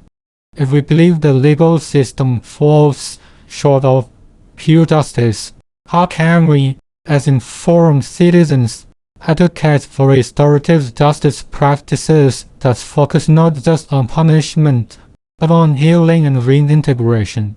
But as in these fictional scenarios, we hone our ability to critically evaluate and thoughtfully respond to similar real-world challenges, becoming more engaged and compassionate participants in our shared societal narrative. This brings us organically to our second key point, a deeper reflection on the inherent difference between pure justice and the often rigid letter of the law. This distinction is vital for nuanced understanding of the aftermath of truth in case in camera and indeed in life itself. What do we mean by pure justice? It is often a deeply subjective concept, rooted in our individual and collective moral principles, our sense of fairness, equity, and sometimes our capacity for forgiveness or understanding of underlying motivations. It's that gut feeling that tells us something is right or wrong, independent of codified rules. Pure justice might seek to understand why someone committed a crime, to acknowledge mitigating circumstances, or to prioritize rehabilitation over punitive measures. It dreams of a world where outcomes align perfectly with moral righteousness. The rigid letter of the law, however, operates on a fundamentally different plane. Ideally, it is objective, based on established statutes, legal precedents, tangible evidence, and the strict application of rules. The law, a necessity, must be generalizable, designed to apply equally to all, and therefore, it doesn't always have the flexibility to account for the unique context, specific intent, or myriad mitigating circumstances of every individual case in a way that feels universally just. A person might be legally innocent due to a lack of evidence, yet morally culpable in it as of many. Conversely, a person might be legally guilty of a technical offense, perhaps having broken a minor law out of a dire necessity or an overriding moral imperative, making them morally justified in the eyes of a compassionate observer. This tension between what the law dictates and what our conscience yearns for is a source of profound human drama and ethical dilemma. A powerful real-world storytelling example that vividly illustrates this tension is Victor Hugo's epic novel Les Miserables.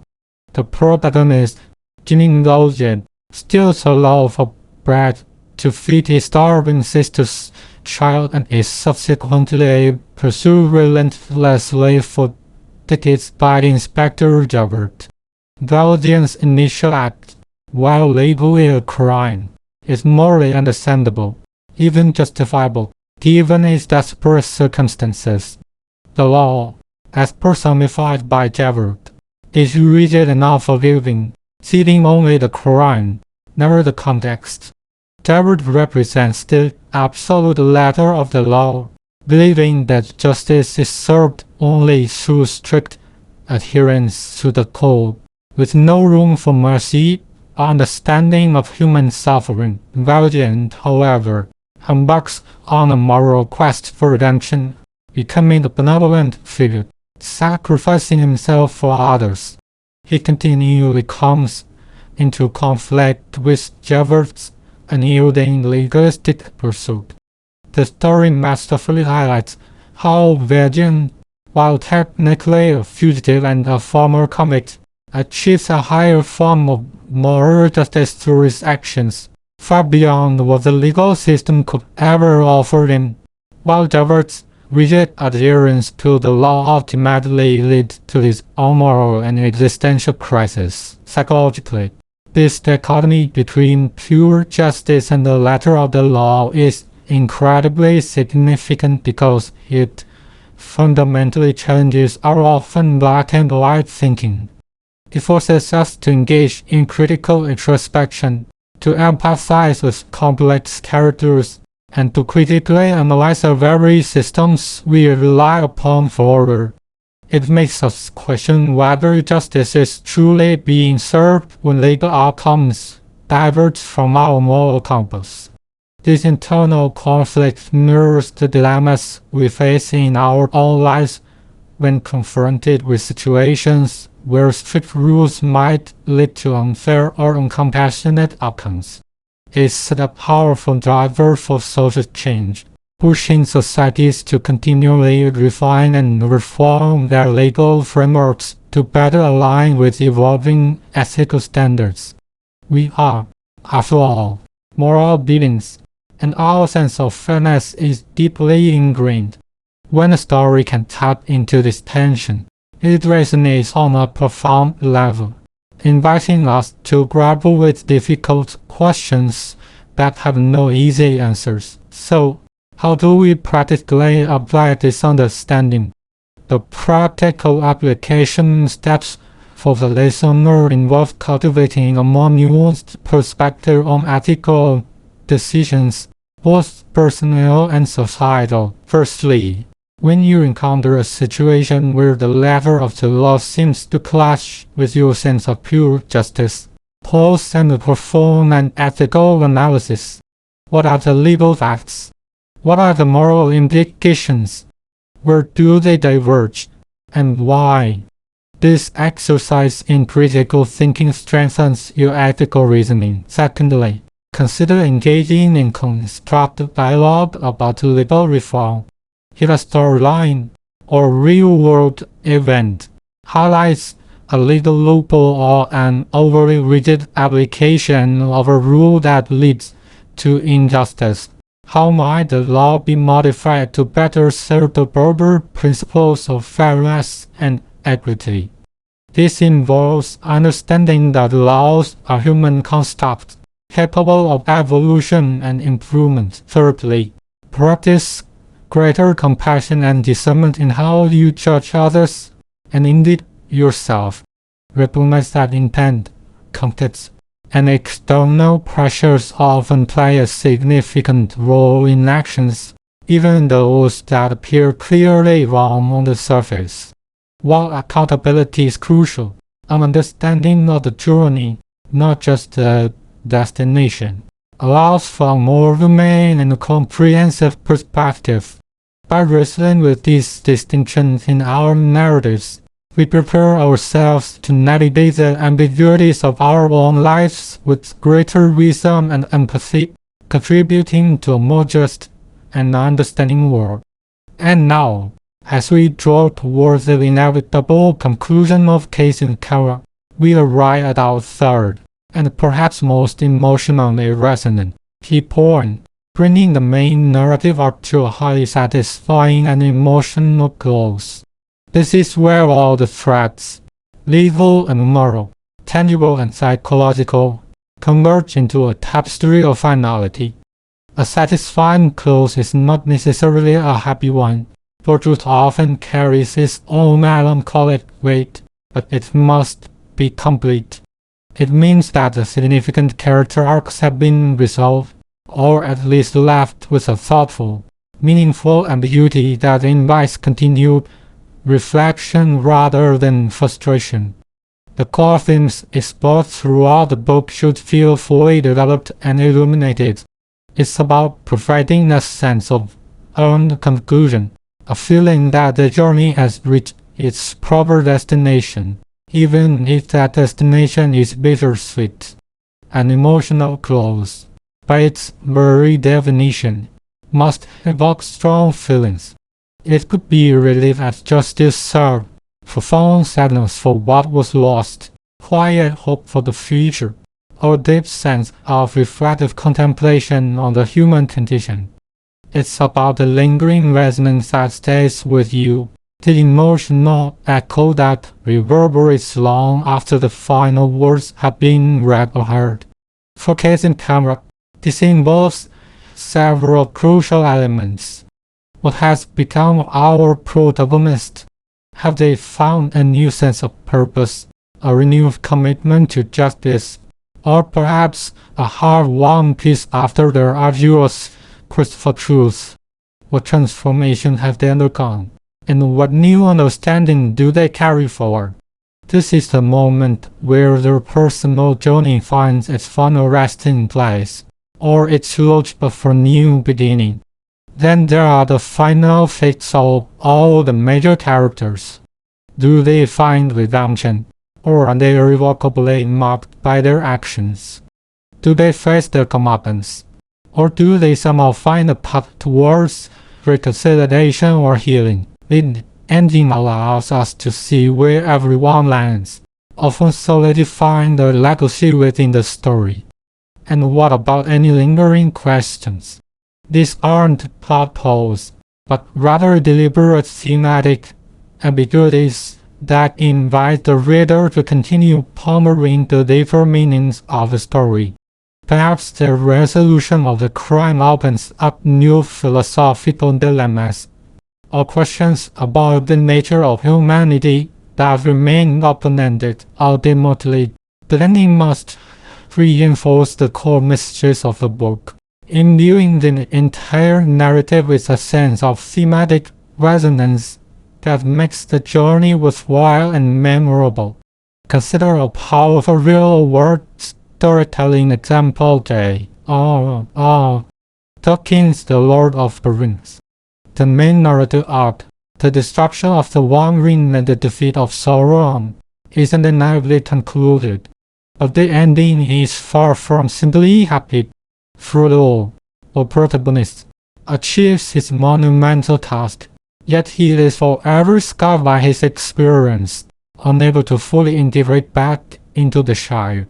He eventually departs to the Undying Lands, a poignant, melancholic resolution for a hero who saved the world but lost a part of himself. Samwise, however, returns to a full life, becoming a Maer Mariin and raising a family, a testament to the enduring strength of the ordinary and the power of love.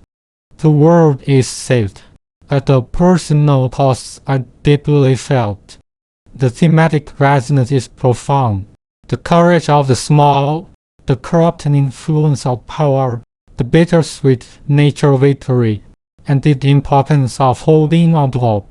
This ending leaves you with a deep sense of closure, but also a lingering contemplation of sacrifice and healing. Psychologically, humans have a deep-seated need for closure. Our minds naturally seek to organize information and complete patterns. Stories provide a safe and structured environment to experience the full spectrum of human emotion, joy, sorrow, triumph, and regret, and to process complex ideas without the direct, messy consequences of real life. A strong ending, whether joyful, tragic, or bittersweet, provides a sense of completeness. It allows us to integrate the story's lessons, to make meaning out of the tales, and to emotionally disengage from the narrative while carrying its wisdom forward. This catharsis is vital. It's a release of accumulated tension and emotion, leaving us with a feeling of having fully experienced something profound. When a story's ending resonates, it's because it taps into our universal human experiences of change, loss, growth, and the ongoing search for meaning in our own lives. It answers, or at least addresses, the question, what does it all mean? Now, for the practical application steps for the listener, how do we carry this understanding into our own lives? Firstly, seek closure in your own experiences where it's healthy and possible. Not every ending is neat. Recognizing when a chapter in your life has concluded, even if imperfectly, can be incredibly liberating. This might involve acknowledging a loss, forgiving yourself or others, or simply accepting that some questions may remain unanswered. Secondly, appreciate the complexity of endings. Resist the urge for only happy endings in real life or in the media you consume. Understand that just as in The Lord of the Rings, profound achievements often come with profound costs. There is beauty and wisdom in melancholic or ambiguous conclusions, as they often reflect the true nature of life. Thirdly, carry the lessons from stories into your own narrative. The changes a protagonist undergoes, the wisdom they gain, the moral dilemmas they face, these are often mirrors of our own journey. Reflect on how these fictional characters' resolutions might inform your own choices, your own growth, and your own understanding of what it means to live a meaningful life. Stories, especially those with powerful, emotional closes, are not merely entertainment. They are blueprints for understanding the human experience, offering insights that can enrich our personal narratives long after the final page is turned. In the summary, main chapter 7, The Aftermath of Truth, for Case Encounter is far more than just a concluding sentence. It is a vital space where we tie up the many narrative loose ends that have kept us engaged. providing the essential sense of completion that every compelling story deserves. More profoundly, it's where we bravely confront the moral ambiguities that often lie at the heart of any human drama, particularly one involving crime and its revelations. With meticulous way they examine the concrete legal and deeply personal social consequences that ripple outward, irrevocably altering the lives of the surviving characters. We will also reflect on that crucial, often challenging, distinction between what our hearts intuitively perceive as pure justice and the more rigid, formal application of the letter of the law, highlighting the tensions that inevitably arise between these two vital but sometimes disparate concepts. And finally, we'll discuss the profound importance of bringing the entire narrative up to a close that is both satisfying in its completeness and deeply emotional in its resonance, providing that essential sense of catharsis and meaning for both the characters and for us, the audience. As you reflect on the journey we've taken through Kissing Camera, allow these discussions to linger in your mind. How do these insights into consequences, justice, and closure inform your understanding of the world around you? How do they shape your empathy, your critical thinking, and your own personal quest for meaning? The truths uncovered in this story, like all profound truths, extend far beyond the pages of the book, inviting us to look more closely at the complexities of our own lives and the intricate web of human interactions that define our existence. The aftermath of truth, whether in fiction or reality, is never truly an ending. It is always a new beginning, a foundation upon which new understandings, new questions, and new journeys are built. Thank you for joining me on this profound exploration. Setting the action plan. Train your inner detective. Welcome, fellow truth seeker, to Chapter 7 of Kissing Tower. So far, we have journeyed through the intricate landscapes of deduction, explored the captivating method of fictional master detectives, and perhaps even started to view the world a little differently through their discerning eyes. We've admired the brilliance of Holmes, the quiet persistence of Poirot, the keen insight of Marple.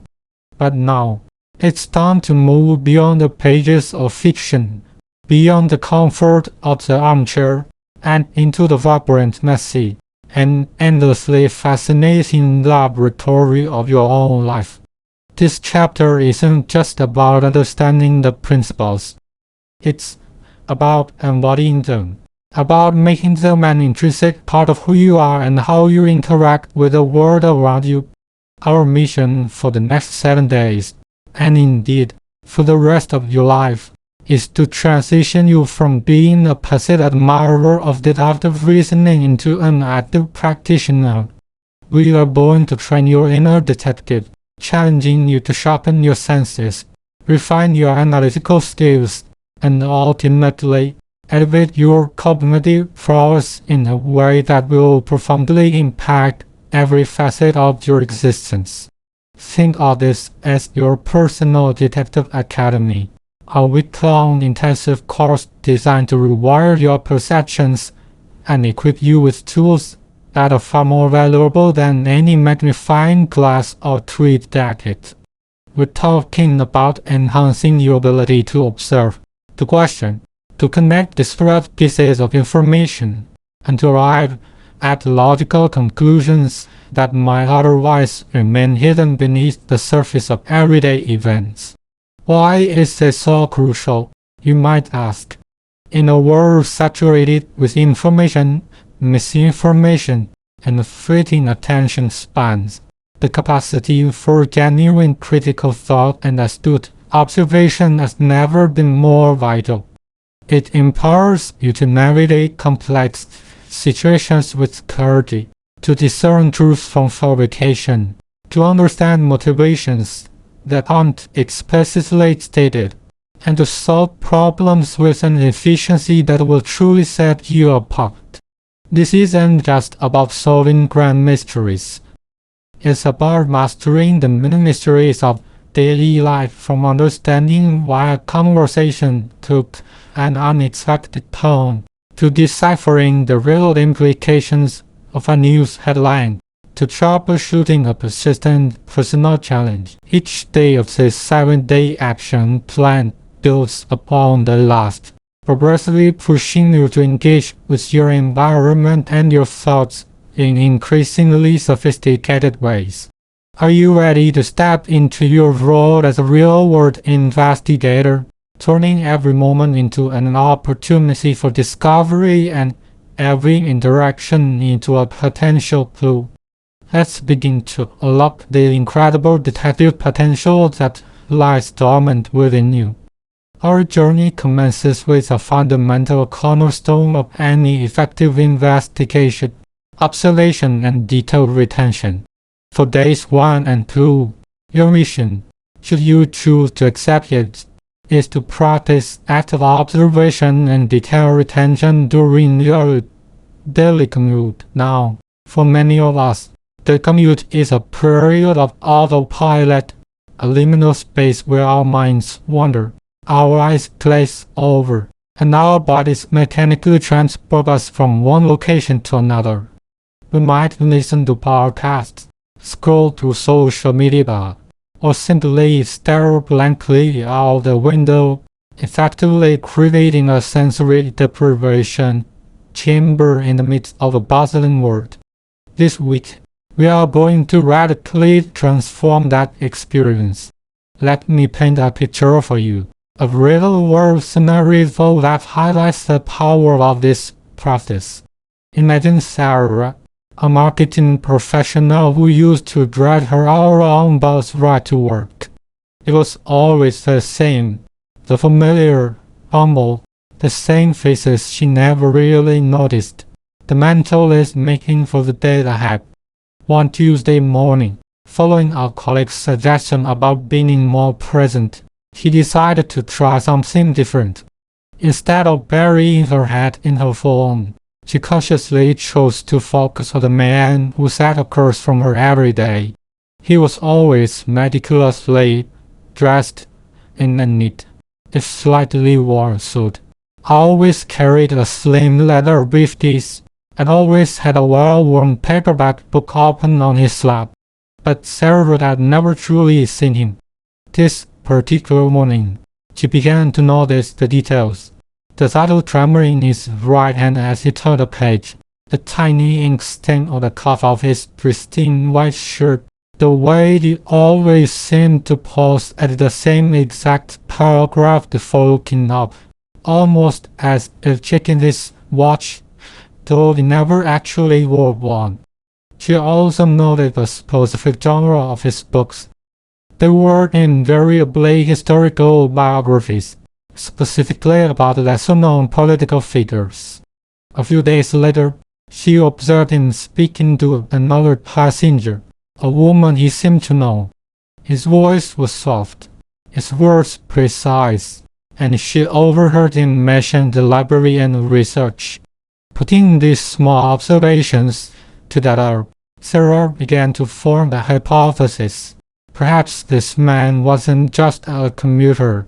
Perhaps he was a historian, a writer, or an academic working on a project, using his commute as dedicated research time. The seemingly mundane details, when aptly observed and connected, painted a much richer and more interesting picture than the previous dismissive glance.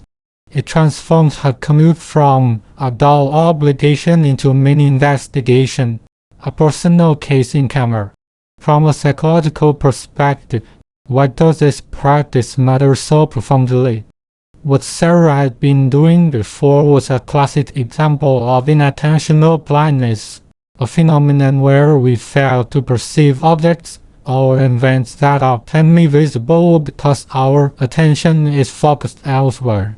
Think of the famous Barilla experiment, where people watching a basketball game completely miss a person in a gorilla suit walking through the scene because they are too focused on counting passes.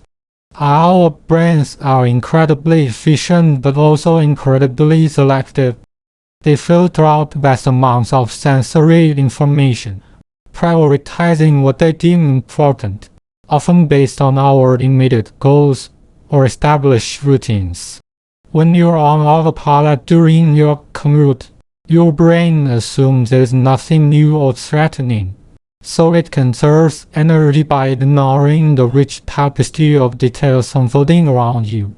By actively engaging in observation, we are essentially retraining our reticular activating system, that part of the brain responsible for filtering incoming information. We are signaling to our brains, hey, this is important. Pay attention to the subtle shifts, the manipulations, the patterns. This practice helps us establish a baseline, what is normal, what is expected in a given environment. Once we have a baseline, any deviation from it becomes a clue, a potential anomaly. It also strengthens our capacity for pattern recognition, a cornerstone of deductive reasoning. Our brains are hardwired to seek patterns, and the more we consciously look for them, the better we become at identifying them, even in complex and noisy environments. Moreover, this active engagement dramatically improves memory encoding. When you consciously observe and process details, your brain creates stronger, more accessible memory traces rather than the flimsy, forgettable impressions of passive viewing. You're not just seeing, you're truly perceiving and recording. So, how do you practically apply this during your daily commute? Here are your steps for days 1 and 2. Step 1. Choose your focus point.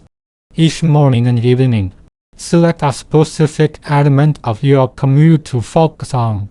This could be a single person, a particular building you pass, a specific section of the street, or even the interior of your vehicle if you drive. The key is to narrow your scope initially to avoid feeling overwhelmed. Step 2. Baseline establishment. For the first 10 to 15 minutes of your observation period, simply take in your chosen focus point without judgment. What are the typical sounds? What are the usual movements? What is the general ambience? Create a mental snapshot of what seems normal for that specific moment and place. This is your initial baseline. Step 3. Engage your senses actively. Now, consciously engage all your available senses. What do you see? Go beyond the obvious. Notice colors, textures, patterns, subtle movements, expressions, specific items carry, the state of repair of objects, the way light falls. What do you hear? Differentiate between ambient noise and specific sounds, conversations, distant sirens, the rustle of clothing, the specific rhythm of footsteps. What do you smell? Is there a subtle scent of coffee, exhaust, damp earth, perfume? While taste and touch might be less applicable in a public commute, the principle is to maximize sensory input. Step 4. Pumps for deviations and details. Once you have your baseline, actively look for anything that deviates, however slightly. Did someone change their usual seat? Is a shop that was open yesterday now closed? Is there a new poster on the wall you pass? Did someone's expression shift suddenly? Focus on minute details.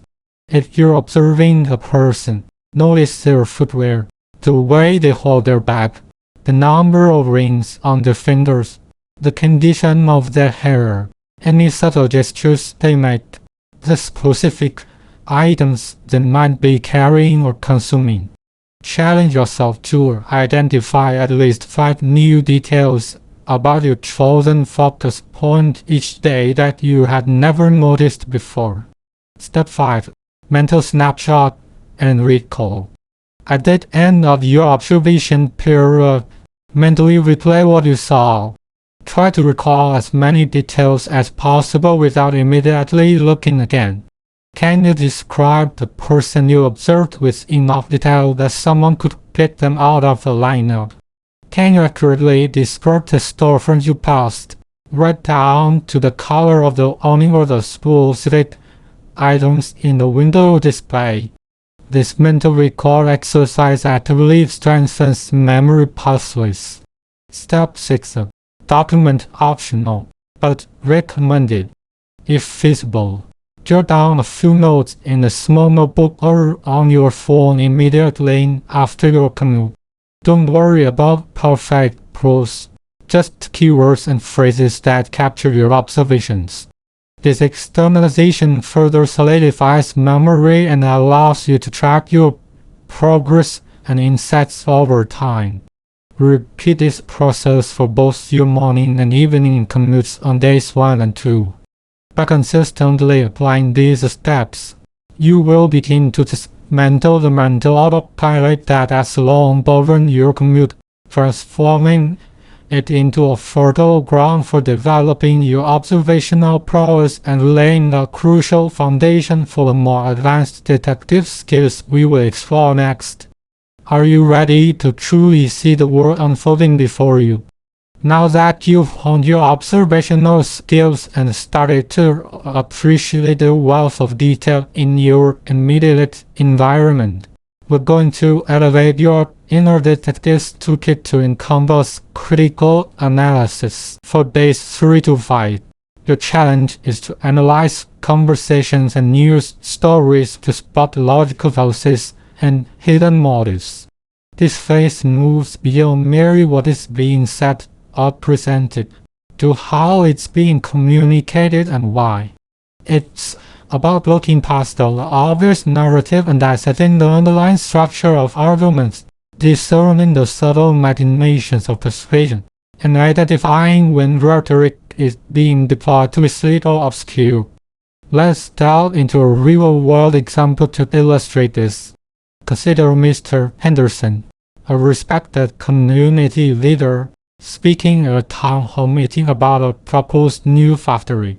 He states, "This factory will bring jobs, progress, and prosperity to our town.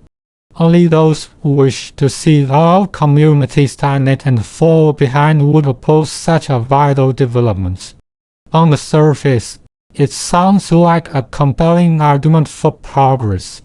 But if we put on our detective hats, we can immediately spot several logical fallacies. Mr. Anderson is employing a false dilemma or black or white fallacy, suggesting there are only two options: support the factory and embrace prosperity, or oppose it and condemn the town to stagnation.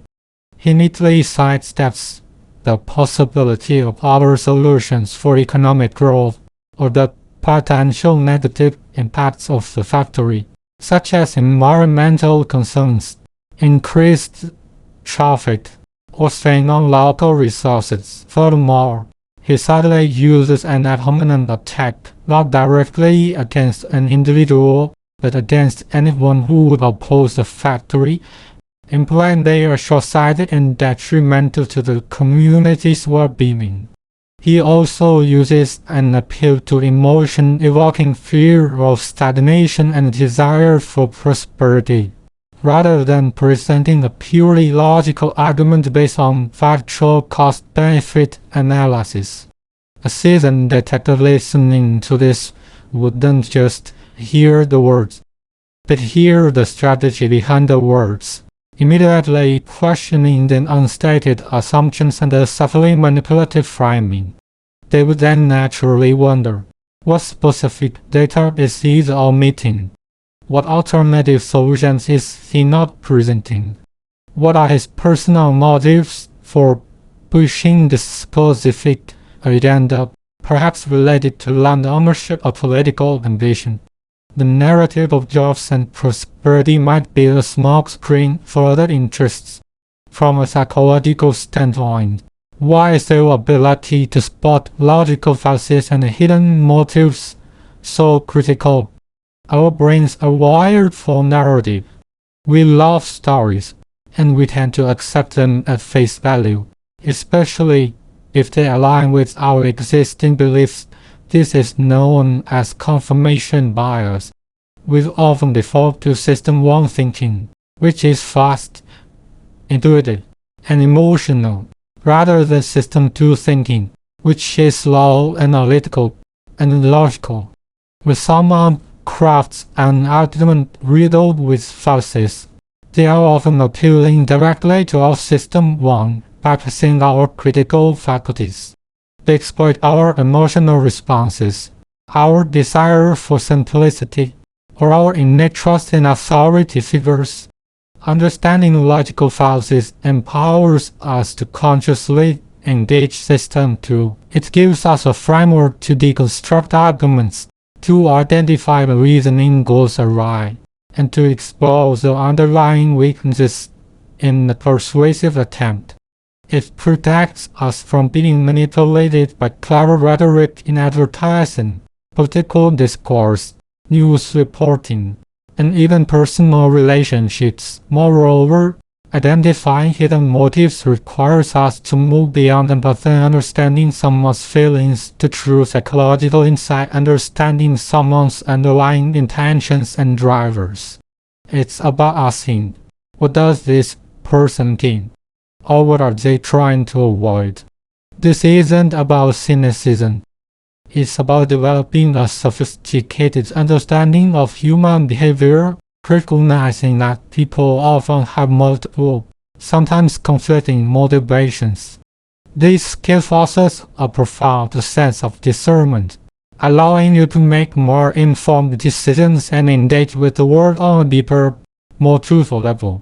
Here are your practical application steps for days 3 to 5. Step 1. Active listening and reading for structure. When engaging with a conversation in person, on TV, or a podcast, or reading a news article, don't just absorb the content. Consciously listen or read for the structure of an argument. What is the main claim being made? What evidence is presented to support it? How does a speaker or writer connect their points? Step 2. Familiarize yourself with common logical fallacies. Dedicate a short time each day to reviewing a few common logical fallacies. You don't need to memorize a comprehensive list, but understand the essence of a handful. Some excellent starting points include ad hominem, attacking the person rather than their arguments; strawman, misrepresenting an opponent's argument to make it easier to attack; appeal to authority, claiming something is true because an authority figure said so, without proper evidence; slippery slope, asserting that a relatively small first step will inevitably lead to a chain of related, usually negative events; Thorne's dilemma, or black or white, presenting only two options when more exist; appeal to emotion, manipulating an emotional response in place of a valid or compelling argument; red herring, introducing an irrelevant topic to divert attention from the original issue. Step 3. Practice fallacy spotting. During your chosen interactions, conversations, news analysis, actively try to identify these fallacies. Did a politician just attack their opponent's character instead of addressing the policy? That's an phenomenon. Did an advertisement suggest that if you don't buy their product, your life will spiral into despair? That's an appeal to emotion and potentially a slippery slope. Start with 1 or 2 fallacies per day and actively hunt for them. Step 4. Question them on stated and log for omissions. A detective doesn't just focus on what's presented. They also consider what's missing. In the news report, what perspectives are not being represented? What data is being ignored? In a conversation, what topics are being conspicuously avoided? What assumptions is the speaker making that might not be true? Asking what are they telling me is a powerful analytical tool. Step 5. Probe for hidden motives. Once you identify a weak argument or a potential fallacy, shift your focus to why. Why would someone choose to make such an argument? What do they stand to gain or lose? Are they trying to persuade you to buy something, vote a certain way, agree with their opinion, or cover up something? Consider the speaker's background, their affiliations, their past actions, and the context of the situation. This isn't about cynicism, but about a realistic understanding of human self-interest and the complexities of human interaction. Step 6. Journal your findings. Similar to your observation journal, dedicate a section to your critical analysis. Note down the conversation or news story, the specific fallacy you identified, and your hypothesis about that hidden motive. This reinforces learning and helps you track your growing discernment. By consistently applying these steps over days 3 to 5, you will not only become a more astute listener and reader, but also a more resilient thinker, less susceptible to manipulation and more capable of forming your own well-reasoned conclusions. You'll begin to see the world not just as a collection of facts, but as a complex interplay of intentions, arguments, and hidden agendas, which is precisely where the true detective shines. How much clearer will your understanding become when you strip away the rhetoric and confront the core of an issue? We now arrive at the culmination of your week-long detective training, Day 6 and 7. Having sharpened your observational prowess and refined your critical analytical skills, it's time to put all those tools to the ultimate test. Your challenge for these final 2 days is to apply reverse engineering and critical thinking to solve a complex problem in your personal life. This phase moves beyond passive analysis to active problem solving, turning you into the lead investigator of your own real-world case file. This is where the theoretical meets the intensely practical, demonstrating the tangible benefits of adopting a detective's mindset. Let me share an example that illustrates this beautifully. Consider Merida, who was constantly frustrated by a monthly budget. Despite tracking her income and expenses, she always seemed to run short of funds by the third week, leading to stress and reliance on credit cards. It felt like a recurring mystery, an unsolved case that plagued her financial well-being. Following the principles we've discussed, Maria decided to approach her budget deficit like a detective. She didn't just lament the problem. She decided to reverse engineer it first. She defined the crime, a consistent deficit of approximately $300 each month, despite what appeared to be some budgeting on paper. Next, she started gathering clues, meticulously reviewing her bank statements, credit card bills, and spending apps for the past 3 months. She looked beyond the major categories and focused on the small, recurring anomalies. She noticed a pattern: several small, almost invisible transactions, daily coffee, spontaneous lunch deliveries, impulse online purchases that added up to a surprising sum. Individually, they seemed insignificant, but collectively, they were the silent witnesses to her missing funds. She also interviewed her own habits. When was she most likely to make these small, unchecked purchases? She realized they often occurred during stressful periods at work or when she felt a surge of boredom or fatigue. These were suspects, not just the purchases themselves, but the underlying emotional triggers. Maria then formed several hypotheses. Hypothesis 1. Her budgeted amounts for discretionary spending were simply too low. Hypothesis 2. She was falling prey to less bad thousand cuts with small, untracked expenses. Hypothesis 3. Emotional spending was sabotaging her discipline. To test her hypothesis, she implemented a two-pronged approach for a single month.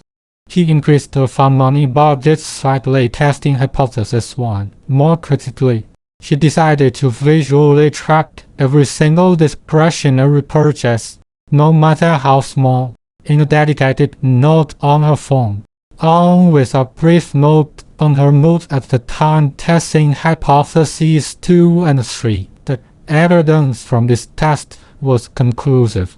Her discretionary budget was adequate when tracked properly. The culprit was indeed the accumulation of small, untracked purchases, often triggered by stress or boredom.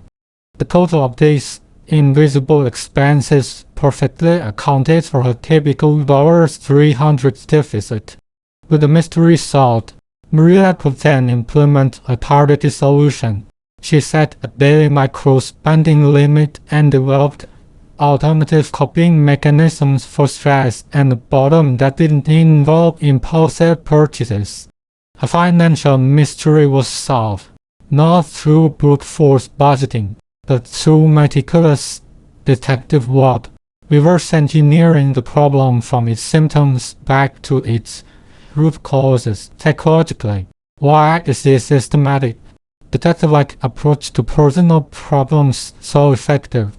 When faced with a complex personal problem, our default reaction is often an emotional overwhelm, frustration, or a tendency to jump to quick, often superficial solutions. We get caught in a cycle of trial and error without truly understanding the underlying mechanisms at play. This is where the detective mindset offers a powerful antidote. Reverse engineering a problem forces you to break it down into manageable components. Instead of seeing a monolithic budget problem, Maria saw a series of specific spending habits and emotional triggers. This reduces cognitive load and makes the problem feel less daunting.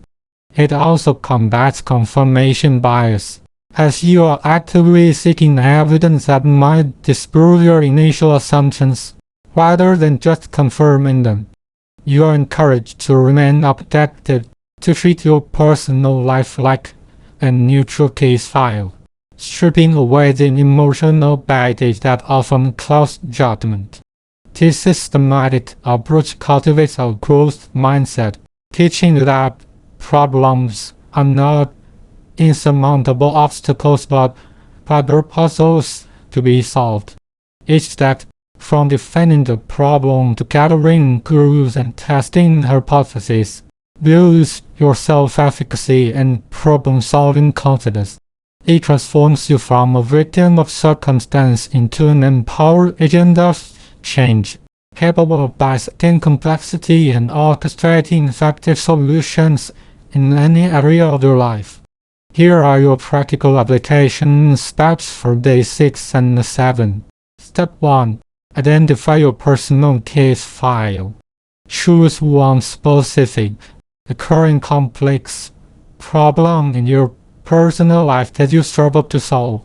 This could be anything from a persistent organizational challenge in your home, a recurring misunderstanding in a relationship, a productivity bottleneck at work, a health goal you can't quite meet, or a skill you're struggling to master. Ensure it's a problem that has tangible symptoms. Step 2. Define the problem statement. Clearly and precisely articulate the problem. What are the symptoms? What is the desired outcome? Avoid vague language. For example, instead of "I'm always late," try consistently arrive at 15 minutes late to morning meetings, causing disruption. This defines the specific and measurable issue. Step 3. Gather all available clues, data collection. Become a diligent data collector. For an organizational problem, observe where clutter accumulates, when it happens, what kind of items are involved. Take photos. For a relationship issue, record specific instances of misunderstanding. Note down the conversation, the participants, the setting, and the perceived trigger. For productivity bottleneck, track your work habits meticulously for a day or two. What are you doing when you feel stuck? What distractions arise? For a budget issue like Marita, review financial statements, track spending, examine income patterns, look for patterns, anomalies, and recurring elements. What are the silent witnesses? What are the subtle relations? Step 4. Formulate hypotheses, potential causes/solutions. Based on your clues, brainstorm several potential reasons why the problem exists. Don't censor yourself. List every plausible explanation, even if it seems unlikely at first. For instance, for being late, hypothesis A. My morning routine takes longer than I allocate. Hypothesis B. I'm getting distracted by my phone right before leaving. Hypothesis C. My commute time is underestimated. For each hypothesis, also consider a potential solution that would address it. Step 5. Design and conduct experiments. Test your hypothesis. This is where you put your detective skills into action. For each significant hypothesis, devise a small, controlled experiment to test its validity. If hypothesis is morning routine takes too long, then for one day, meticulously time each segment of your morning routine to see if your allocation is accurate. If hypothesis B is phone distractions, then for one morning, put your phone in another room until you're out the door. Track the results of your experiments. Did the problem lessen? Did a new pattern emerge? Step 6. Analyze evidence and identify the culprit. Review the results of your experiments. Which hypotheses were supported by the evidence? Which were disproven? The goal is to isolate the primary cause or causes of your problem. There might be one main culprit, or a combination of factors working together. Step 7.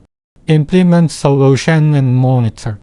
Once you identify the root cause, implement a targeted solution based on your findings. Then, continue to monitor the situation. Is the problem truly resolved? Are there new symptoms arising? Be prepared to iterate and refine your approach, because sometimes solving one mystery uncovers another. This rigorous, investigative approach will not only help you solve the specific problem you choose for these 2 days, but will also instill a powerful problem-solving framework that you can apply to any challenge life throws your way. It is the ultimate expression of training your inner detective, moving from passive observation to active, impactful resolution. So, here we are, at the close of our intensive 7-day action plan. You moved from simply seeing the world to truly observing its intricate details, from passively accepting information to critically analyzing its underlying structure and motives, and finally, from merely facing personal challenges to actively reverse engineering and solving them with precision. You established baselines, hunted for deviations, dissected arguments, amassed fallacies, probed for hidden motives, gathered clues, formed hypotheses, and tested them. You are no longer just an admirer of fictional detectives. You are an emergent one in your own right, equipped with a powerful mental toolkit that transcends the pages of case in camera and directly applies to the tapestry of your daily life. The skills you've cultivated this week: active observation, critical analysis, logical deduction, and systematic problem solving are not just fleeting exercises. They are foundational life competencies that will empower you to navigate an increasingly complex world with clarity, confidence, and discernment.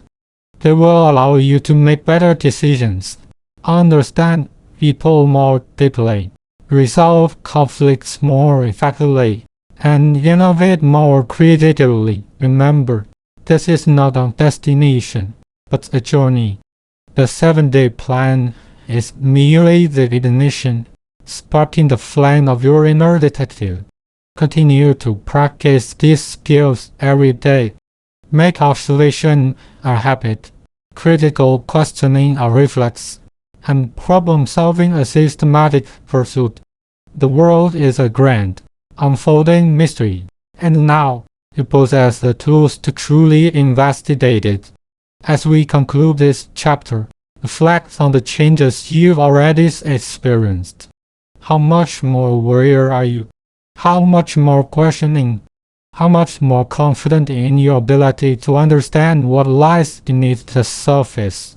In our next chapter, we will delve into the art of building a mind palace for memory and insight. Taking the vast array of observations and analyses, you start collecting and organizing them into a powerful, accessible cognitive architecture. Your training as a master of observation is complete now. Let's build the ultimate internal library for your discoveries. Summary: the case closed. Welcome back, dear listener, for what I believe will be a truly enriching and illuminating final reflection on our journey through the intricate corridors of a case in camera. As the curtain falls on the final act of this remarkable narrative, it's a profound pleasure to have you here one last time to meticulously unpack the layers of mystery and human complexity we've encountered together. We've not merely followed a plot. We have immersed ourselves in a world where every shadow held a secret and every glance hinted at deeper truth. This chapter's summary, the case closed, is not just a perfunctory recap. No, it is an invitation to engage in a deeper philosophical discussion, a moment to truly appreciate the genuineness of the narrative, craftsmanship, and the profound insights it offers into the very fabric of our existence. Think of it as a shared intellectual victory lap, where we revisit the most impactful elements, not just to remember what happened, but to understand why it mattered, and indeed, why it continues to resonate with us long after the final page is turned. It has been an absolute privilege to have you as my companion, my fellow detective, meticulously piecing together the fragmented reality presented within this captivating tale. We embarked on this adventure, a fascinating intellectual quest together. You, with your astute mind and keen ear, and I, serving as the guide through the labyrinthine twists and turns of a truly perplexing enigma. We grappled with ambiguities, debated the reliability of witnesses, and pieced together fragmented clues, all converging on a resolution that, I trust, left you both satisfied and perhaps even a little astonished. Now, with the final revelation laid bare, let us take a moment to savor the complete picture, to fully craft the thematic richness woven into the very structure of a case in camera. It's a tapestry, isn't it? Woven with threads of perception, human nature, and that most elusive of concepts, subjective truth. Each of these elements played a pivotal role in shaping our understanding, and indeed, is sometimes cleverly obscuring it. Let us begin by dissecting these cosmetic pillars that underpin our entire experience. First, and perhaps most centrally, we encounter the profound and often deceptive nature of perception itself. How often in life, and certainly within the pages of our mystery, did we observe characters, and indeed ourselves, struggling with what was truly seen versus what was merely interpreted? We saw how individuals, armed with their own biases, their own histories, and their own immediate emotional states, could witness the exact same event and emerge with wildly divergent accounts. It's a testament to the author's skill, isn't it? How deftly they illustrated the sheer unreliability of even the most earnest witness. Consider, for a moment, the classic film Rashomon by Akira Kurosawa. It's an extraordinary real-world storytelling example that vividly portrays this very concept. In Rashomon, a heinous crime is recounted by 4 different characters: a bandit, a samurai's wife, a woodcutter, and the spirit of the samurai himself. Each narrative, while ostensibly describing the same event, is profoundly different, shifting perspectives, motives, and even the fundamental actions that took place. What is the truth? The film famously leaves it ambiguous, forcing the viewer to confront the unsettling notion that objective reality can be an extraordinarily slippery thing that filters through human consciousness. A case in camera, in its own ingenious way, echoed this sentiment, didn't it? Compelling us to question every assertion, every piece of testimony psychologically. This matters immensely because our brains are not passive recording devices. Far from it. We are wired with an intricate web of cognitive biases, mental shortcuts that help us process the overwhelming amount of information in our daily lives, but which can also lead us astray. Confirmation bias, for instance, inclines us to seek out and favor information that confirms our pre-existing beliefs, while selectively ignoring evidence that contradicts them. Our selective attention means we often only see what we are looking for, or what our current emotional state or expectations dictate. This inherent fallibility of human observation and memory is precisely what the author leveraged to create such a compelling and initially impenetrable mystery. It's why we, as listeners, were constantly challenged, constantly asked to re-evaluate our own perceptions and the perceptions of the characters within the story. So, how can we apply this understanding in our own lives, beyond the captivating realm of fiction? The practical application steps are quite clear, I think. Firstly, cultivate a habit of critical thinking. Never accept any single account as the absolute, unassailable truth without question. Secondly, actively seek out multiple perspectives. When confronted with a situation, especially one involving conflict or differing opinions, make a conscious effort to understand how others might genuinely perceive the situation differently. This doesn't mean passively accepting all viewpoints as equally valid, but rather understanding the basis for those viewpoints. And finally, challenge your own assumptions. We all have them, deeply ingrained beliefs that shape our understanding. By consciously questioning them, we open ourselves to new possibilities and a more nuanced grasp of reality. Moving beyond the fascinating realm of perception, our journey also provided a stark and often unsettling examination of human nature itself. What drives us? What motivates individuals to commit acts of desperation, deception, or even violence? A case in camera peeled back the polite veneer of its characters, revealing the raw, often unpalatable truths beneath. We witnessed ambition clashing with loyalty, jealousy festering into resentment, and the powerful, unpredictable currents of love and hate dictating choices that had profound consequences.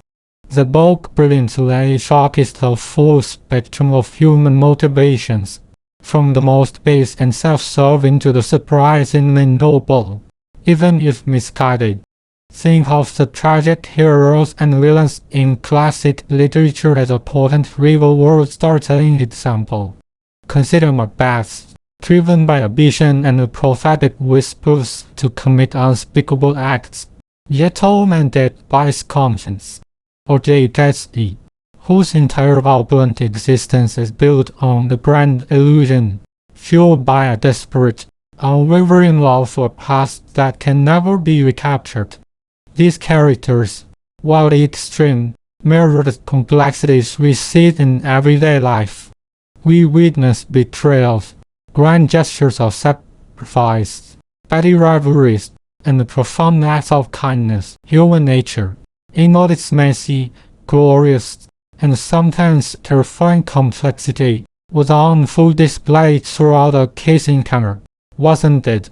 The narrative served as a crucible, testing the mettle of its characters and exposing their innermost drives. From a psychological perspective, understanding human nature is crucial for navigating our world. Attribution theory, for instance, helps us understand how we interpret the causes of events and behaviors. Often, we fall prey to the fundamental attribution error, where we overestimate the role of personality traits and underestimate the influence of situational factors when explaining others' behavior. We might think someone is inherently battle-good without considering the pressures, circumstances, or emotional states that might have led to their actions. A case encounter forced us to look beyond simplistic labels, to delve into the intricate motivation, the greed, the fear, the desperate need for validation, the hidden resentments that truly propelled its characters. It's a potent reminder that we are all, to varying degrees, products of our experiences, our desires, and often conflicting impulses. How then do we translate this profound understanding into practical application? The first step is to cultivate genuine empathy. Try to see the world, even for a moment, through another person's eyes, to understand the pressures and perspectives that might be shaping their behavior. This does not mean condoning harmful actions, but rather seeking to understand their roots. Secondly, practice self-reflection. Examine your own biases, your own desires, and your own triggers. What are the underlying motivations that drive your decisions, your reactions, your interactions with others? By understanding ourselves better, we gain a clearer lens through which to view the actions of those around us. This deep self-awareness is a powerful tool for navigating the complexities of human relationships. Finally, we arrive at the fascinating and often unsettling theme of subjective truth. In a world where perceptions diverge and human nature is a kaleidoscope of motivations, can an objective, universal truth ever truly be found, particularly in the realm of human events? A case encounter masterfully illustrated that truth, especially when filtered through the lens of human experience, is rarely a monolithic, unblemished entity. Instead, it often appears as a mosaic, composed of individual perspectives, each genuinely held, yet collectively painting a picture that is fragmented, contradictory, and deeply personal. Consider legal dramas as a powerful real-world storytelling example. Think of a courtroom scene where multiple witnesses, all under oath, become their version of the events leading up to a crime. Each testimony, while seemingly truthful from the witness's perspective, may contain discrepancies, omissions, or even outright contradictions. The jury's task then becomes not just to determine guilt or innocence, but to construct a coherent narrative from these disparate subjective truths. Similarly, historical accounts of the same event often vary widely depending on the nationality, political alignment, or personal experiences of the historian. Which version is true? Often, a more accurate understanding emerges from synthesizing these different perspectives, rather than blindly adhering to just one. Did we not feel this same challenge as we navigated the testimonies within a case in camera, weighing each word, each inflection, for its inherent bias and its potential sliver of truth? Psychologically, our memories are not static recordings. They are dynamic and reconstructive. Every time we recall an event, we are, in a sense, revisiting it, influenced by our current mood, new information, and even the questions we've asked. This malleability of memory means that different individuals can genuinely believe different versions of the same event, not out of malice, but because their brains have processed and stored the information in unique ways. The concept of the social construction of reality further suggests that much of what we accept as truth is shaped by our cultural, social, and linguistic frameworks. This doesn't mean truth doesn't exist, but rather that our access to it is often mediated and filtered through complex human lenses. So, how do we practically apply this understanding of subjective truths in our daily lives? First and foremost, practice active listening, truly hearing not just the words, but the underlying context and the perspective of the speaker. Secondly, cultivate the ability to suspend judgment, especially when faced with narratives that conflict with your own. Instead of immediately dismissing what seems contradictory, ask clarifying questions and try to understand the source of the disagreement.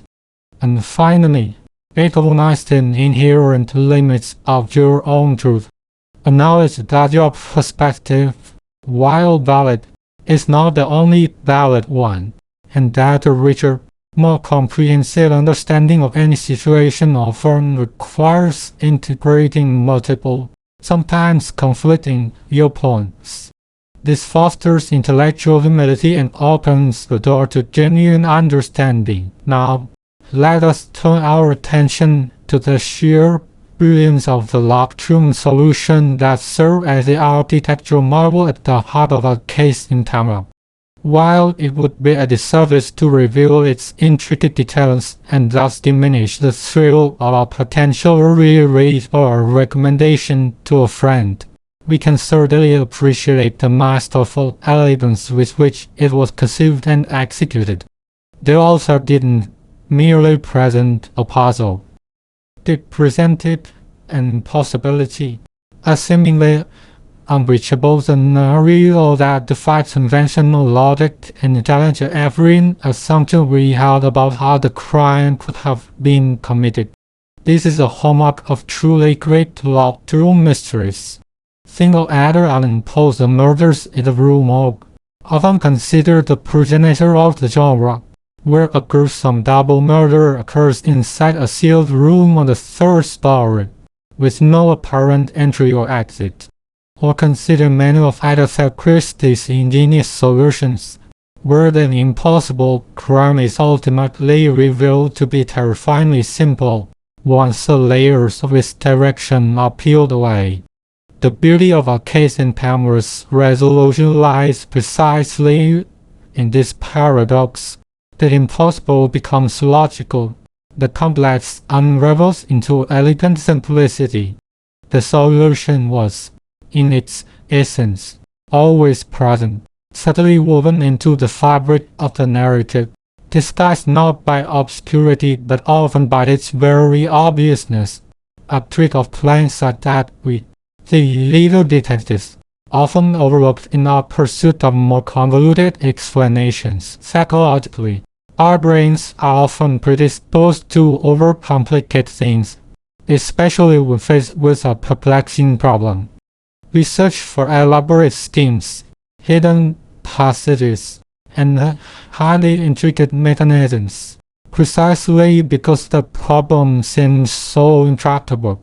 This tendency to seek complexity can blind us to the elegant, often deceptively simple truths that might be staring us in the face. The aha moment, the sudden flash of insight when the solution finally clicks, is so satisfying precisely because it transcends our initial struggle and reveals the unexpected logic beneath the surface. It's a powerful reminder of how our preconceived notions and our intellectual habits can both aid and hinder our pursuit of truth. The author expertly played upon this human tendency, laying out clues in such a way that they were both visible and simultaneously invisible until the correct lens was applied. So, how do we cultivate this ability to see the obvious but overlooked in our own lives? The practical application steps involve a conscious effort to broaden our observational skills. Don't just look at the problem.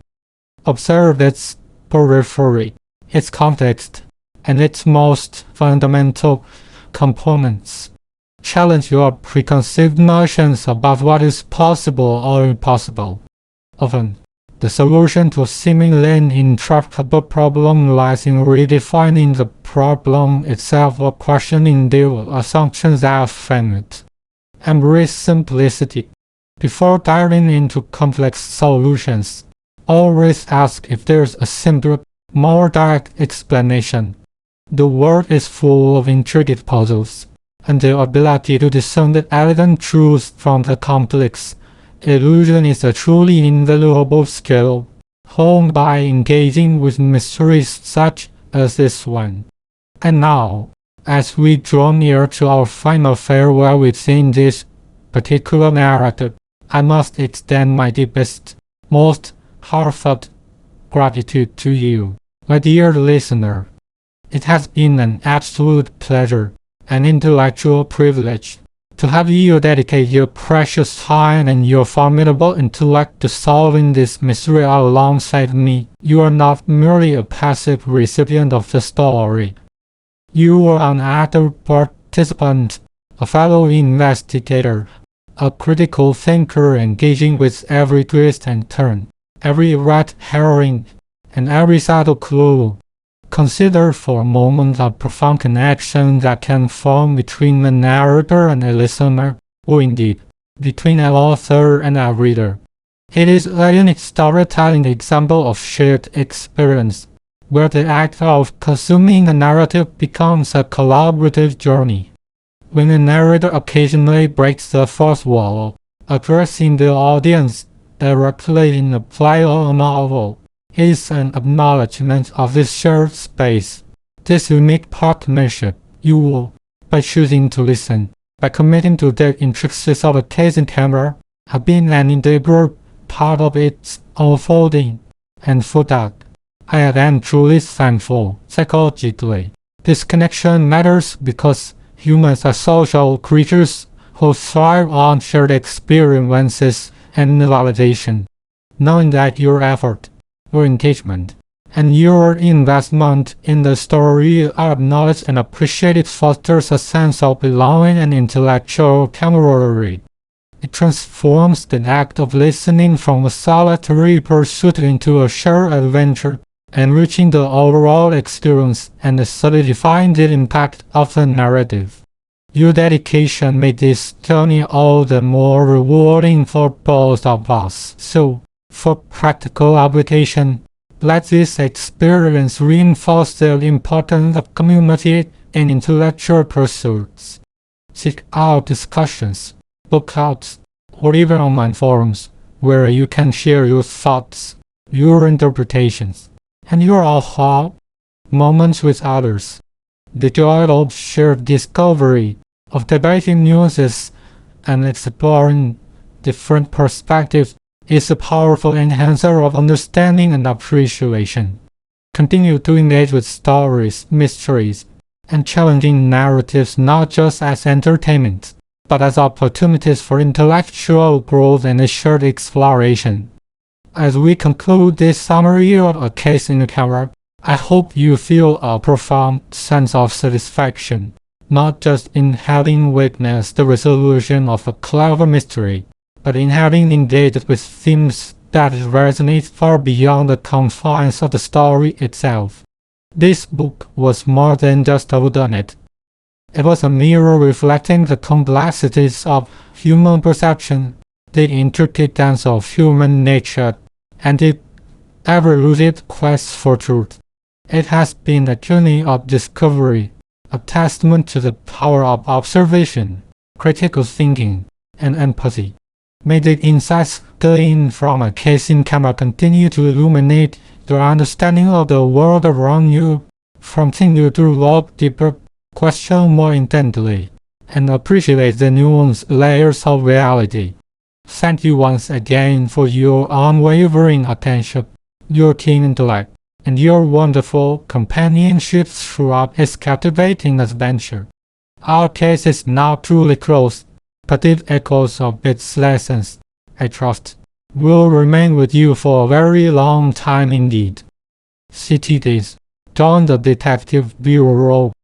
My dear listener, we've reached the final moments of our thrilling journey through the labyrinthine corridors of Case in Camera.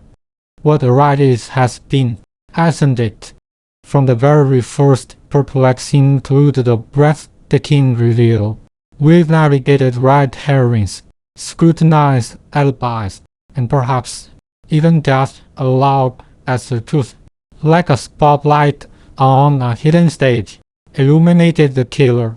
You played your part masterfully, following every twist and turn, piecing together the fragments of evidence with the keen eye of a seasoned detective. But consider this not an ending, but rather a profound invitation.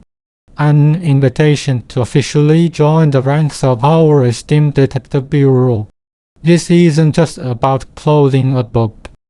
It's about opening a dialogue, forging a connection, and embarking on even more enigmatic adventures together.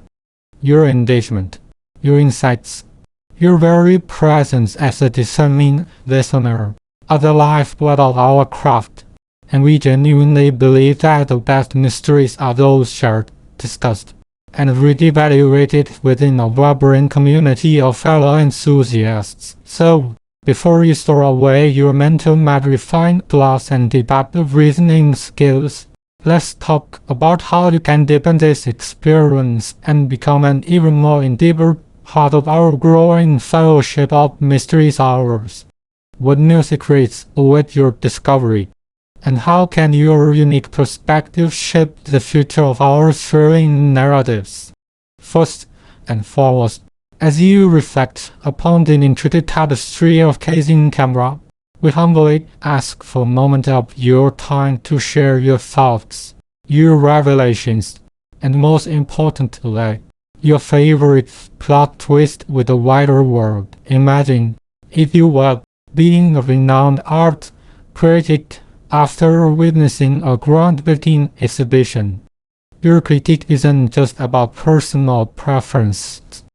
It's about guiding fellow art lovers, sparking discussions, and helping others discover the beauty and complexity you just experienced. Similarly, your review is an invaluable beacon. When you leave a rating and review on the platform where you acquire this audiobook, you're not merely clicking in stars. You're contributing to a collective intelligence, a shared enthusiasm that helps new listeners discover their next great escape. Think about it. How many times have you relied on the recommendations of others when choosing your next read or listen? Your voice, your unique perspectives, holds that very power. From a psychological standpoint, this act of sharing is profoundly significant. It taps into the principle of reciprocity. You just invested hours of your precious time and mental energy into this story. And we, the creators, have poured countless hours of our passion and skill into bringing it to life for you. By offering your feedback, you're completing a circle of exchange, validating the effort and artistry involved. Moreover, articulating your favorite plot twist isn't just a simple comment. It's an exercise in collaborative engagement. It compels you to re-render the narrative, to pinpoint that precise moment of intellectual delight or emotional shock, to dissect its brilliance, and to truly own your experiments. This act solidifies your memory of the story, making it even more resonant and personal. It fosters a sense of ownership and expertise, transforming you from a passive listener into an active participant, a fellow connoisseur of mystery. So, how can you practically apply this?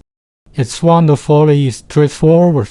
Simply navigate back to the digital store from a library where you originally found Case in Camera. Look for the section designated for ratings and reviews. You'll likely see a series of stars 5, we hope, waiting for your click.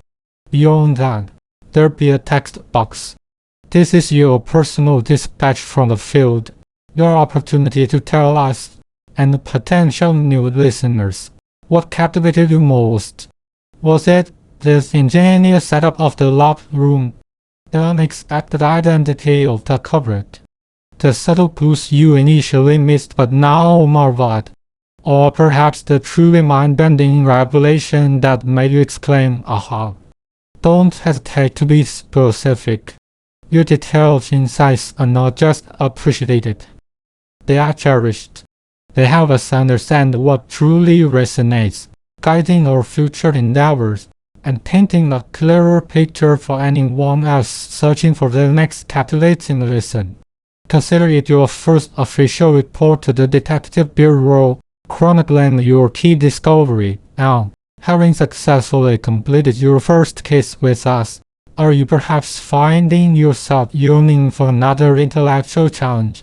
Does a sense of unsolved puzzles still linger in your mind, tempting you to delve into more hidden rooms and elaborate deceptions? If Case in Camera ignited a spark of pure deduction within you, then you'll be delighted to know that our publisher, Crimson Quill Auditor, is a veritable treasure trove of equality in solving classic locked room mysteries. Think of it like discovering a hidden wing in a grand library, filled with exactly the kind of rare, intricate tones that you adore. Just as a connoisseur of fine wines might seek out other vintages from a trusted denier, or a film buff might explore the entire oeuvre of a masterful director, we invite you to explore the wider catalog of our carefully curated audio productions. Psychologically speaking, this recommendation plays on several powerful human tendencies. Firstly, there's a principle of consistency and trust.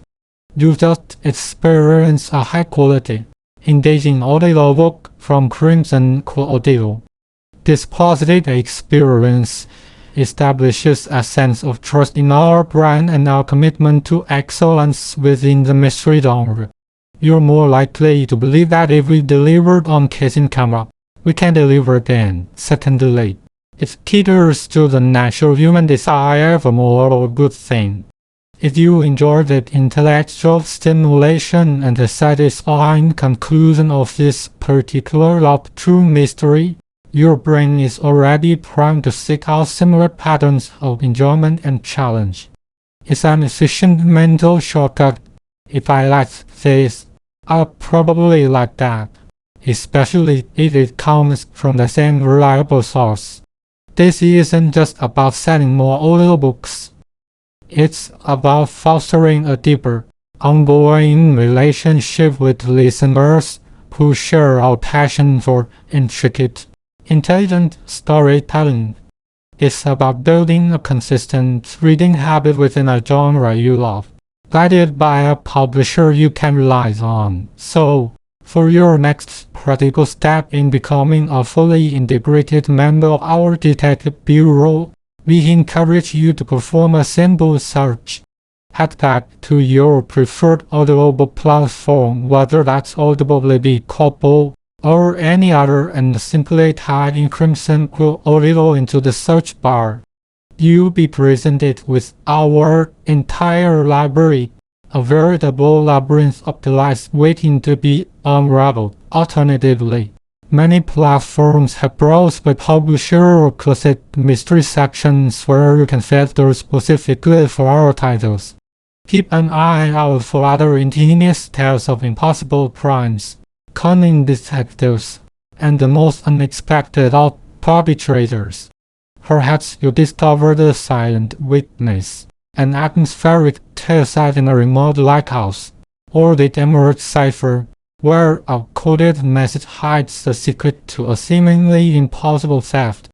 Each one is a meticulously crafted puzzle, promising hours of captivating deduction, all brought to life with the same professional narration and production quality you've come to expect.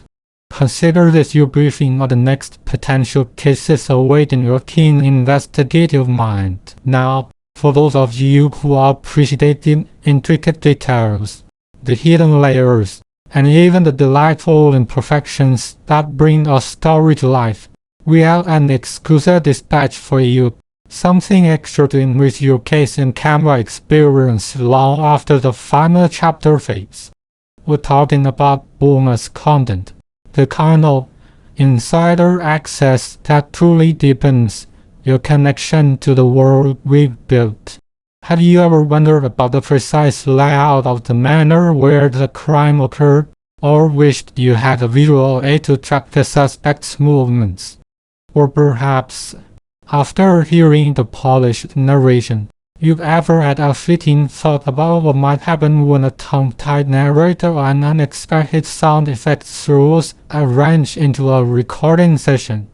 This is where our dedicated online headquarters comes into play psychologically. Offering this kind of bonus content taps into our innate human desire for exclusivity and a deeper understanding. It makes you feel like an insider, part of a select group who gets to peer behind the curtain. Character maps, for instance, aren't just pretty diagrams. They provide a visual anchor, helping your brain solidify the relationships and movements within the story, enhancing recall and appreciation of its complexity. They satisfy that intellectual craving for order and clarity within a complex narrative. And the bloopers. They serve a wonderful purpose in humanizing the production process. They remind us that behind every polished performance are real people, sometimes stumbling, often laughing, always striving for perfection. This element of shared humor and vulnerability builds a stronger, more personal connection between you, the listener, and us, the creators. It transforms the often solitary act of listening into a more communal and relatable experience, fostering goodwill and a sense of shared humanity. It's a delightful peek into the authentic moments of creation, strengthening your bond with the entire journey of case encounter. So, without further ado, for this crucial intelligence, point your web browser to www.crimsonquillaudio.com/caseencounter. That's www.crimsonquillaudio.com/caseencounter, all one word, no spaces. On the specialized dossier page, you'll discover a treasure trove designed exclusively for our most dedicated detectives. You'll find beautifully illustrated character maps, allowing you to visualize the intricate web of relationships and better understand the social dynamics at play. There might even be a detailed floor plan of the notorious Blackwood Manor, helping you mentally retrace steps and readd some alibis with architectural precision. And yes, For a touch of lightheartedness, we compiled a selection of our favorite behind-the-scenes narration bloopers, those charming, often hilarious moments where words got tangled, or unexpected noises made us all chuckle in the sound booth. It's an invitation to share a smile with the team and appreciate the journey of creation, imperfections and all. This online hub is your exclusive access pass to delve even deeper into the world of Kiss in Camera, offering new dimensions to your enjoyment and appreciation. So, whether you choose to share your brilliant insights in a review, embark on a fresh mystery with another Crimson Quill audio production, or simply explore the exclusive bonus content on our website, remember that your journey with Kiss in Camera doesn't have to end here. It's a stepping stone, an initiation into a larger world of captivating narratives and a community of fellow enthusiasts. Your engagement fuels our passion, sharpens our craft, and ultimately helps us bring more extraordinary stories to your ears. We are deeply grateful for your time, your attention, and your astute detective work throughout this captivating case. Thank you for being such an integral part of this adventure. We eagerly await your next deduction, your next discovery, and your continuous companionship on the thrilling path of mystery. Until our next case, keep your wits sharp and your curiosity even sharper. This is your narrator, signing off, but only for now. The next chapter of mystery awaits you. Thank you for listening to tonight's story on Stories of Crime. If you enjoyed this crime audiobook, make sure to subscribe and turn on notifications so you never miss another mystery, investigation, or chilling true crime tale. Leave a comment below and tell us what case you'd like to hear next. Until next time, stay curious, stay cautious, and remember, some stories never truly end.